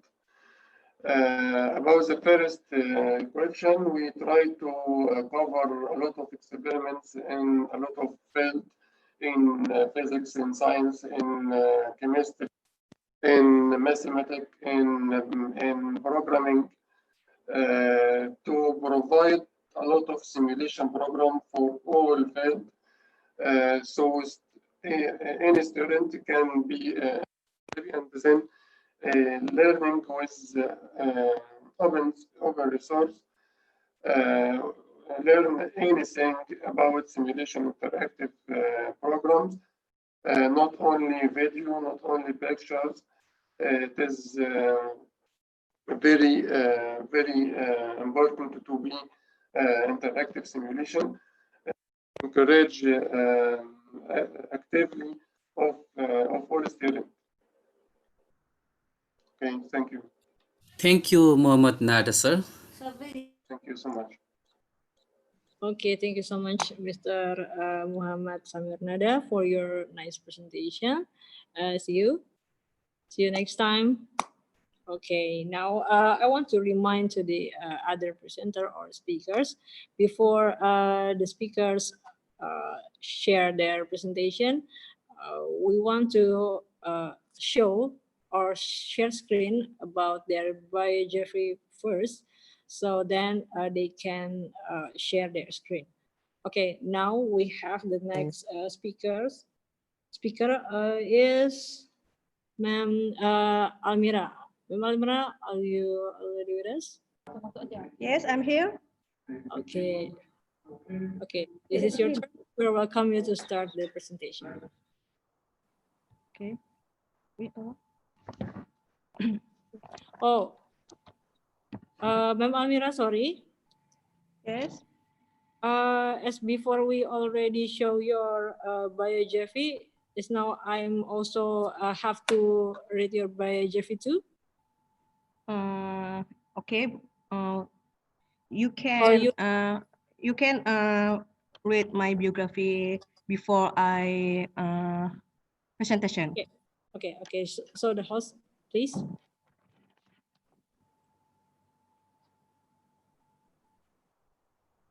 Okay, the next slide, please. Okay, Almira Kamala Ufa MSE. She is an accounting lecturer in Faculty of Sharia in IAIN LHOKSEUMAWE. She received her accounting and AK titles from State University Syekh Kuala Banda Aceh, Indonesia in 2015 and 2013. She became an accounting lecturer in 2016. Before becoming a lecturer, she served as chief accountant at PT Sharp Electronics Indonesia in Aceh branch. She has served as secretary of the accounting study program at the Kutaraja Polytechnic. Okay, this is your turn, Ms. Almira. We welcome you to start the presentation. Okay, thank you, moderator. You're welcome. Please. Hello everyone. My name is Almira Kamala Ufa. Like a moderator said before, I am an accounting lecturer from IAIN LHOKSEUMAWE, and I am as a committee virtual international conference. You can see my name as host today. Okay.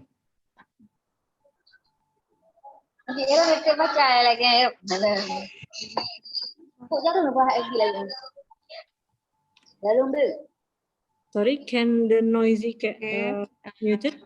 Okay. I will talk about host. Can we go to cover? Okay. Okay. Okay, we talk about transformation of accounting education in the 4.0 era, a must or not. Next. The 4.0 era was officially born in Germany precisely when the Hanover Fair was held in 2011. The German state has a great interest in this matter because Industry 4.0 is part of its development plan policy. It's called the High-Tech Strategy 2020. The policy aims to deepen Germany in order to always be at the forefront of manufacturing. The Industrial Revolution 4.0 does offer many benefits, but also has challenges that must be faced. The term Industrial Revolution 4.0 was born from the idea of the fourth Industrial Revolution. Europe Parliamentary Research Service and Davis said that the Industrial Revolution happened 4 times. The first Industrial Revolution took place in England, where the invention of steam engine and mechanization began to replace human work. The second revolution took place at the end of the 19th century, in which production machines powered by electricity were used for mass production activity. The use of computer technology for manufacturing automation starting in market the third industrial revolution. At present, the rapid development of sensor technology, interconnection, and data analysis has led to the idea of integrating all of these technology into various fields of industry. This idea is predicted to be the next industrial revolution. The number 4 in the term industrial revolution 4.0 refers to the fourth revolution. 4.0 is unique phenomena compared to the 3 industrial revolution that preceded. Okay, next.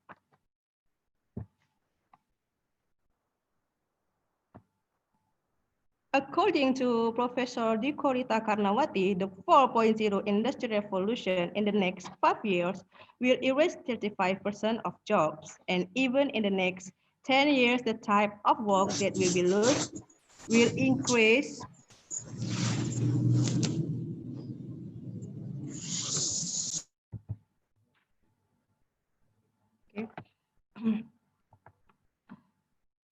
to 75%.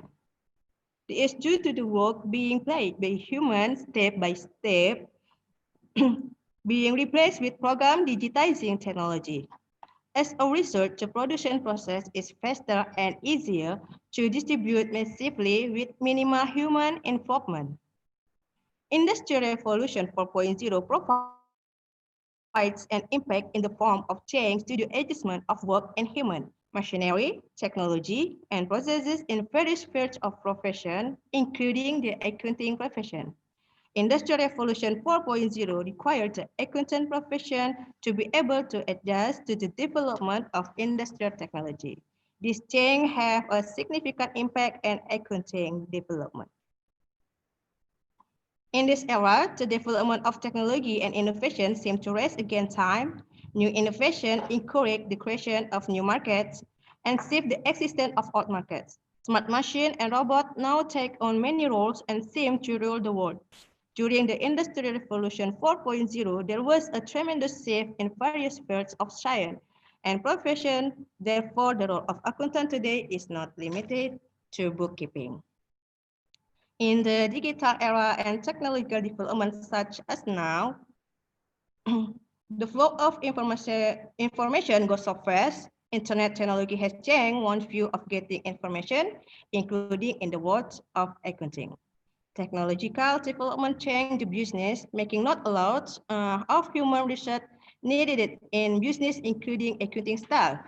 This resulted in the underestimated accounting profession related to the impact of technology on the work of accountants. Okay, what's next? The accountant profession will face significant change in the next 2 decades. Professional accounting institution, professional accounting organization, and accounting education institution must be able to respond. The emergence of change due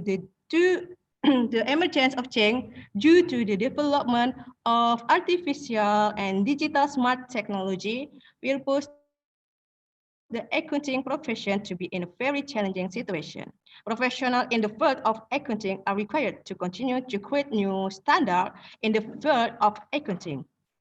The role of accountant in the 4.0 era is no longer limited to bookkeeping. However, it includes internal control, providing information analysis for management, especially related to the company financial strategies. Accountant and financial analysis will also move from retrospective to predictive nature. The role of accountant will change radically. The use of cloud-based accounting data will be influenced by the power of using big data. Accounting will integrate non-traditional financial information in a modern system. The work of accountant will be more efficient and mobile. So accountants are experts in the field of financial information provider. So information technology is very important to be a basic need. Rapid technological development are becoming a signal of the era of digitalization. That is, the role of technology began to shift to control of the work normally done by humans. The potential of technology to replace the role of the accounting profession is only a matter of time. The role of the accountant will be strategic and consultative. Therefore, accountants need to have certification. For example, accountant must fluent in technology in order to be able to survive in competition. An accountant must also have a strategy, including mastery of soft skill, both interpersonal skill and intrapersonal skill, business understanding skill, and technical skill to be able to answer the challenges of this digital. An accountant must be aware of the development of the Industrial Revolution 4.0 by looking at the opportunities that exist.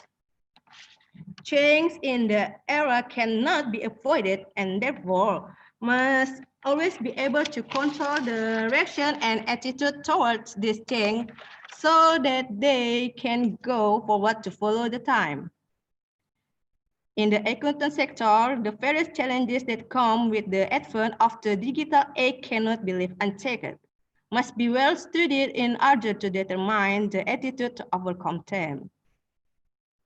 Fluent in technology is one of the key to facing challenges in the Industrial Revolution 4.0. Okay, next.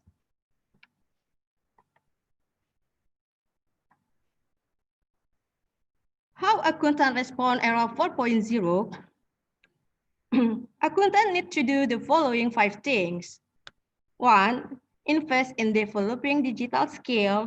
2. Implementing prototype of new technology. 3. Education based on international certification and digital skill. 4. Responsive to change in industry, business, and technological development. 5. Curriculum and learning based on human digital skill. Next. Okay, we get into the topic of discussion. Transformation of accounting education in the 4.0 era, a must or not? Okay, what do you think? Accounting in the 4.0 era needed special education in digital technology. Knowledge of digital technology is the main field of competency that accountants must possess in the future. However, the competency is still a gap that must be sought a solution among professional accountants. At present, there are still many accountants who lack knowledge in the transformation of financial regulation that combine technological excellence. Professional accountants really need this skill to provide more corporate reporting that include all matters relating to accounting responsibility. Until now, there are still several universities in the country, our country, I mean, like Indonesia, that still haven't developed a new accounting curriculum in accordance with their future needs. University needs to develop or combine new courses such as cloud technology, big data, digital technology, integrated reporting, calculation using information system, and so on for accounting students. Institution professional accounting organization must collaborate with university to gather experts or lecturers who have experience in new fields and design new courses, namely combining accounting expertise with the use of technology.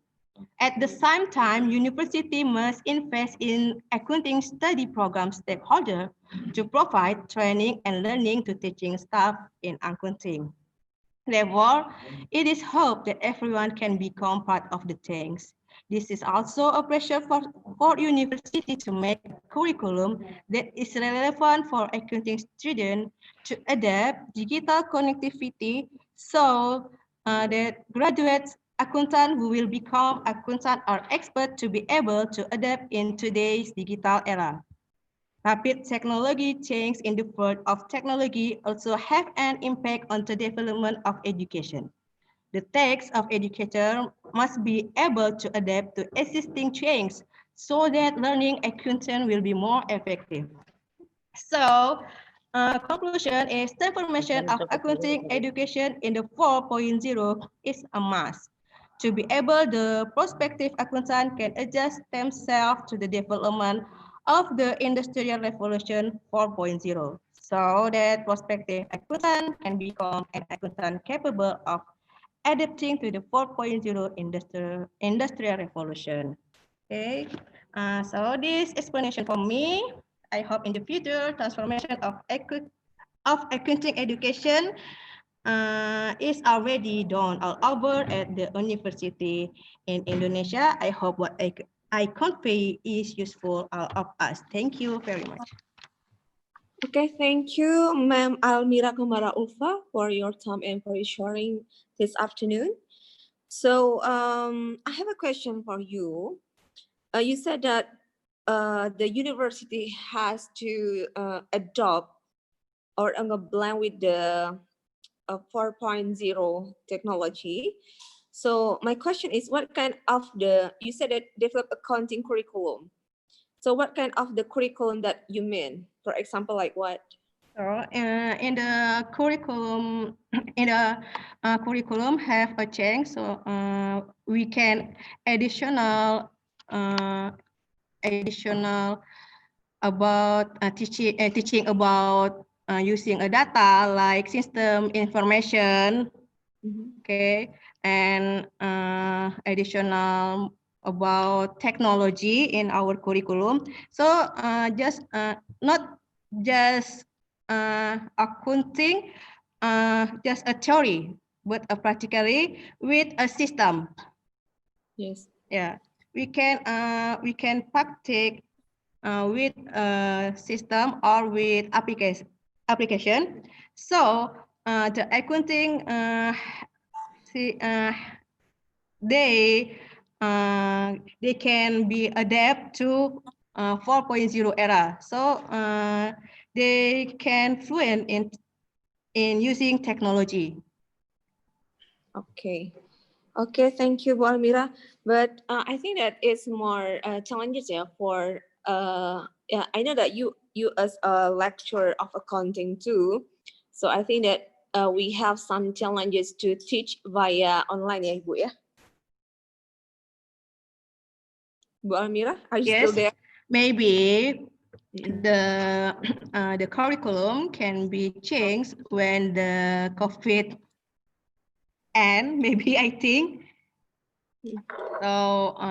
We can we can change curriculum to be proper in next time.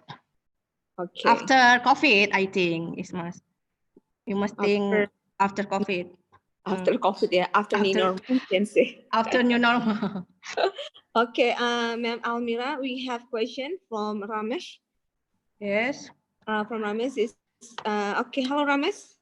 Can you hear me, Ramesh? Yes, I'm hearing, ma'am. Okay, okay. Please, you have a question to Ibu Almira.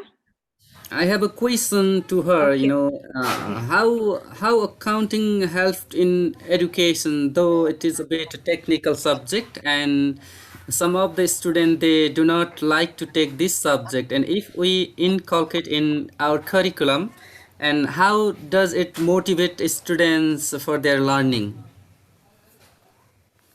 Okay. Please, Bu Almira.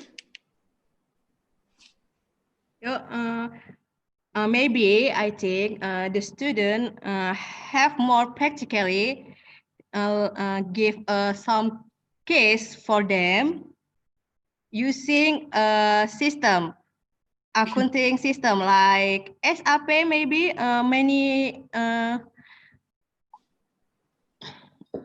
many using accounting system.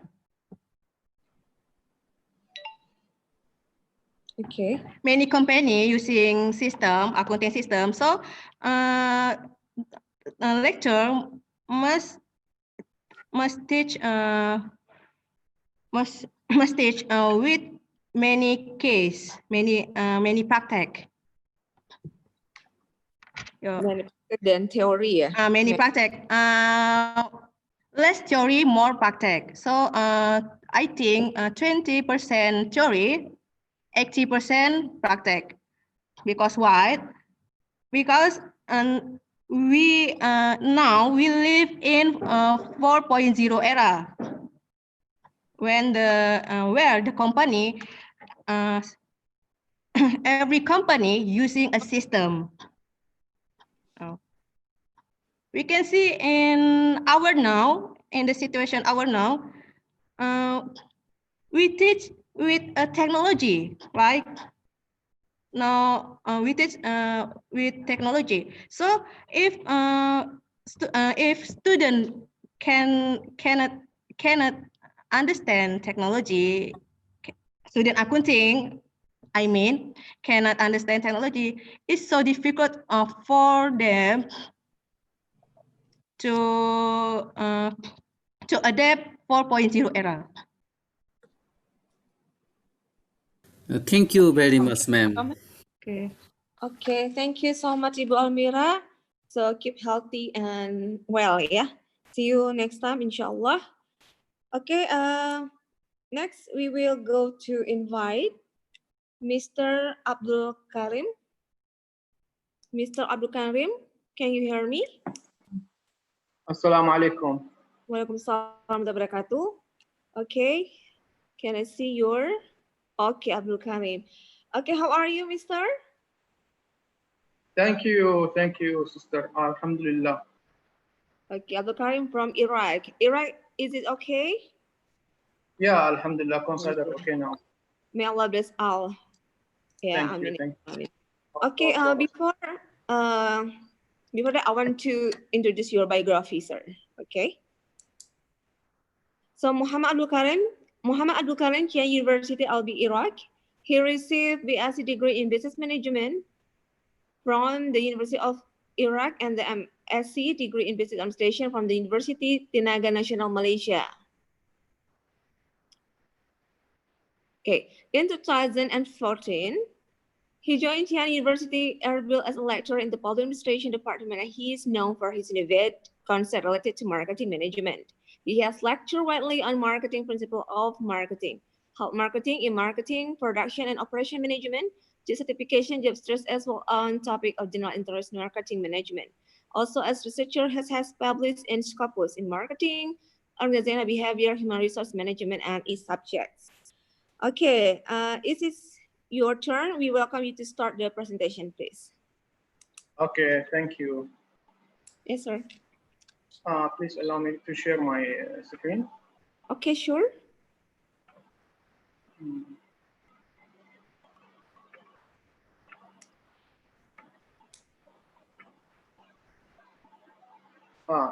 Is okay now? Yes, I can see, sir. Okay. Bismillah ar-Rahman ar-Rahim wa salatu wa salam ala Rasulillah. I am Muhammad Abdul Karim from Jihan University, Erbil in Iraq. I'm glad to be here with you and all the participants, the host, attendants. Thank you for attending and listening to my presentation. Inshallah, you will like it. Today, I'm going to talk about enhancing students' critical thinking skills in cooperative groups.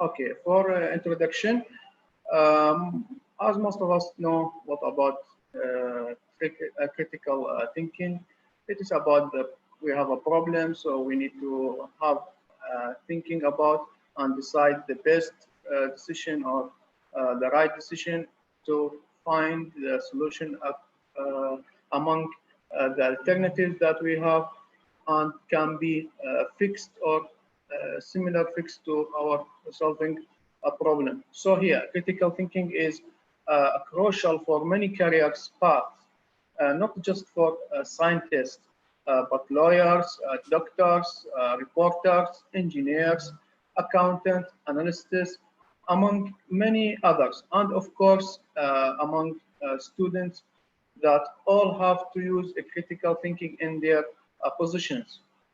In fact, according to the World Economic Forum, critical thinking is one of the most desirable skills.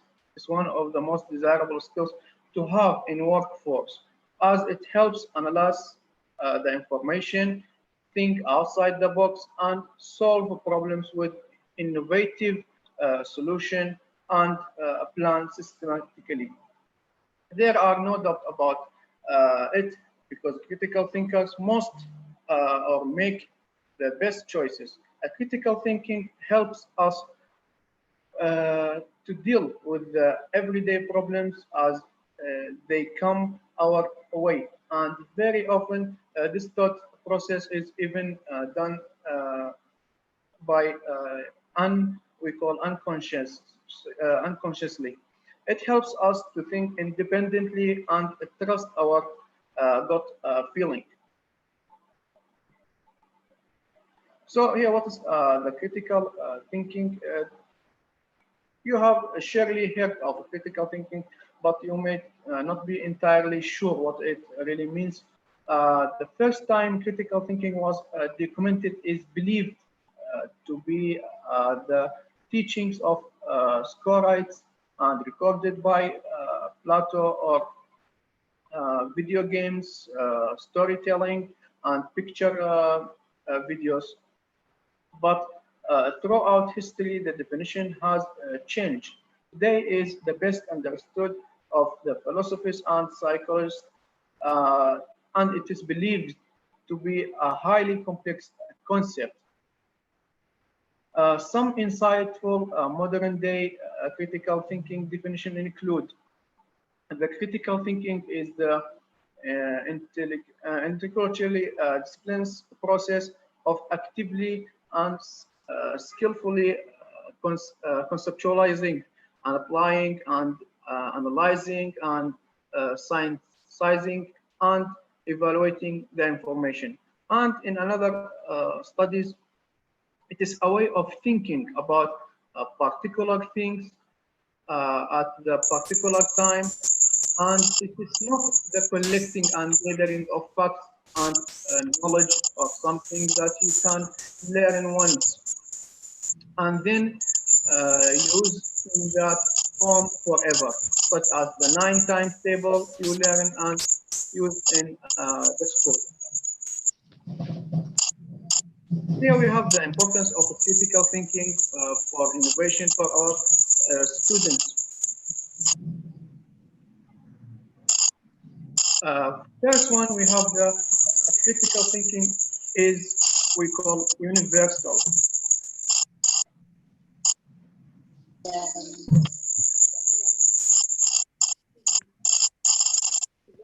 Sorry.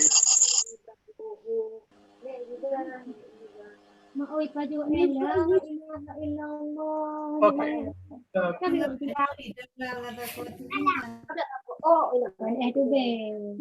Apa? Udah tes kirim. Panitia, tolong di mute semua dulu. Ada beberapa yang tidak mute ini. It is visible, no problem. Thank you. Can I continue? Yeah. Sure. Okay, thank you. Thank you. So here is about the importance of critical thinking. Critical thinking is universal. So it's a domain general thinking skills. What does this mean? It means no matter what a path of profession you pursue, so there is skills will always be relevant and will always be beneficial to your success.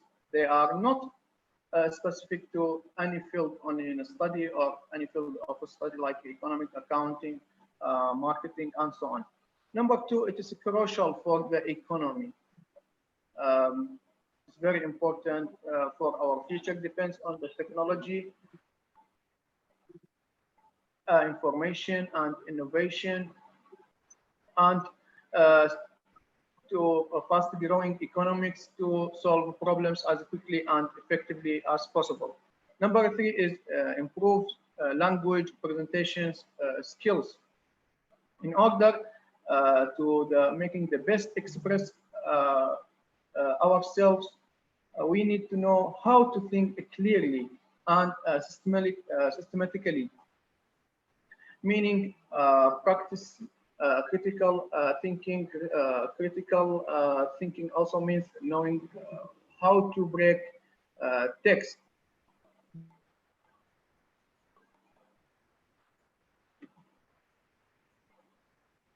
Okay. Okay now? Okay, thank you, Dr. Mutmainna. Okay, number 4, promote creativity. By practicing critical thinking, we are allowed ourselves not only to solve a problem, but also come up with the new creative ideas to do it. Next one, which is for importance, is important for self-reflection. This is about, let's say, without thinking, we can live a life, a really meaningful life. We need this skill to self-reflect and justify our ways and opinions, also to provide us with the tools to evaluate ourselves in the way that we need. Last one, which is the basis of science and democracy.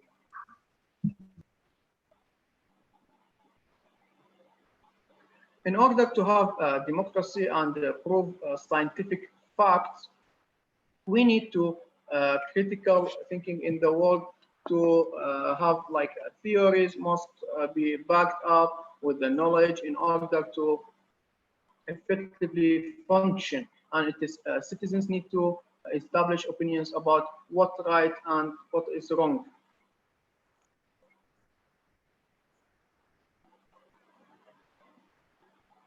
Okay, next one will be the improving critical thinking. Here, I am going to explain about how we can improve the critical thinking for the students according to the importance that we had done. I will explain it just now. We have some factors that we should teach it to our students and also follow it to improve critical thinking. Number 1, which is define your question. When it comes to critical thinking, it is important to keep always your goal in mind. Know what you are trying to achieve and then figure out how to get best there. Number 2, which is gather the reliable information. Make sure that you are using the sources, the right sources that you trust or you can trust. Biases aside, of course, we don't use it. That's how a real critical thinker operates. Number 3, which is ask the right questions, is to find the right question for our student or to answer their right question, not the wrong one. We all know the importance of question, but be sure that you are asking the right question that are going to get you to the right answer. Number 4, which is look short and long term. Slow to look forward or to search for the future. When coming up with the solutions, think about the short and long term consequences. Both of them are significant in the equation. And of course, it is depend on the internal and external environment, also the infrastructure of your university, the culture of the country, or also the students, okay, and everything related to the process of providing teaching, learning process or system. Number 5, which is explore the slides or all the slides. There are never just one simple answer for this, and it's nothing black or white. It can be more than that. Explore all operations outside of the box and before you come to any conclusion. Here we have this 6 keys of critical thinking. This is how to achieve this, what we call just now, the improving process of critical thinking. So we have these 6 keys. We can use it to achieve and develop critical thinking for our students. Number 1, which is remember. What to remember? Always remember the retrieve relevant knowledge for long and long-term memory. Like, for example, so showing, using, restoring, finding the resources, the right resource, and what we call can call, what you can make recall, and what are the list of the alternatives that we can use.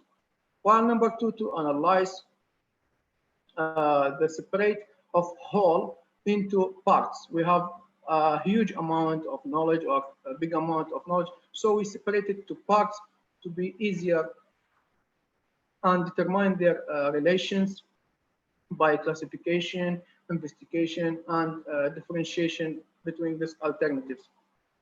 Next one will be the understand. What to understand? Of course, to understand the construct meaning from instructional message by organizing and discussing and extending the alternatives that we have, of the ideas, and explain it as an idea or a fact. Number 4, to evaluate.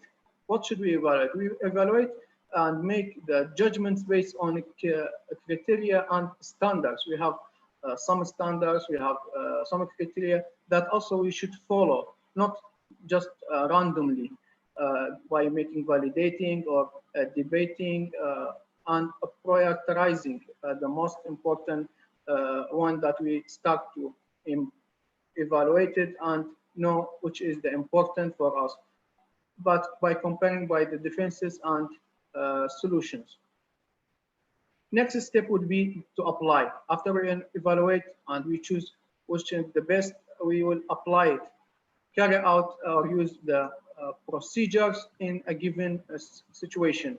Here it is the practicing and choosing the right alternative of the right choice for using in a way to develop critical thinking. Last one is to create and combine the elements and the ideas to form a new whole by building and combining the alternative of the image that we design for the next stage for critical thinking.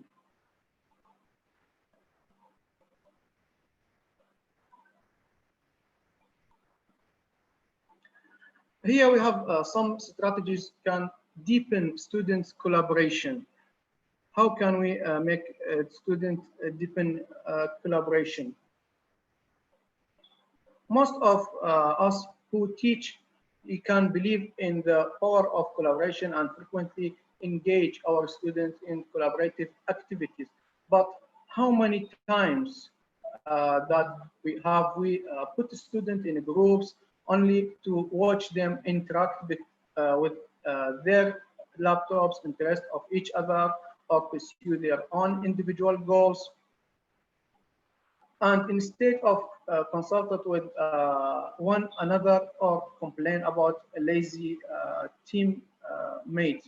So here we create teams or group work or teamwork to make promoting real collaboration is hard to do well, and it does not just happen on its own. So here we have some strategies, like number 1, which is creating learning activities that are complex.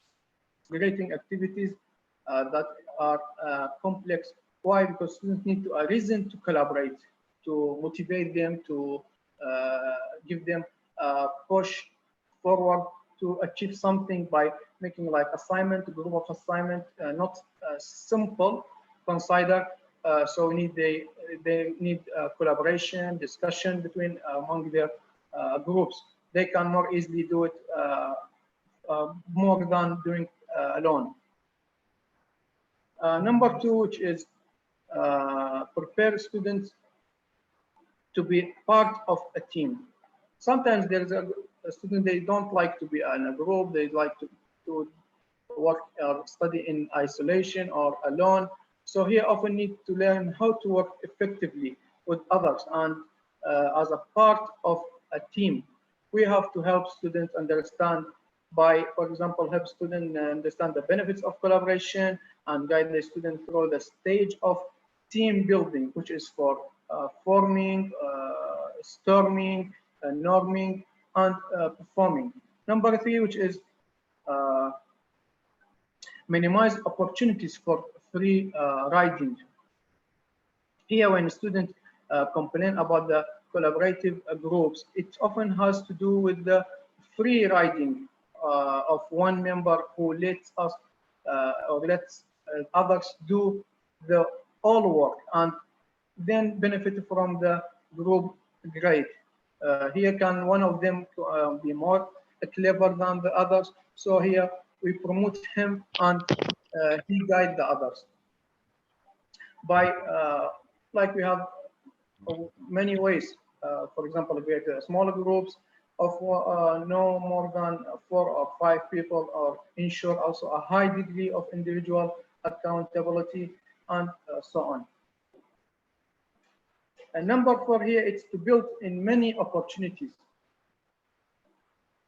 for a discussion. Many group projects are based on efficiency, dividing labor to create a product in the most effective way possible. This focus on the product means that we have often ignored the process of collaboration and reach the discussion. Number 5 is about focus on the strengthening and stretching the expertise. Here the challenge is of designing good collaborative activities is to ensure that all students, even those who are struggling, play an important role, not just to leave them because they don't know or don't have much knowledge. Collaboration should not just strengthen student exciting skills, but to ensure that their interactions stretch exciting knowledge and expand one another expertise.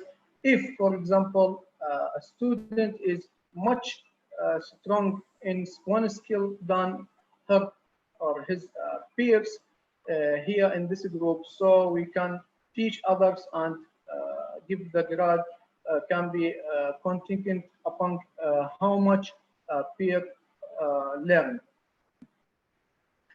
Lastly, for today, which is the conclusion. Here we consider the critical thinking is aimed to achieving the how to say the best possible outcomes in any situation. That in order to achieve this, it must involve gathering and evaluating information from as many different sources possible. Also, to talk about this, also critical thinking is requires a clear and often uncomfortable assessment of your personal strengths, weaknesses, and preferences, and their possible impact on decision you make it. Last is the critical thinking requires the development and use of foresight as far as this is possible. As Doris Day sang, the future not ours to see. Thank you for listening. I'm sorry if I take your time, and I'm glad to answer your question if you have any question. Thank you again. Okay, thank you, sir. You are on time, yeah? Before I want to yeah, tell. I planned it exactly. Okay, so it's time to Q&A. I have a question. Yeah, okay. Wait a minute. So, From Benzida. Hello, Benzida. The question is, during the COVID-19 pandemic, e-learning is the only solution. However, evaluating student is important. How can we solve this issue? Yes, how evaluating, yeah, because this is via online. Okay, please, sir. Okay. You want me to answer now? Okay. During the COVID-19 pandemic, for example, in our university or most of the university around the world, we use the application or the platforms that encouraging students to work together as a groups to solve the assignments. Okay, it's not to give them the hard and complex very much. So here to encourage them to solve it and discuss it and to find the best alternatives and choose the best answer for that. Because you know, it is not only this coronavirus or the COVID-19 not affect only on the studies, also affect on our how to say, the feelings, the consequences, everything in our normal life. So people depressed, depressed, and don't have a mood or appetite to study. Here you should have a role in teaching them and guide them as a lecturer or academic to study, try to study, to read something interest can take you out from this, like we say, the balloon that around us. Okay, and also the parents, they should also have this role to encourage their students or children. Okay. Thank you, sir, for answer. And we have one question. It's from Dara Ifa. Dara Ifa, can you hear me? Yes, can you hear me? Dara Ifa? Yes, can you hear me? Oh, yes, I can hear you. Okay, Dara Ifa, you want to ask directly, so let introduce yourself and where you come from. Thank you, Dara Ifa, please. Okay, my name is Dara Ifa. Actually, I'm from Aceh, also Indonesia, but right now I'm studying in Malaysia. Okay. Anyway, first of all, I want to say that Bakhair Ben to the speaker. Yes. Okay. Okay. Last year I visited Erbil, Iraq, and yeah, it's very nice country. Anyway, okay. As you yes. Anyway, when you are talking about critical thinking, I have one question that I know that critical thinking is encouraging students to think critically, but when we apply critical thinking, you know that when we apply critical thinking, we encourage students to look at different views or angles for an issue. So sometimes, and the student will have thinking that something that misleading thinking, something like that. Especially when we teach or we apply critical thinking in Islamic studies, something like that. So how do you control the student when you find the student with the misleading thinking? And then one more thing. Actually, this not only for you, but also I hope that others next speaker can answer also. When we apply e-learning, sometimes we cannot direct attention the student fully. For example, like for example, I also doing PhD here, and then we have e-learning totally because of COVID. And then it seems like when we join the class, we cannot get the intention fully with the lecturer. Yes, and that's the weaknesses. So how do we cope for these issues? Okay, that's it. Thank you. Okay, thank you. I will give you the answer, a short answer for the first question, so I will not take much time. it goes not being in which are touch with yourself and having a deep understanding of why you think the way you think can really make you happier. And here the critical thinking can help you better understand yourself, and in turn you can help it can help you to avoid any kind of negative or limited beliefs, and focus more on your strengths and being able to share your thoughts with others, with your group or classmates, okay, to share your thoughts that increase your quality of life. Okay, and of course, the learner, the providers of e-learning, they are different from country to other country. Also, most of the universities, like my university, we used Moodle, application. This is Moodle, this platform to provide e-learning as videos or just lecturers or PDF and so on. It's a huge platform. Can also make quizzes through it, assignments, and so on. For this, like we say, interaction with the e-classes or e-learning. Here, the lecturer should, follow the same when he is teaching in the classroom, in the university, I mean in the buildings, okay? Suddenly you can ask randomly one of the students, what is the meaning of something? Or what did I say just now? Okay, what is the main point of this topic? Okay, so you will make the student always, interest to listen and be interacting with you always, not have bored or not interested. So he always will be with you directly. And thank you for your question. Okay, Ma'am Dara, is it clear? Yeah. Yes, is it? Okay. What about your second question? Is the same what we feel all the lectures here. Okay. Okay. Yes. So we can conclude. Yeah, we conclude that the presentation just now. How to improving critical thinking? First, define your question. Gather reliable information. Ask the right question.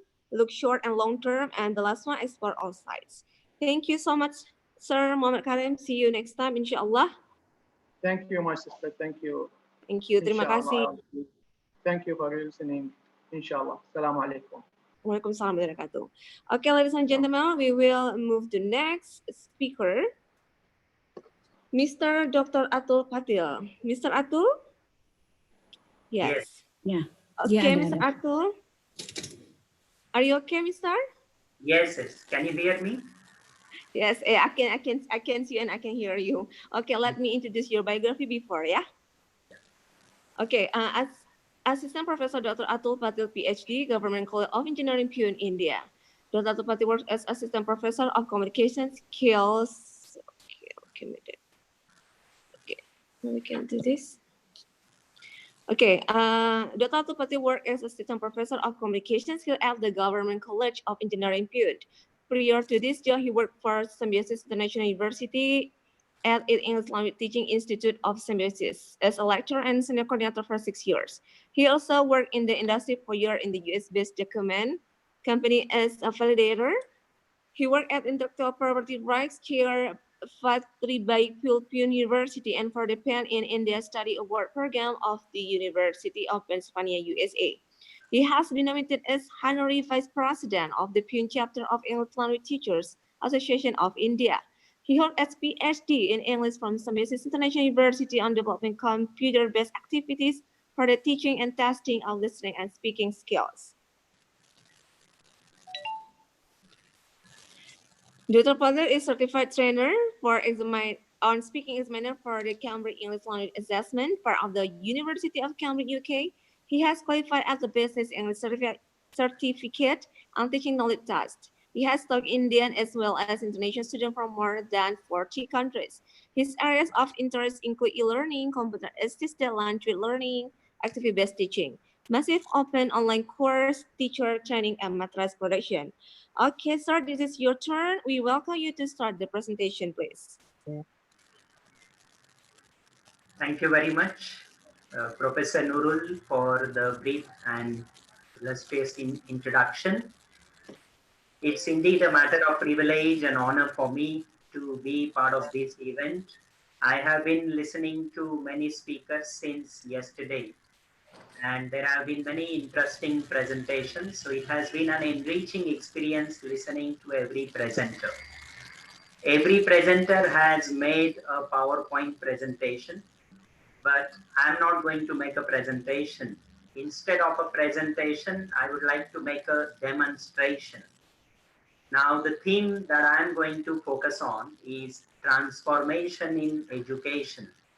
Every speaker has been talking about transformation in education, and my focus would be on the 4 stakeholders as far as education in any country goes, or education in any country is concerned.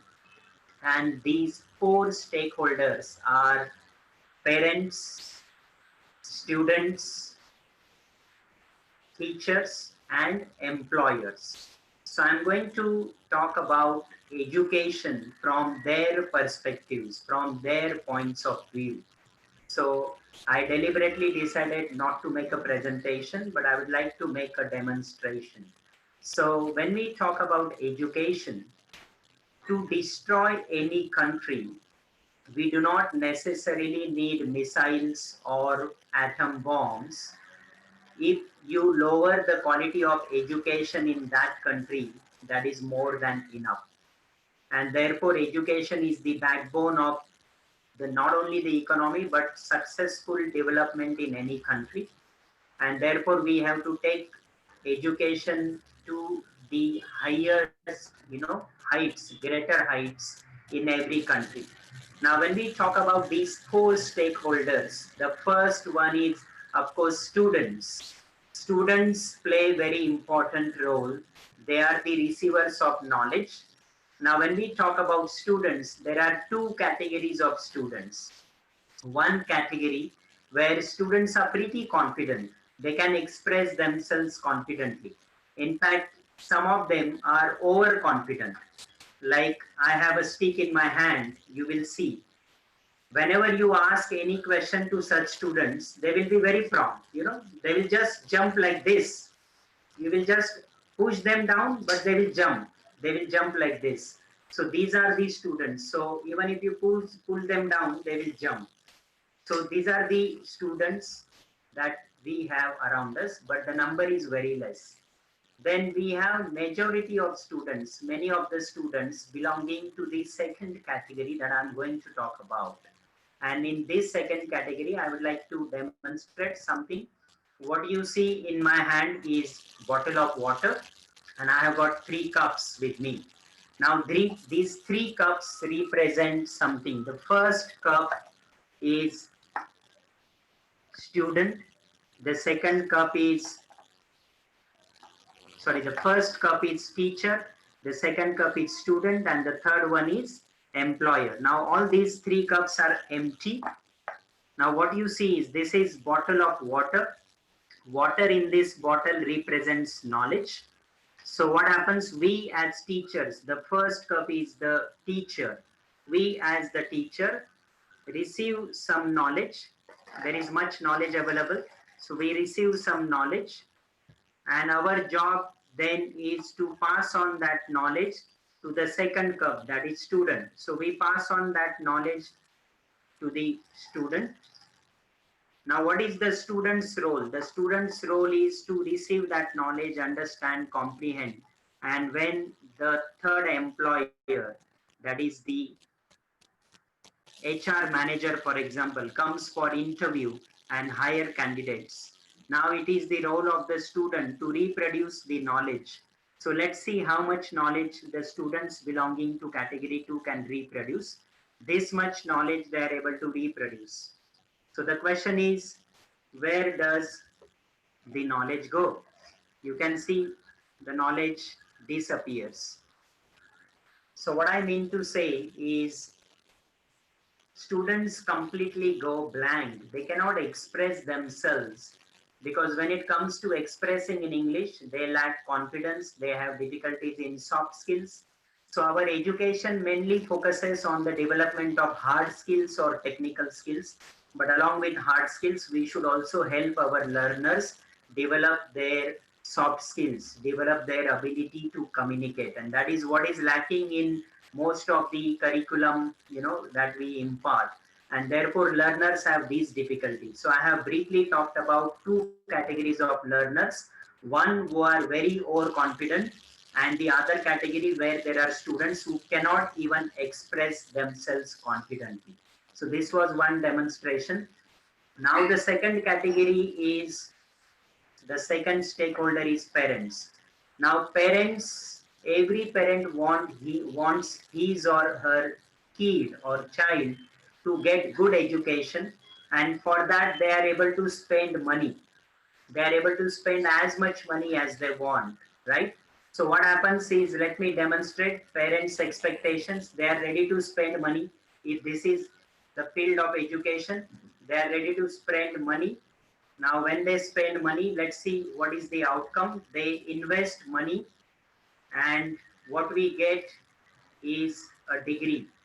So once they invest money, we get an engineering degree. They get a degree for their children. Now when this degree is very important for them to get a job. But when we talk about employers, so parents have many expectations, but when we talk about the third stakeholder, that is employers, companies, corporate, who give jobs, who offer jobs. Now when we talk about them,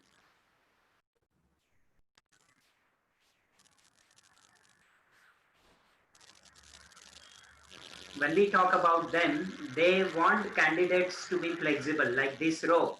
They want candidates to be as flexible as possible, like this row.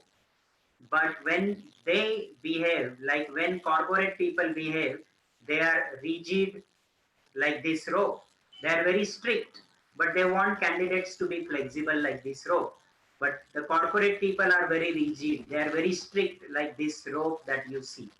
And therefore, when we talk about corporate people, they are very particular about the requirements.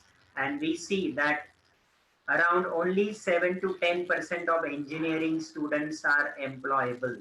Now, unemployment has been a matter of concern, but I think more than unemployment, unemployability of students is more serious issue, and all of us should give attention to this.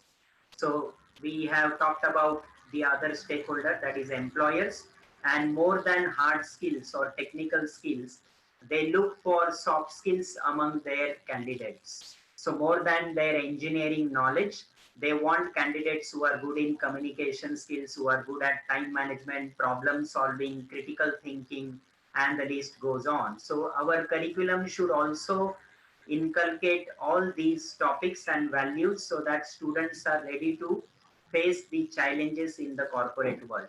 Now the last stakeholder is all of us, we as teachers. Now I remember when I was in school, our teachers would use not computer or laptop, but there was only one digital tool. Not digital, but there was only one tool, and that was a stick. So the teacher would come to the class, and even if there was nothing in his or her hand, suddenly a stick would appear. So the teacher would only use a stick, and if the teacher would beat us, we would learn anything under the sky. So we had such teachers. Now we have been talking about technology, digital transformation. There are so many things, everything is just a click away. And therefore we as teachers, of course, we cannot use this today. We are not allowed to beat students. We are not allowed to use any kind of tool like this. But the only tool that we can use is motivation. We have to motivate our learners. Like, one of the participants asked in the previous session, how to motivate students. and the onus lies on our shoulders. We as teachers should provide them good model, good role model, and good model even to learn English, communication skills, and other skills as well. So when we talk about all these stakeholders, maximum responsibilities lie on our shoulders as teachers, and therefore we should really ensure that when we impart education, we are able to think about all these problems, gaps that we have between what we impart and what industry requires. We also need to ensure that we are able to make our students job ready and help them develop their soft skills along with hard skills, because it is said that hard skills can only make students eligible for an interview, but it is soft skills that can give them a job, and that cannot only give them a job but can also help them climb the ladder of success as they grow in their career. Because there are many examples of employees who are not good at communication skills, they are not getting promoted, but those who are good at communication skills, soft skills, they get promotion in their jobs. And therefore it is very important for us to ensure that we inculcate all these things among our children, and we are not only a sage on the stage, but we impart training, we stoop down to the level of the students and impart our education, so that we are able to make them face the challenges that the new era is going to bring in. And therefore we should not only ask students to open their books but open their minds. We should not only impart training that is brain oriented but life oriented. So if we are able to think of all these stakeholders and then relook at education in this era 4.0, I think we will be able to impart training in a much better way and help our learners meet the expectations of their parents and also meet the expectations of the world of corporate. So that's all from my side. Thank you very much. If there are any questions, please feel free to ask. Before I close, I would like to take this opportunity to thank the organizer for this wonderful opportunity. I really enjoyed being part of this, and it was also an enriching experience for me to learn from other presenters. So terima kasih everyone. I would also like to thank Dr. Mutmainna, Professor Almira, Professor Andy, and Professor Nurul, the anchor of today's program. Thank you very much. Over to you. Thank you so much, Mr. Patil. Okay, so impressive demonstration.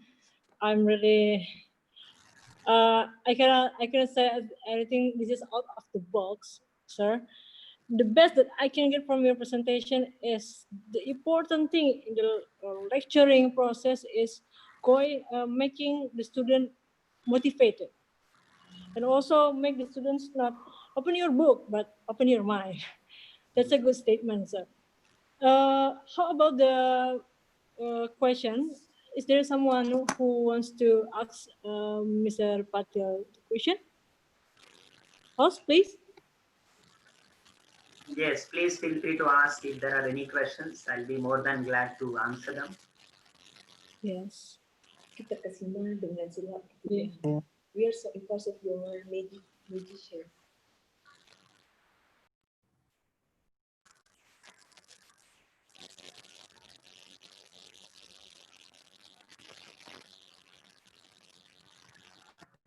Please unmute yourself. Okay, moderator.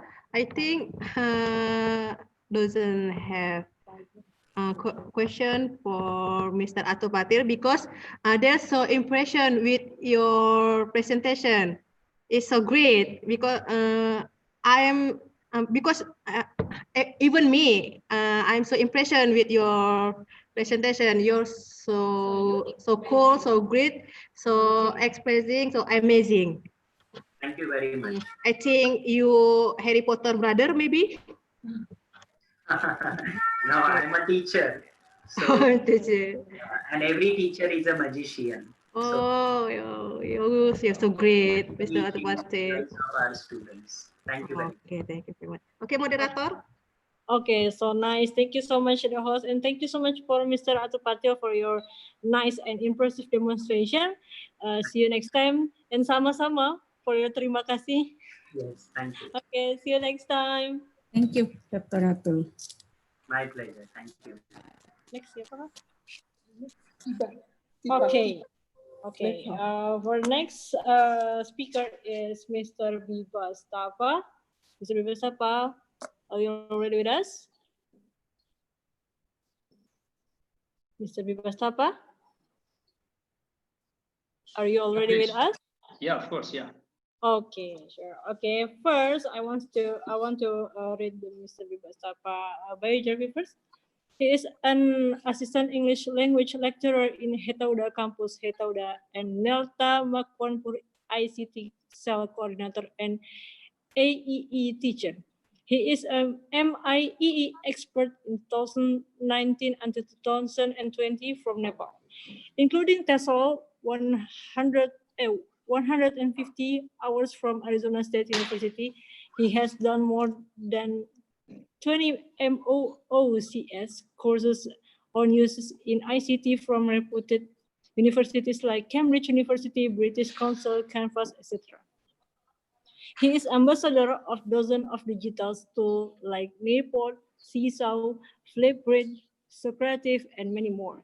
He has presented papers and conducted workshops in national and international conferences regarding uses of the digital tool, academic writing, semantics, and pragmatics, phonetics, and phonology. His main passion and dedication is helping teachers to integrate ICT into ELT classroom. Okay, sir, the time is yours. Thank you for reading my wonderful bio. At first, before I start my sessions, I would like to start from the slogan of 2020 International Youth Day, Youth Engagement for Global Actions. And as we are engaging, as we are doing, and I can see all the youth, they are engaging their time in the fruitful activities. So good afternoon from Nepal, and good morning maybe there, or good evening. I feel that 32 countries are watching our program. So during this COVID-19 pandemic situation, it has disrupted every semblance of normalcy of life. So let's turn this crisis into global opportunities, connecting with the global educators. So before I start my session, would like to thanks to International Training and Academic Research Institute, Almira, Nurul, Arima, Dr. Mutimina, Dewe, Ramadan, Almira, Prince, and so on, and all the educators who are watching, who are connecting with me today in my sessions. So shall I present my slide?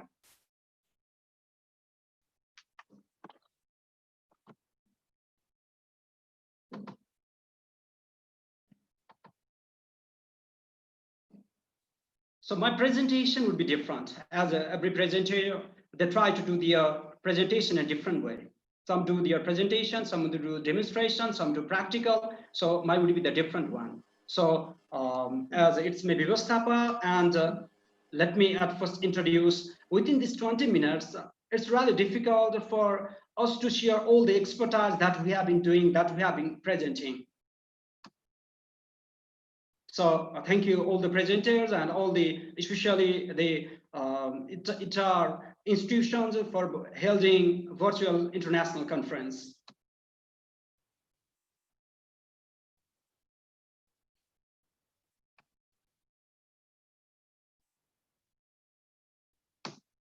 Okay, my topic starts from here. Using ICT tools in teaching and learning. So all the respected educators at the present moment, we are using any forms of technology in our classroom. The technology is not new terms due to the COVID-19 pandemic situations as Moodle, Zoom, Big Blue Button, Go Bronze. These are the apps that we have been using it. So the technology is not the new for us. We are compelled to learn at any cost, or we have been getting an opportunity to learn new things during this COVID-19 pandemic situations. So in the chat box, I would like to see the answers of all the respected educators. So what sorts of technology tools are you been using? Have you been familiar with it, or are you using?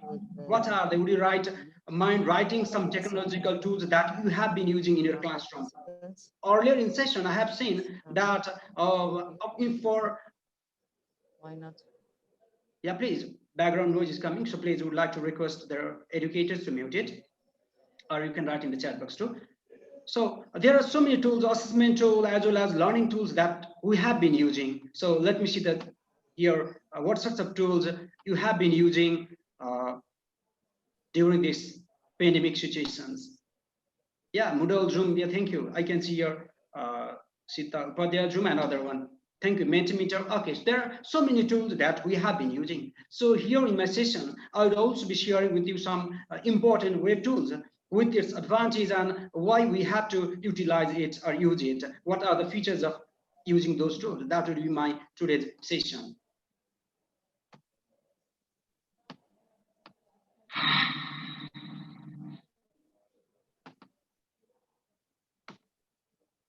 So these are my interesting fields, and I have been using the tools that I have been working as ambassador. The same part will be sharing with you all today. As Nurul Khan Sasi had already read my bio, and the same thing here, a teacher, Skype master. I have been connecting the international educators with Skype, and Microsoft Innovative Educator Expert 2019-20, and MIET Microsoft Innovative Educator Trainer for 2020-21, and also have done TESOL certificate from Arizona State University. So Wakelet Ambassador, this is the one tool that I have been using for teaching and learning and for my international presentation too. Similarly, Nearport, working as Nearport Ambassador, this is also one of the interesting tools I'll be sharing with you all here in today's session. So Flipgrid certified for video, and similarly CISA, UBL Cloud Trainer, Nelson Makonpur, and so on. So these are the interesting parts that I have been doing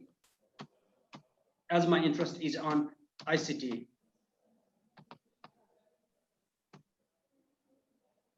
So all the educators, let's at first have some talks regarding the professional development.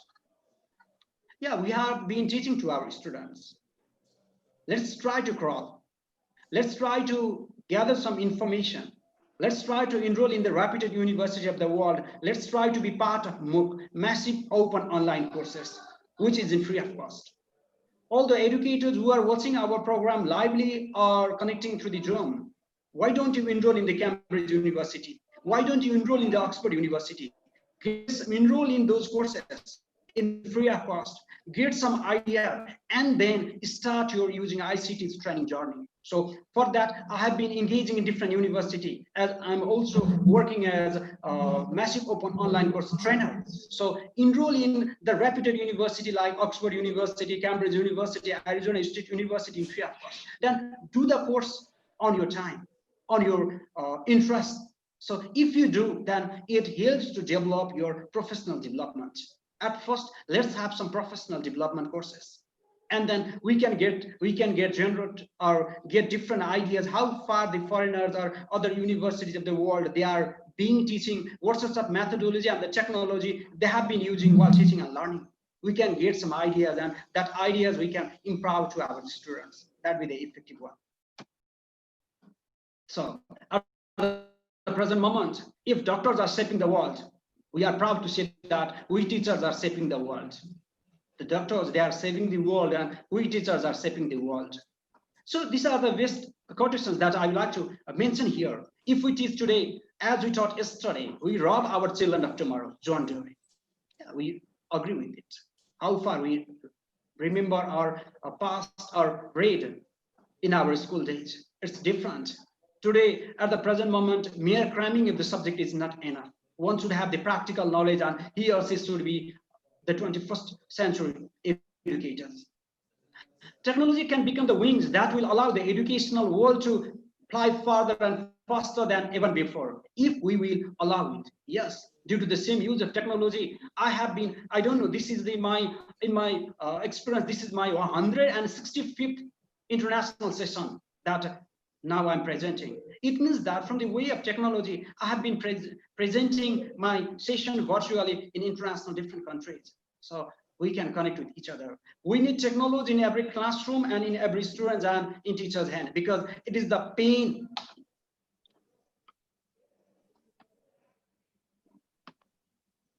It is the pain and paper of time, and it is the lens through which we experience much of the world. So this is the use of technology. So the technology at the present moment.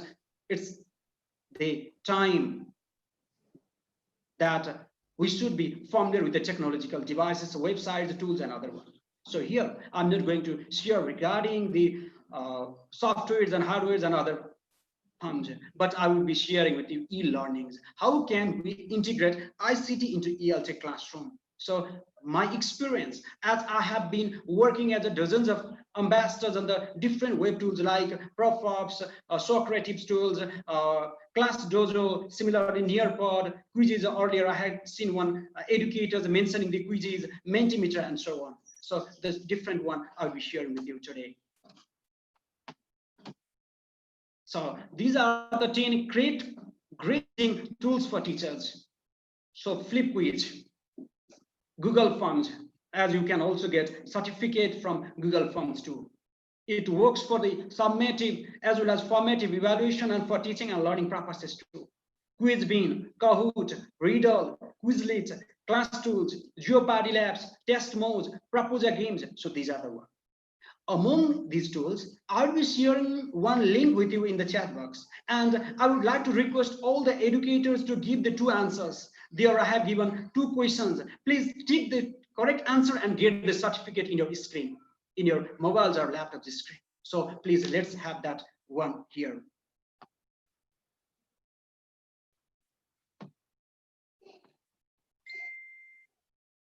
Okay, please. So now I will provide you one link in the chat box.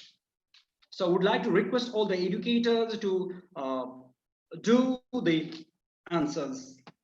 And in the chat box itself, I want to see how many of you had received a certificate just now by attempting 2 questions only. It's related with ProfOps.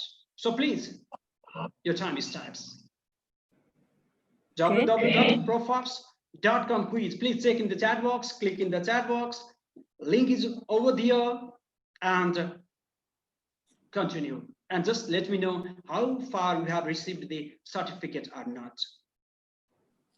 So the ProfOps is also one of the quizzes that it's not the student based. In comparison to the quizzes.com, ProfOps seems to be online, but in quizzes one can have the offline also assessment, but in ProfOps it is online, and the students can even get the certificate. When the students do some assessment and they receive the certificate, it encourages them that they would access. So when we do the quizzes again, so for that purpose. So let me see here how many educators is able to get the certificate. So please, if there is any technical problem, then would like to request you to write in the chat box.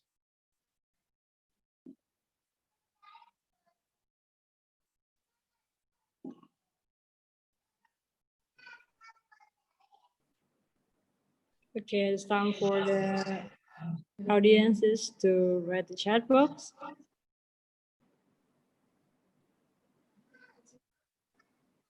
Okay, please.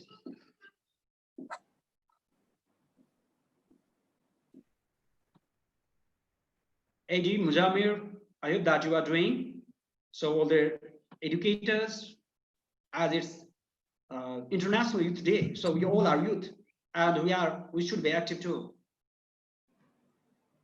I have information that mostly the audiences now is a doctor, so maybe it will be interesting.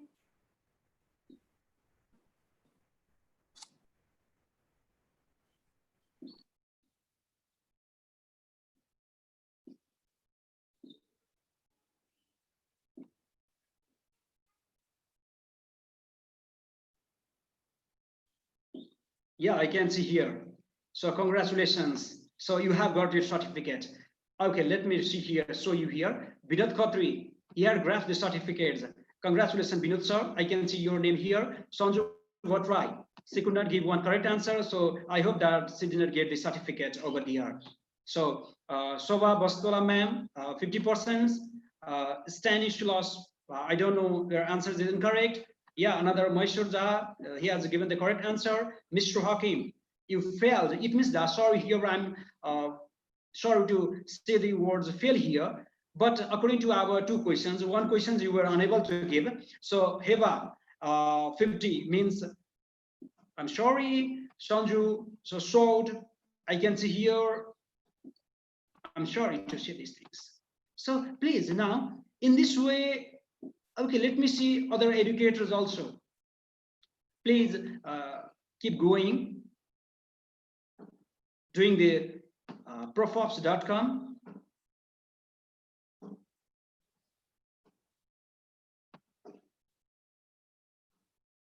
So if you get the correct answer, then you will get the certificate in this way. Like earlier, one educator had asked, how can you do the assignment of our students? Whether it's assignment, whether it's teaching and learning process, one can get the certificate quickly within a minute if the student give the correct answer. So isn't this the interesting one? Look at here, all the respected educators, certificate of achievement, Binod Khatre, get a score of 100 by 100 on Indonesia Web Tools Conference. This was the topic that I gave to him. And name Binod Khatre, result pass, email ID, so 70%. Many educators, you may not get the certificate. The reason is that if you could not score 70%, then you won't get the certificate. So you must cross the 70%. So this is the way that you can get the certificate. Now, if you have any queries, then you can keep in the chat box too. So it supports for all the learners, all the levels of learners, even the educators also. When they do something, assignment, then they expect the e-certificate. So automatically the Profops would provide us e-certificate. So why don't we use these web tools? So this is one of the examples of web tools that I have been using in different international webinars and even in my classroom for my students. They'll really be excited when they see the certificate in their hands. So please, if you have any queries, then you can keep in the chat box.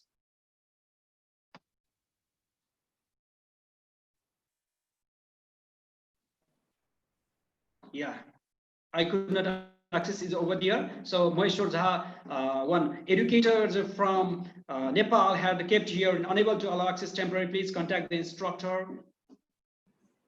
Okay, please. Now let me share with you how to create the Profops rather than making you to get the certificate. Let me make you independent. I hope that Eddie, Mujamir, Fatih, and other educators will do it, will get it quickly.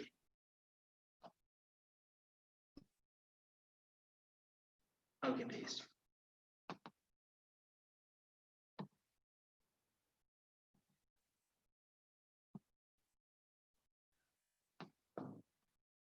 Now, okay, please, let's go to here.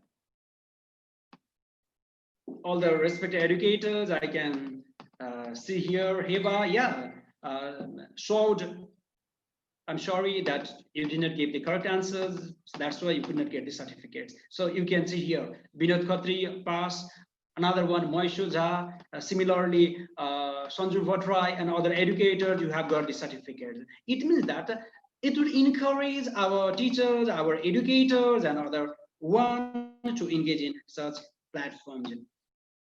So, okay, please let me.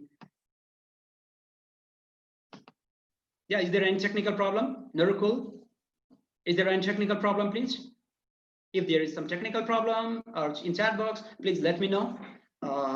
I'm requesting all the educators, respected educators, that when I'm using one tool, please follow the questions. If you have any queries regarding the tools, you can put the same time in the chat box. Later on, when we move to another tool, then it may be difficult for you to understand or get the points. Okay, please now. Is my screen visible? I hope so. Yeah? Can anyone make me sure that my screen is visible? Yes, it's visible. Okay, thank you, please. www.profops, P-R-O-F-S quiz creator, www.PROFS quiz creator. Let's go to here at first. So please, yeah, and open it. www.PROFS.com. So now I'm going to make some quizzes or any sorts of assignment for you. Let me go to multiple choice. Just for the sampling purpose.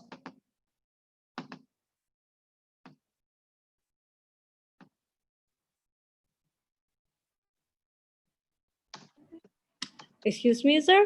7 please. minutes remaining. Okay, please. 7 minutes remaining. How many minutes? 7 minutes. Oh my God, no, sorry, I'm extremely sorry because I just lost my time here in quizzes, prophets only. So let me not. So that's why when we do practical session, the time is always less for us. So let me share my screen.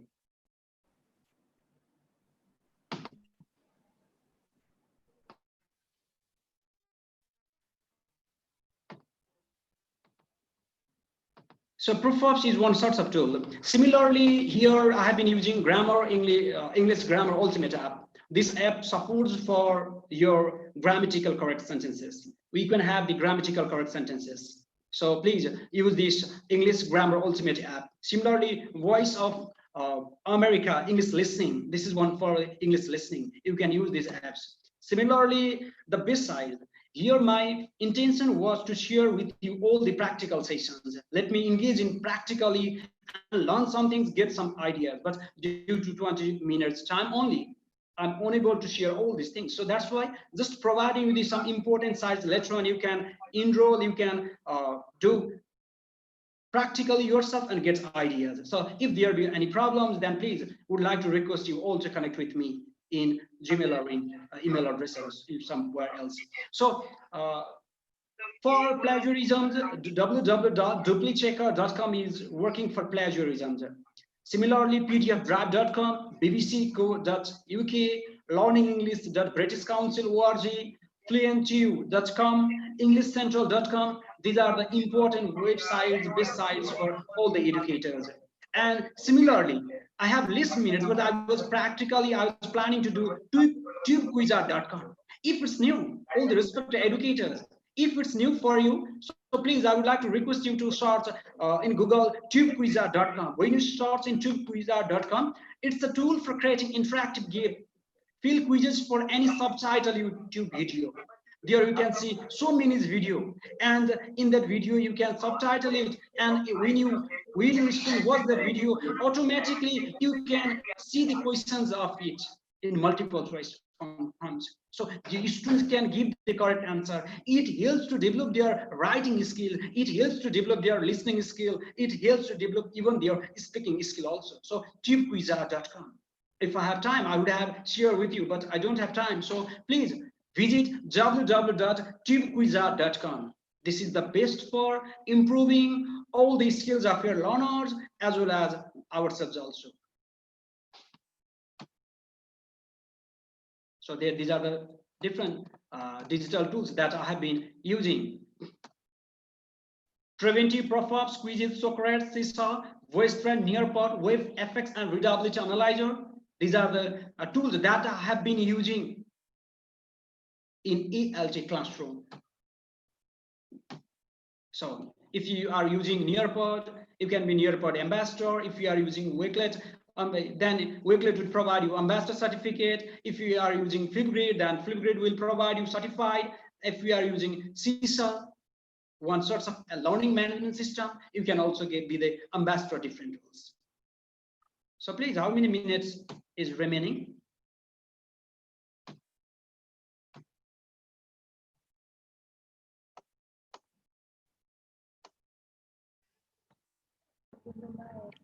Moderator. Okay. Okay, Mr. Bibasapa, I saw a question in the chat room. Is the lecturer...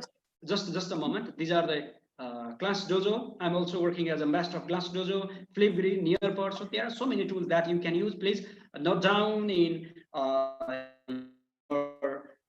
paper or somewhere else, and then you can use. And if you get any problems, feel free to mail me. So my presentation is over here. So please, yeah. Okay, thank you so much to Mr. Bibastapa for the interesting and excellent presentation. Is another kind of demonstration. I think this is a good idea for the educators, making a more motivating environment in the digital era now. And so I have a question in the chat room.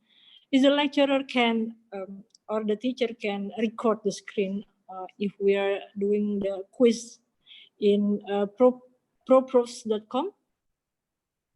Can we record the screen or the process of the quiz, sir? Yeah, we can do it here. Regarding if you want to record it, then rather than Profox, Flipgrid and ClassDojo is the best platform. Okay, I hope it's the answer from Mr. Bibastapa can answer clearly for the questioner. Okay, thank you so much for the host. Any other question for Mr. Bibastapa for Mr. Bibastapa? Okay, no. Okay, thank you so much for Mr. Bibastapa for your very great presentation. See you next time. Thank you so much. Terima kasih. Thank you, please. Thank you everybody for your time and patience. I hope to connect next time, and we'll be sharing practically some more tools. Thank you, please. It will be interesting, sir. Okay. After Mr. Bibastapa, we have one more speaker from Indonesia. It will be interesting with Dr. Mutmainah SPDI MPD from South Sulawesi, Indonesia. Are you already with us? West Sulawesi, West. Mr. Randy in South Sulawesi. Okay. I am in the West. Sulawesi. Oh, West Sulawesi. Yeah. Okay. Thank you. Okay. For the host, can you show the biography of Dr. Mutmainah? Okay, Dr. Mutmainah from Universitas Asyariah Bandar Indonesia in West Sulawesi. Okay. Dr. Mutmainah, she is an education expert at Education Faculty of Al-Asyariah Bandar University, West Sulawesi, Indonesia. Her undergraduate, master, and doctoral in English education. She is expert of research and development of ELT materials and literature.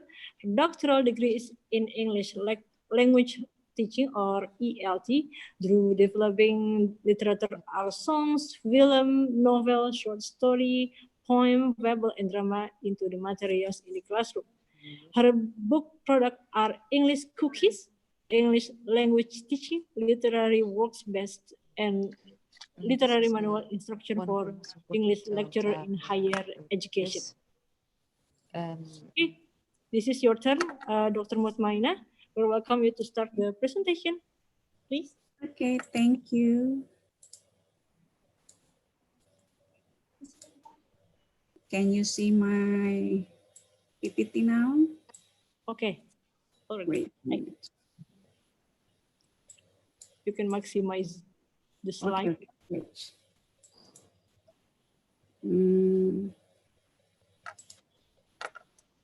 Oh no.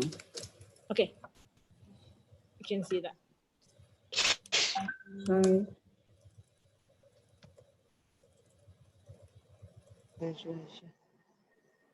Okay. Assalamualaikum warahmatullahi wabarakatuh. Waalaikumsalam warahmatullahi wabarakatuh. Bismillahirrahmanirrahim.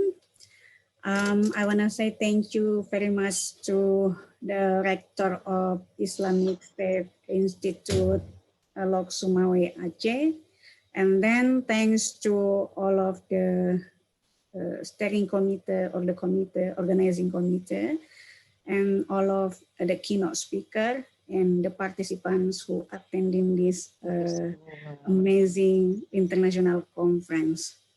This is my data. My name is Mutmainah.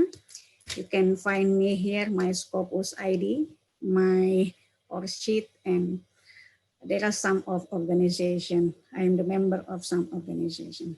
So let's have a look my topic today. I'm going to share to you about the remote teaching in Indonesia. So as you know that during the pandemic COVID-19, remote teaching Indonesia, actually this is all of the educators in Indonesia, we are emergency to remote our teaching by using online or a synchronous strategy. So let's have a look the problem or the challenge all around the world in remote teaching. This is the menu today. I will share to you there are three main topics in the remote teaching. Education transformation, actually Dr. Atul Patil have explained about the education transformation, and then pedagogical innovation, and the last about the cyberpedagogy.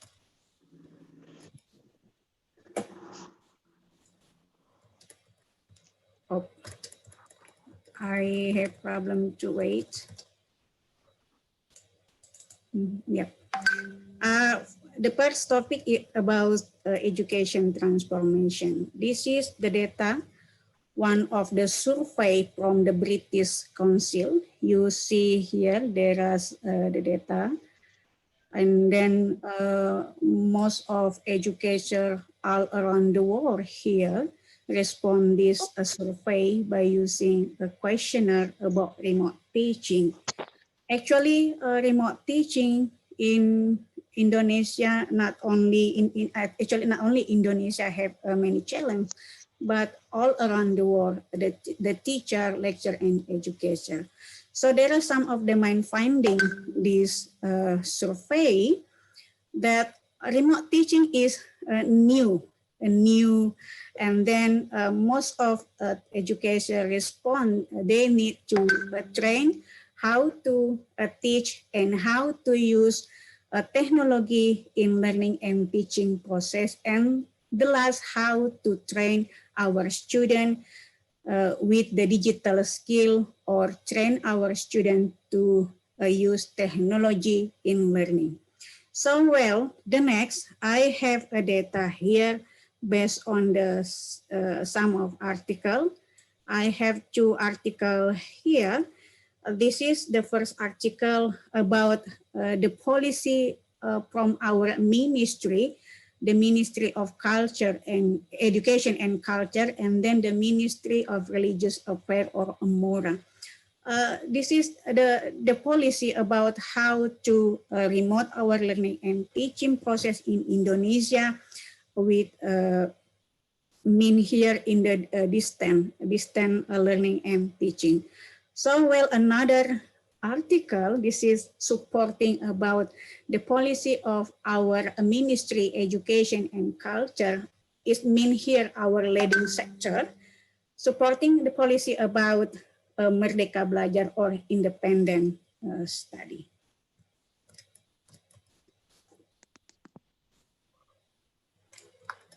So, can you stop me to become me as host because I'm very difficult to rolling out my PowerPoint. There are so many people enter the room.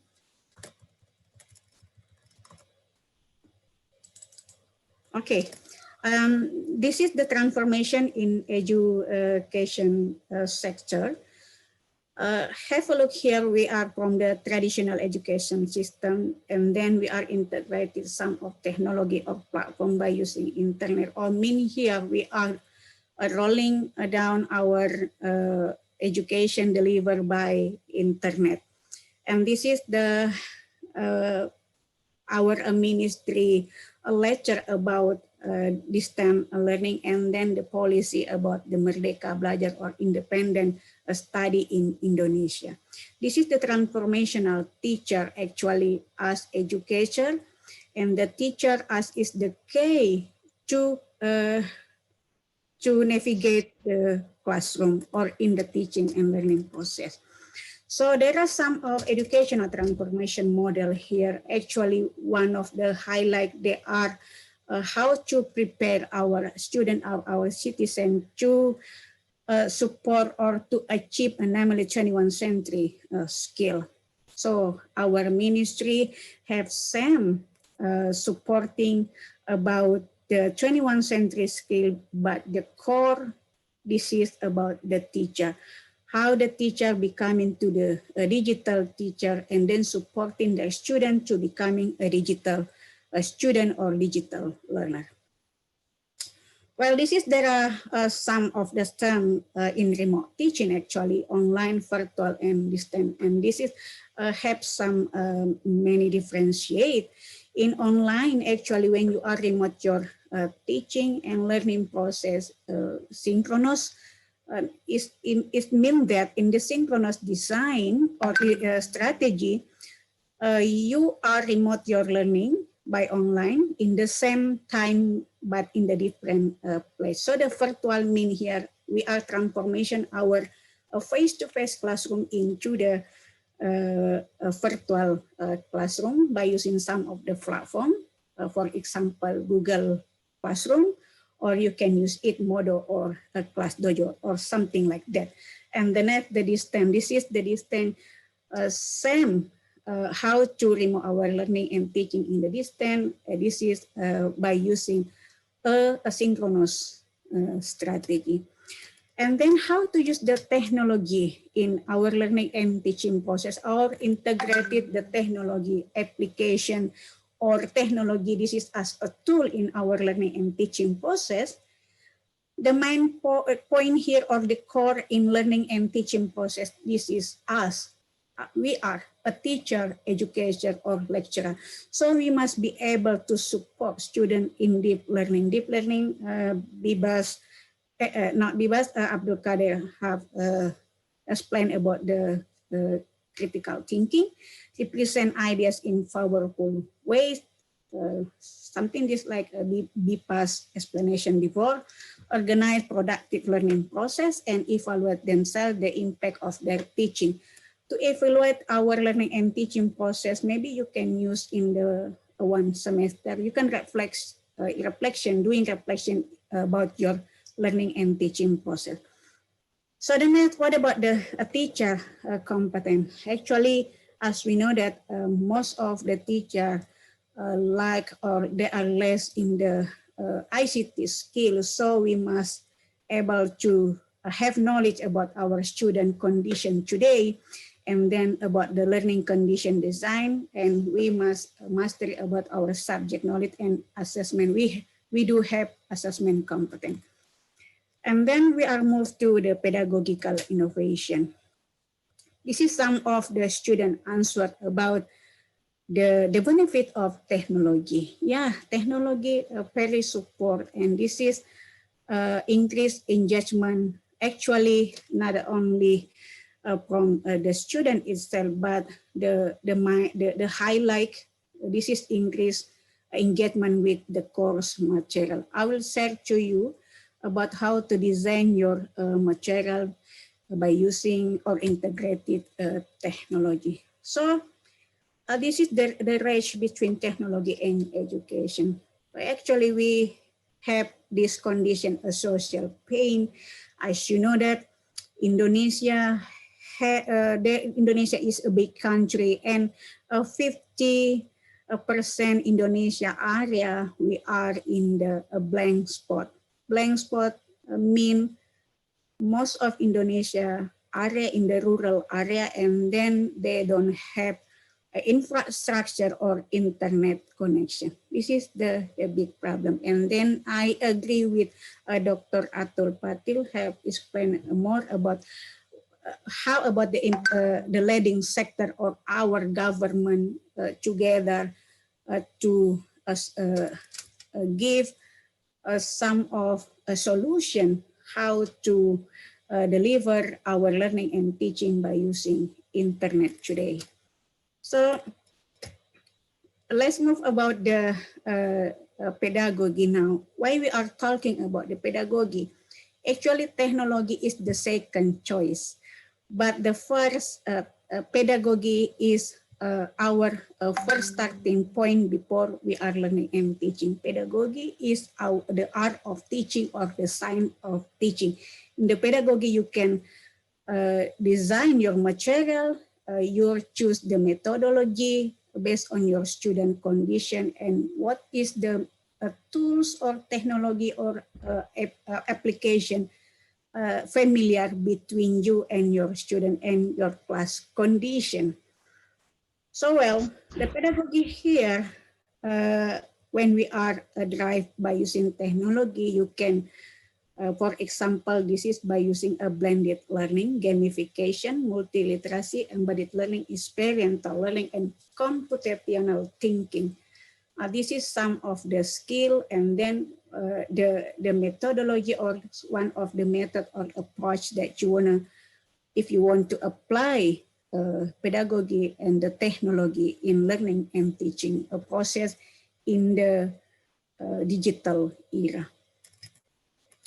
Well, what about the technology and innovation in education trend? We have now about the blended learning or gamification, and then we can adapt it with the Internet of Things, and then integrated artificial intelligence in your learning and teaching process. If you want to design, you can designing your material and then your technology or supporting by artificial intelligence to make your learning and teaching process to be more practical, effective, and efficient. So you can design your creative classroom. This is namely CCR. This innovative learning by integrated the innovative learning and teaching practice by using the technology. And then innovation, you are learning and teaching, you can use some of the platform. And then this is an open educational principle, how to achieve our student 21st century skill. Well, what about learning look like? Actually, teaching and learning process, this is a complex process. So we must have a look here that learning and teaching not only depend with one component, but there are some of components integrated here, and we need to collaborate between, cooperating between environment, the content, the process of thinking into the product or the result of your learning and teaching process. And then this is one of the model for teaching with technology. Before you use technology, you must know about your learning, student learning style. And then what is your student technology skill level? Or not only your student, but you are a teacher, you are educator. What kind of your skill in technology? So how do you can access the technology? So this is maybe complicated, but you can use the technology that familiar with you.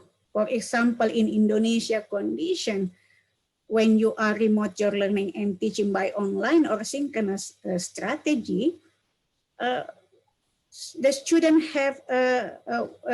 have some problem with the limited quota, and then the student don't have a tool like smartphone or laptop, and then how to solve this problem. And when you are remote your teaching by a synchronous strategy, you can analyze your student, what is your student condition today before you are apply the technology. And then what about your student cognitive level? You can identify your student cognitive level by giving a pretest and the content and then the interaction here. This is, you can use the technology types. For example, there are many technology or application from all of the keynote yesterday.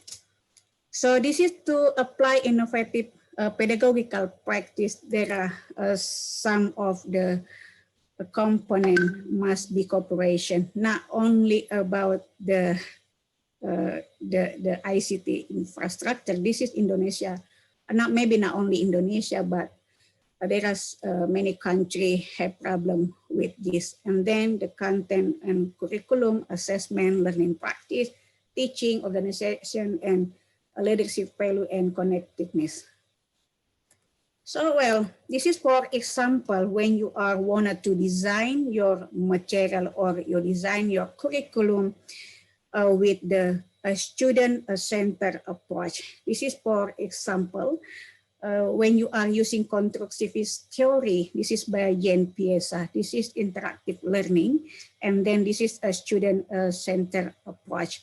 And then there are some activities here, or based on the Gagne 9-event interactional design, you can design your activity here into the 9 activities, and then to achieve the Bloom taxonomy. And this is for the example when we are break down into the simple learning and teaching process. This is for example. This is based on the PISA. One of the student-centered approach method, this is a project-based learning. This is the context. And in the discover activity, discover phase, student can work together, or this is related to the 21st century skill is collaboration, and student can share. And this is the activity based on the Gagne 9-event interactional design, and then to get the Bloom taxonomy. Actually, this is the procedure cover the Bloom taxonomy mean here in higher of thinking skill. So let's have a look about the digital tools. There are many digital tools. So how we can apply all of the digital tools in our learning and teaching process? You can explore. Maybe, for example, you just choose one of the digital tool, for example, Padlet. In Padlet, you can ask your student to remembering or understanding, giving the quiz, and then applying or analyzing your student. You can ask your student to analyze your concept, the material, and then evaluating and create. This is can cover with only one of the digital tools, namely Padlet. But you can use the varieties application or digital tools here. But remember, know or based on your student condition. If your student mastery all of these digital tools, you can integrate it, all of these digital tools in your learning and teaching process. But if only one, you can choose based on, back again, your student condition and your condition as educator. Excuse me, yeah. 5 minutes remaining. Thank you. So the last, this is about the cybergogy. In the pedagogy, when you are want to integrate the technology, there is one of the theory, namely cybergogy. Cybergogy, this is the mixing between pedagogy and technology, the art of teaching. This is cover, this is the factor in the cybergogy covered with cognitive, social, and emotive or emotion. Well, this is about not only about the application, but this is about the pedagogy, how you design your action, your activity, and then by using the pedagogy iPad or pedagogy application. You can apply this when you want to design your material. And now we are in the digital era, most of becoming a digital, and a pedagogy, this is becoming a digital pedagogy. Well, how to designing course material in teaching. This is one of, I have developing my material, for example, in teaching by using a short model. This is the methodology when you are want to developing your material. And what is Assure? There are 6 phases when you are develop or redesign your material or modification your curriculum. For the first step, you must be analyze your student. Analyze your student condition that I was explained before, your student characteristic, and then your student level competence. State the objective and select the method, media, utilize the media and materials in learning and teaching process, require learner participation by using Gagne and even interactional design, and evaluate. And your product will be becoming e-book or the prototype or based on your designing. But today we are in the digital. This is one of the example of my material. This is integrated with a Google Playbook or in the application. This is the material based on the student want and the student need. Most of the students, they are alike or most of them choose to using a video or film. And this is namely maybe flip. And one of the example when you want to design your material, this is based on the student need. I give a survey by using questionnaire online and give for the student, and there are some of the student answer for all around the world. Most of the answer I must focus because I am in English. So this is most of them choose by using a film or a literature. So why film? Because film can integrate the student 21st-century skill and then achieve the learning outcome based on the Ghanaian based on the Bloom taxonomy. And this is, for example, designing English language teaching material based on the student need. Actually, all of the activity, or this means that from the Ghanaian even instructional design, I break down into the 5 activity in the classroom. In the warm-up activity, the student hoping to remember and understanding about this. For example, this is the grammar in teaching and learning English. And in the presenting, the student analyze the problematic words. For example, from this film, and then this is applied to analyze. They are in analyze category, and in the practice they are applying and discuss about the grammar.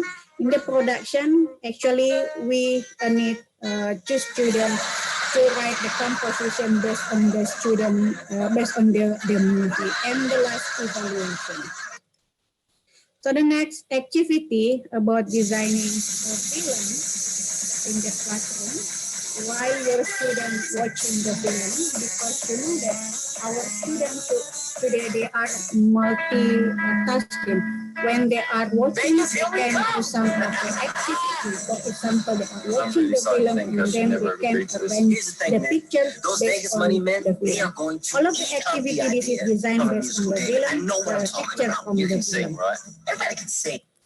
And this is my classroom activity before COVID-19. And then this is before COVID-19. Sometimes I ask my student where the environment or they wanna be the learning and teaching process. In the classroom, I teach in the classroom. When they are wanna in 1 the minute. this is the example when I my teaching process, learning process in the masjid. And then the last year, my learning and teaching process by using outdoor approach. I give them to free to choose the class what they want in learning and teaching. This is before COVID-19. And then in the COVID-19, actually Bibas have explained about the class dojo. I use class dojo here in the Zoom. And this is the paper, the student report their learning, they report their competence into the, or their skill into the project. And then some of the online informal learning application. For English, you can use Rosetta Stone and Daily Learn English. And many more. You can integrate it virtual reality. This is integrated, I mean that artificial intelligence. You can design your material based the content from this application. And this is the last about digital, Bloom digital taxonomy. You can download it. This is the website. And then many more based on the Bloom taxonomy, higher of thinking skill. And this is my last presentation. Pedagogy is only the driver, technology is the accelerator. Actually, remember that pedagogy is just only a tools, but the designer, the developer, and then the manager, we are education. Thank you. Assalamualaikum warahmatullahi wabarakatuh. Thank you so much, ma'am, Dr. Mutmainah, for the impressive presentation about the pedagogy. Pedagogical innovation, pedagogy. Yeah. Yeah, this is nice traditional education system to the technology or internet, the smartphone, etc. So the key of the learning process is the teacher, yes, ma'am. Teacher have to making the best scenario as the director of the class in order to making an effective learning. Okay, I saw two audiences raise their hand.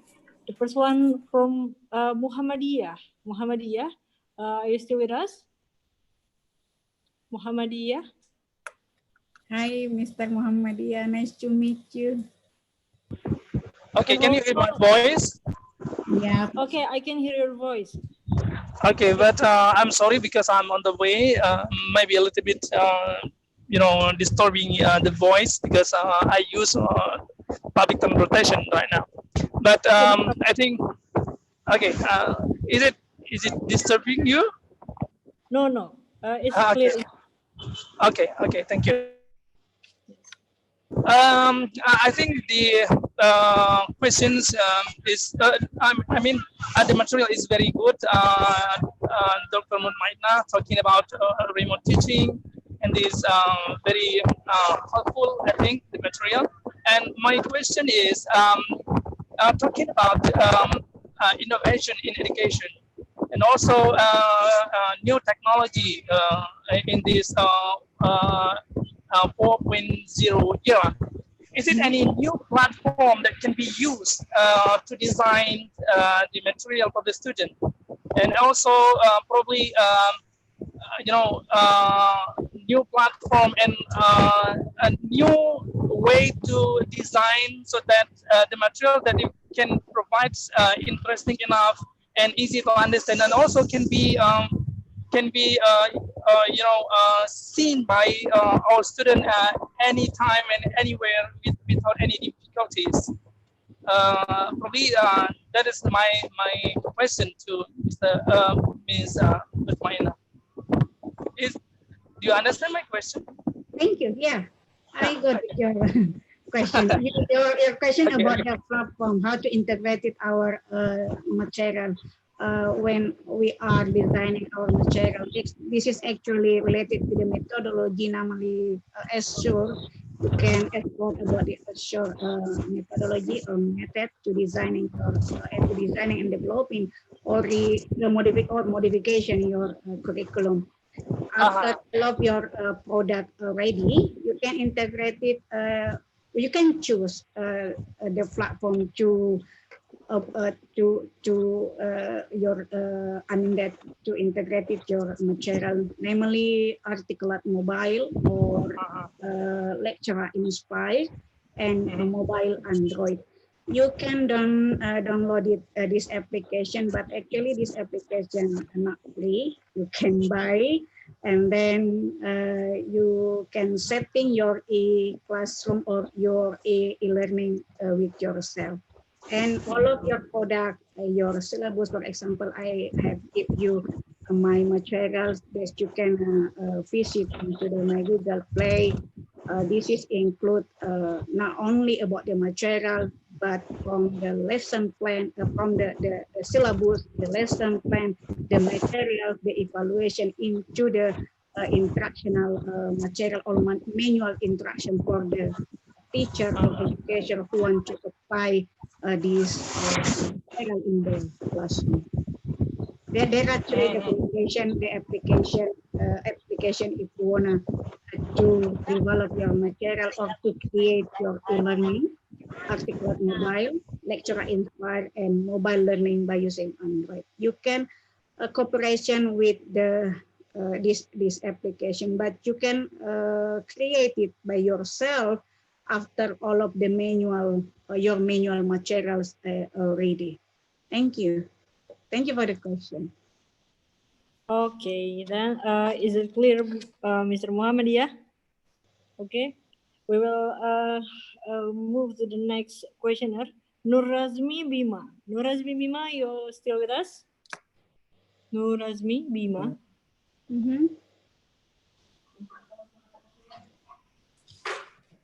I don't think so. She is still with us. So actually, we are agree or we are support our ministry education and culture policy about the independent study or Merdeka Belajar.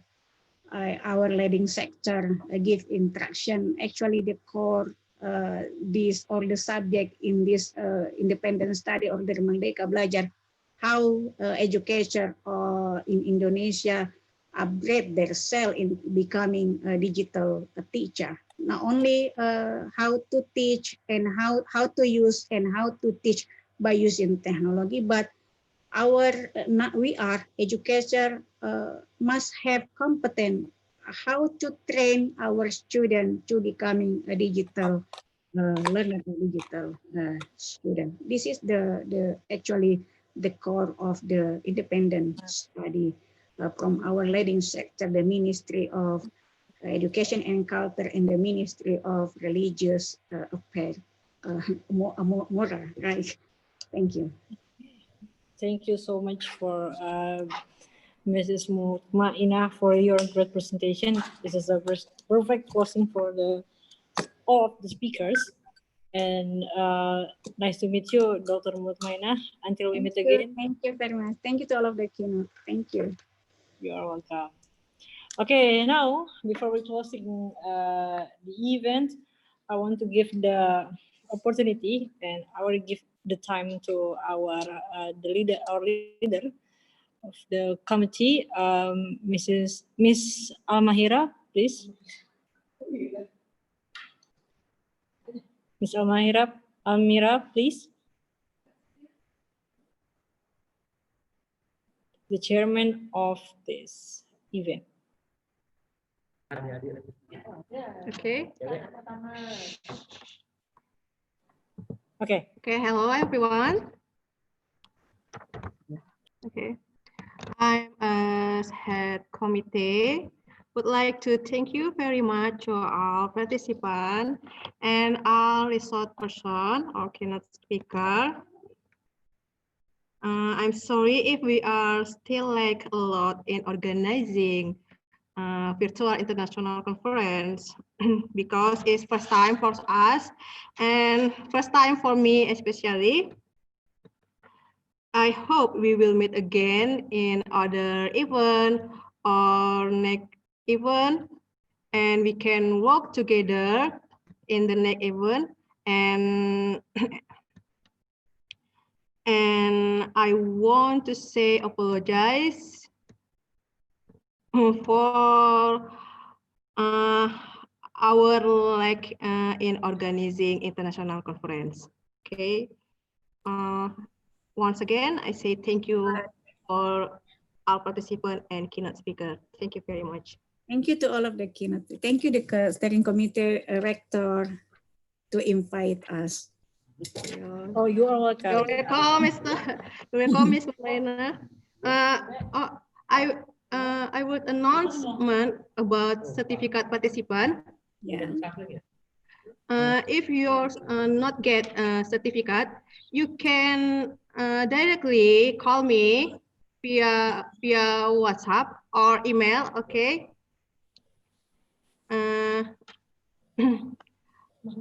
Okay, participant.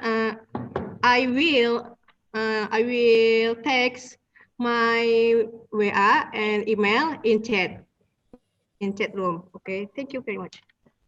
Thank Okay, you. thank you so much for our leader of the committee. So now, before closing this event, I want to read the conclusion of all of the speakers and presenters that the fourth industrial revolution will affect the roles for which today's students will be prepared.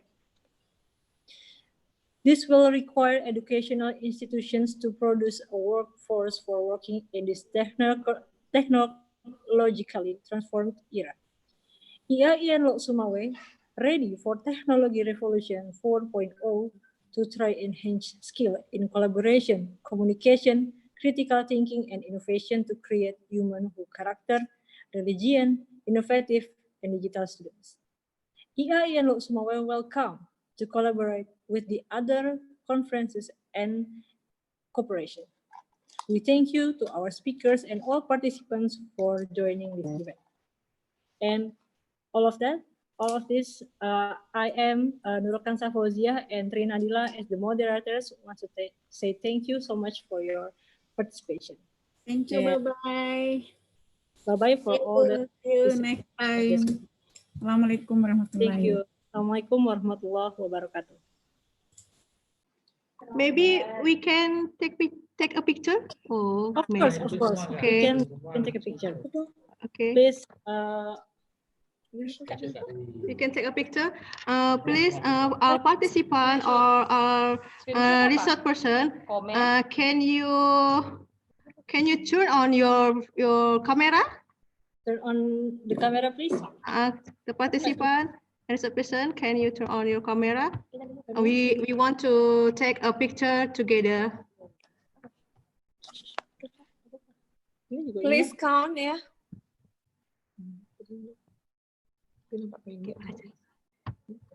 You know.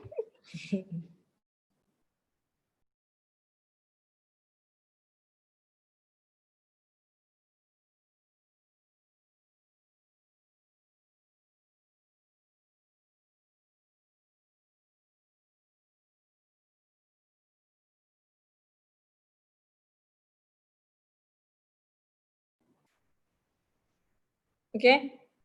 For the host already. Please count ya. Ya. Dua. Itu ya. Okay, please turn on your video of our participant and our keynote speaker. We want to take a picture together in virtual. Okay. 1, 2, 3.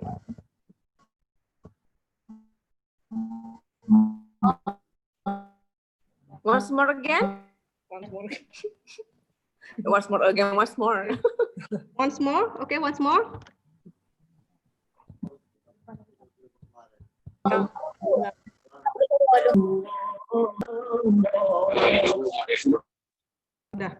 Okay, finish.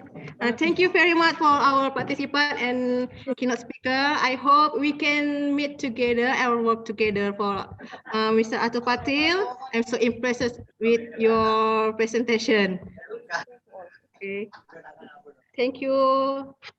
Okay, thank you so much. Thank you so much for all the. Thank you, guys. Almira, Dwi Lubis, the picture. Dr. Atul Patil. Dr. Patil. Thank you. Mrs. Mutmaina. Dr. Andi Asrifan. Mr. Bibas Tapa. What else?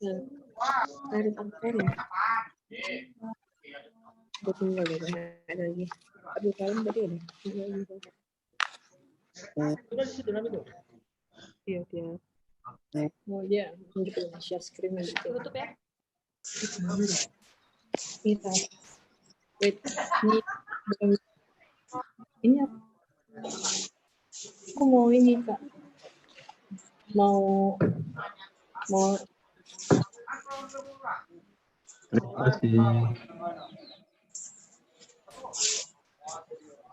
Pak Abdul Wafi, thank you Pak Abdul Wafi. Abdul Wafi Kando, thank you very much. Mr. Abdul Karim, Karim ya? Abdul Karim. Dr. Bona Muhammad. Thank you very much. Mr. Dr. Atul Patil, Mr. Bibas Tapa. Thank you very much.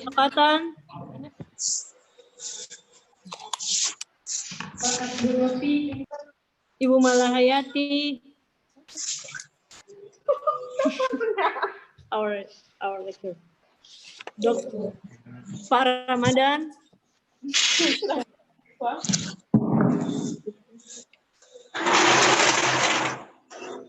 Pak Syahriar Razali.